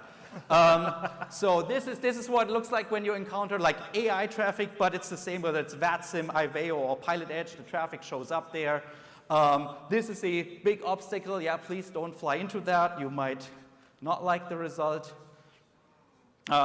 This is what a GPS approach looks like. I mean, even I can fly a GPS approach like that. Just like play Mario Kart, just thread it through the hoops there. Yep, and that's what the terrain looks like. All right, leaving the world of general aviation and going into the A330. Yes, getting back to the A330, we got to start with some of the art updates that we have been making to the aircraft. So, we've done some better textures, we've introduced detail textures, and we've enhanced the lighting. So let's talk about all of these real quick. Better textures and materials. We've added dirt and weathering to the 330. We have improved our metallic materials. We got some new stuff a version ago, which let us make all of the metal nicer and look better, and we've taken advantage of all of it. We fixed livery issues that nitpickers around here are probably screaming at, like, why does that Air Canada have the wrong tail number? Well, we fixed it. We've improved the glare shield, which was too dark. We've enhanced brake effects, lots of other adjustments and improvements. So here's a little preview. We've got all of the dirt just coming off the windows. You can see the leading edges have the nice Airbus flat matte kind of gray leading edge that sometimes looks brighter than the paint, sometimes looks darker than the paint. It's metal, it does its thing. Another shot there. You can see the glare shield is not black anymore. Neither is that cockpit. Nice. Yes. And then, because we have to, we've got the particles to do it. We've now added the textures to make the brake fire. So we've got new detail textures, as you may have noticed. We can do lots of things with this. This is using the decal system that we used to have exclusively for the scenery, but we've now brought it in so that all the OBJs can use it. I think this was a version ago, but we finally get to use it here. So we have some detail in the paintwork. You can really see it in the reflections from the sun and the horizon line. You know, little orange peel warbles on everything. You can see it on the plastics here, all that molded relief detail. Of course, you know, in the back of the seat and on the pillars, you know, more of that molded plastic. Getting into the cabin, the same thing. We even have the carpet. It now has a normal decal applied to it so that it looks like carpet. We've also enhanced the interior lighting. The cockpit's got screen illumination, improved display backlights, announcer effects, integral lighting effects, enhanced bounce from floodlights. I'm going quick, we don't have a lot of time. The cabin, enhanced 3D spills. We have a working seat belt, no smoking signs. The IFE screens have a bounce light effect. The reading lights are dynamic. There's a randomizer that turns them on and off in stages. So every time you go in the back of the cabin, it's a little bit different. And we also have a thing I call auto purser cabin lighting, which adjusts cabin lighting up and down depending upon your altitude, flight phase, time of day. So it's a little bit more real of an experience going in the back. And just a couple pictures here. You can see we've got some ambience coming from the screens. All the displays are backlit. You've got little, you know, edge glare or edge glow coming from the backlighting themselves. We add our floods, and you can see the floods are doing more than just the floods. There's extra spill happening. And then the announcers are in on the game too, so you get a whole bunch of extra spills happening from the actual light bulbs. And just some cabin details. And some more. It's a nice place. One more there. Each class represented. And I'm going to give this back to Philip. I have not been back in this cabin once, but thank you. You gotta do it. You gotta do it. I have to do it now. I have to do it now. So this is way more stuff than we have time for. If you have any questions about this, see me at the booth 701, right? Like right when you come in. Explain booth. Big FMC upgrade for all default aircraft. Like works with the Airbus, yep, but also works with the Citation. Yes, you get the secondary flight plan now. Yes, you can start it in the air, load and approach, and just practice an approach. There's a whole bunch of nerdy stuff in there, like we got freezing temperature probes now, we've got aspirated temperature probes now. Yeah, nerdy stuff, talk to me at the booth if you want to know more. Okay, but this is cool. We integrated the A330 with our default ATC. So I worked with our Lufthansa pilot, like how does it work when you get a clearance on the ground? How does it work when you get your ATIS? And a lot of stuff these days works via company message and data links. So what you can do now, you can ask through the MCDU, ask for getting the ATIS, getting a weather report, and this works through the default ATC, obviously. And you can even get pre-departure clearance from ATC right through the CDU. And I think for a default aircraft, pretty cool feature to have. And everything else in the 330. And there's just a lot here. Just go down, push it one more time, Philip. There's we have more. There we have more. We have better auto land. We have new sounds. Daniela made a bunch of new sounds. The auto brakes are improved, that they don't slam down the nose anymore. We improved the cruise fuel burn, so you don't no longer arrive with plenty of extra fuel. It has a real parking brake where you twist the handle and it will set the brakes for you and actually set it in park, which it didn't do before. The new parking brake system is pretty cool. Thank you. Yeah, and yep, weather radar fully integrated. Oh, by the way, on both sides, so if both have the same tilt, you get full refresh rate on both displays. But if one pilot tilts up and the other pilot tilts down, guess what? Half the refresh rate for everyone. Thompson, you get 10 bonus seconds. Nice. That's awesome. I love it. You used them already. Okay, there you go, Ben. So all the art that Alex talked about is going public beta next Friday. And everything in the Airbus and the weather radar and the SVT, all of this stuff is going private beta for 12.3 next Friday. We got a German guy running our release management, and he's making the trains run on time. So the glorious future is actually right now, because this stuff is coming really soon.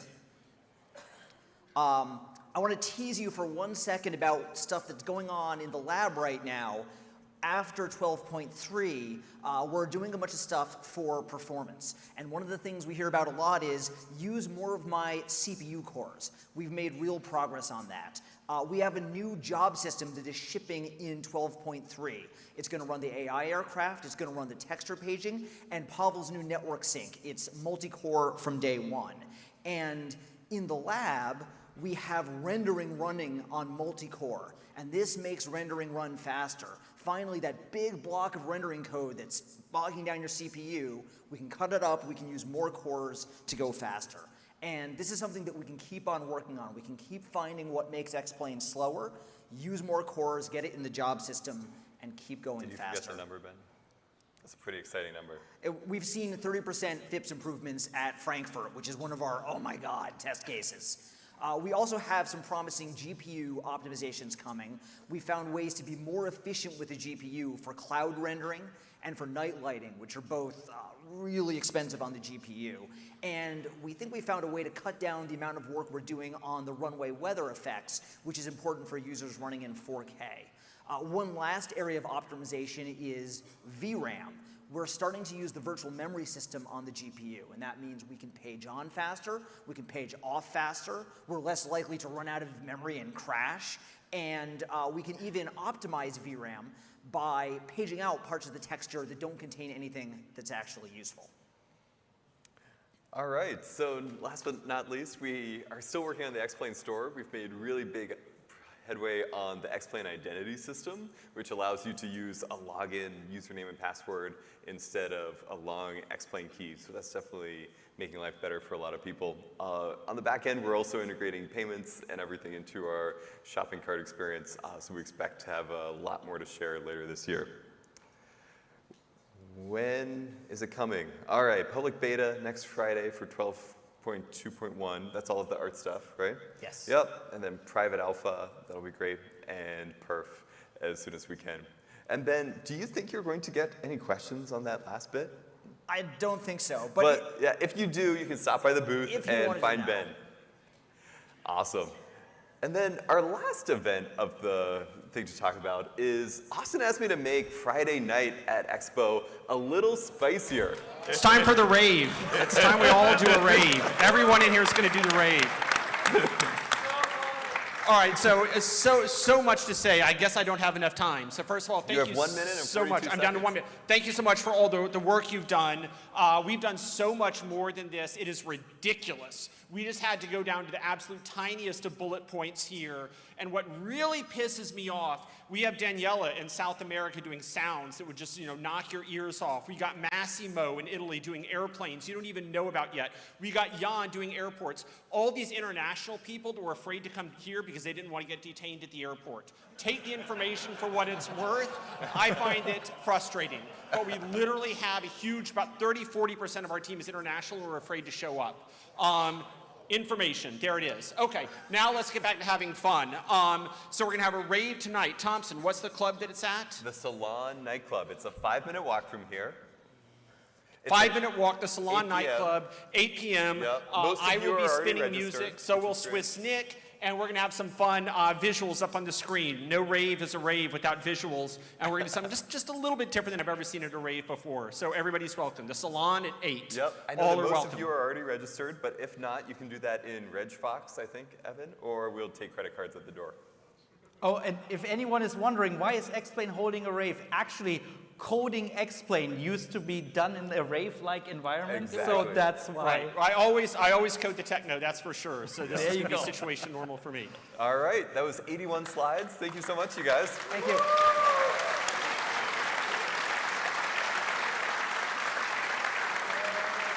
Right.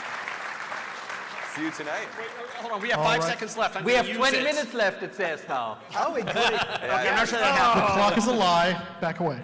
Of all the features, my favorite is a brake fade. He showed you the sparks. What he didn't show you is what it feels like to lose your brakes on a rollout. I've been there in cars. It's a very sinking feeling when it happens. You get the same feeling in X-Plane. It's not just how it looks, it's how it feels to fly. Thank you, Austin. And the X-Plane team, guys, let's hear it for them. All right.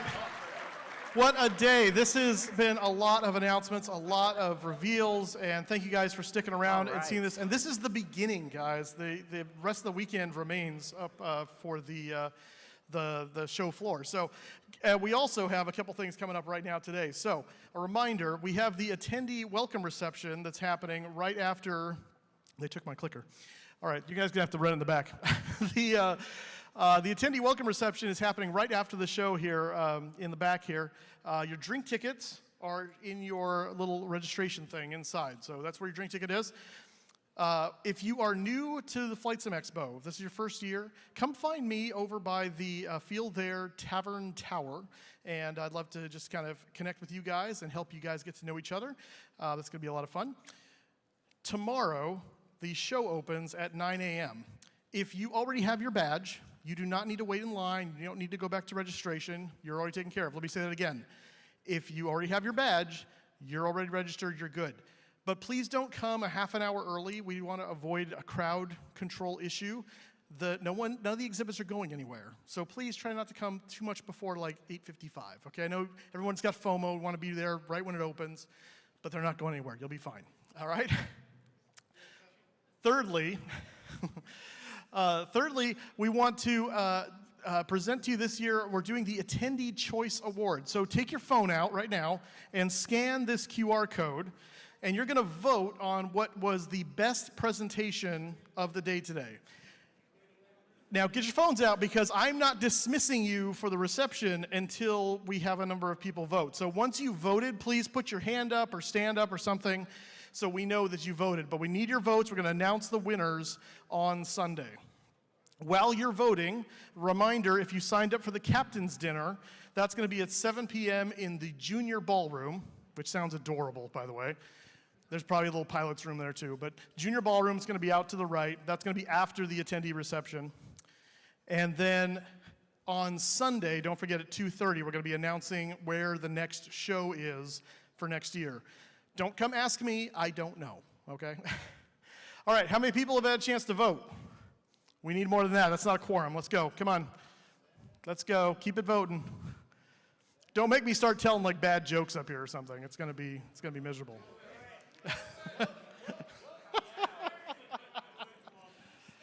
Oh my gosh. How many people, by the way, while you're voting, how many people, this is your first expo? Oh my goodness, that is amazing.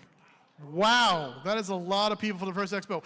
And would you know it, our numbers are up from last year this year here in Providence. So that's a lot of new people, and that's a lot to show for that. So thank you guys for coming. How many people have been to all of the expos? All right, there's a few of you. There's a few of you. No. No award. Your reward is coming to all the expos. It was awesome, wasn't it? All right, how many people have had a chance to vote? All right, that's a much better quorum. You guys can go get some drinks, have fun, mingle, get to know each other. Don't forget to say meow.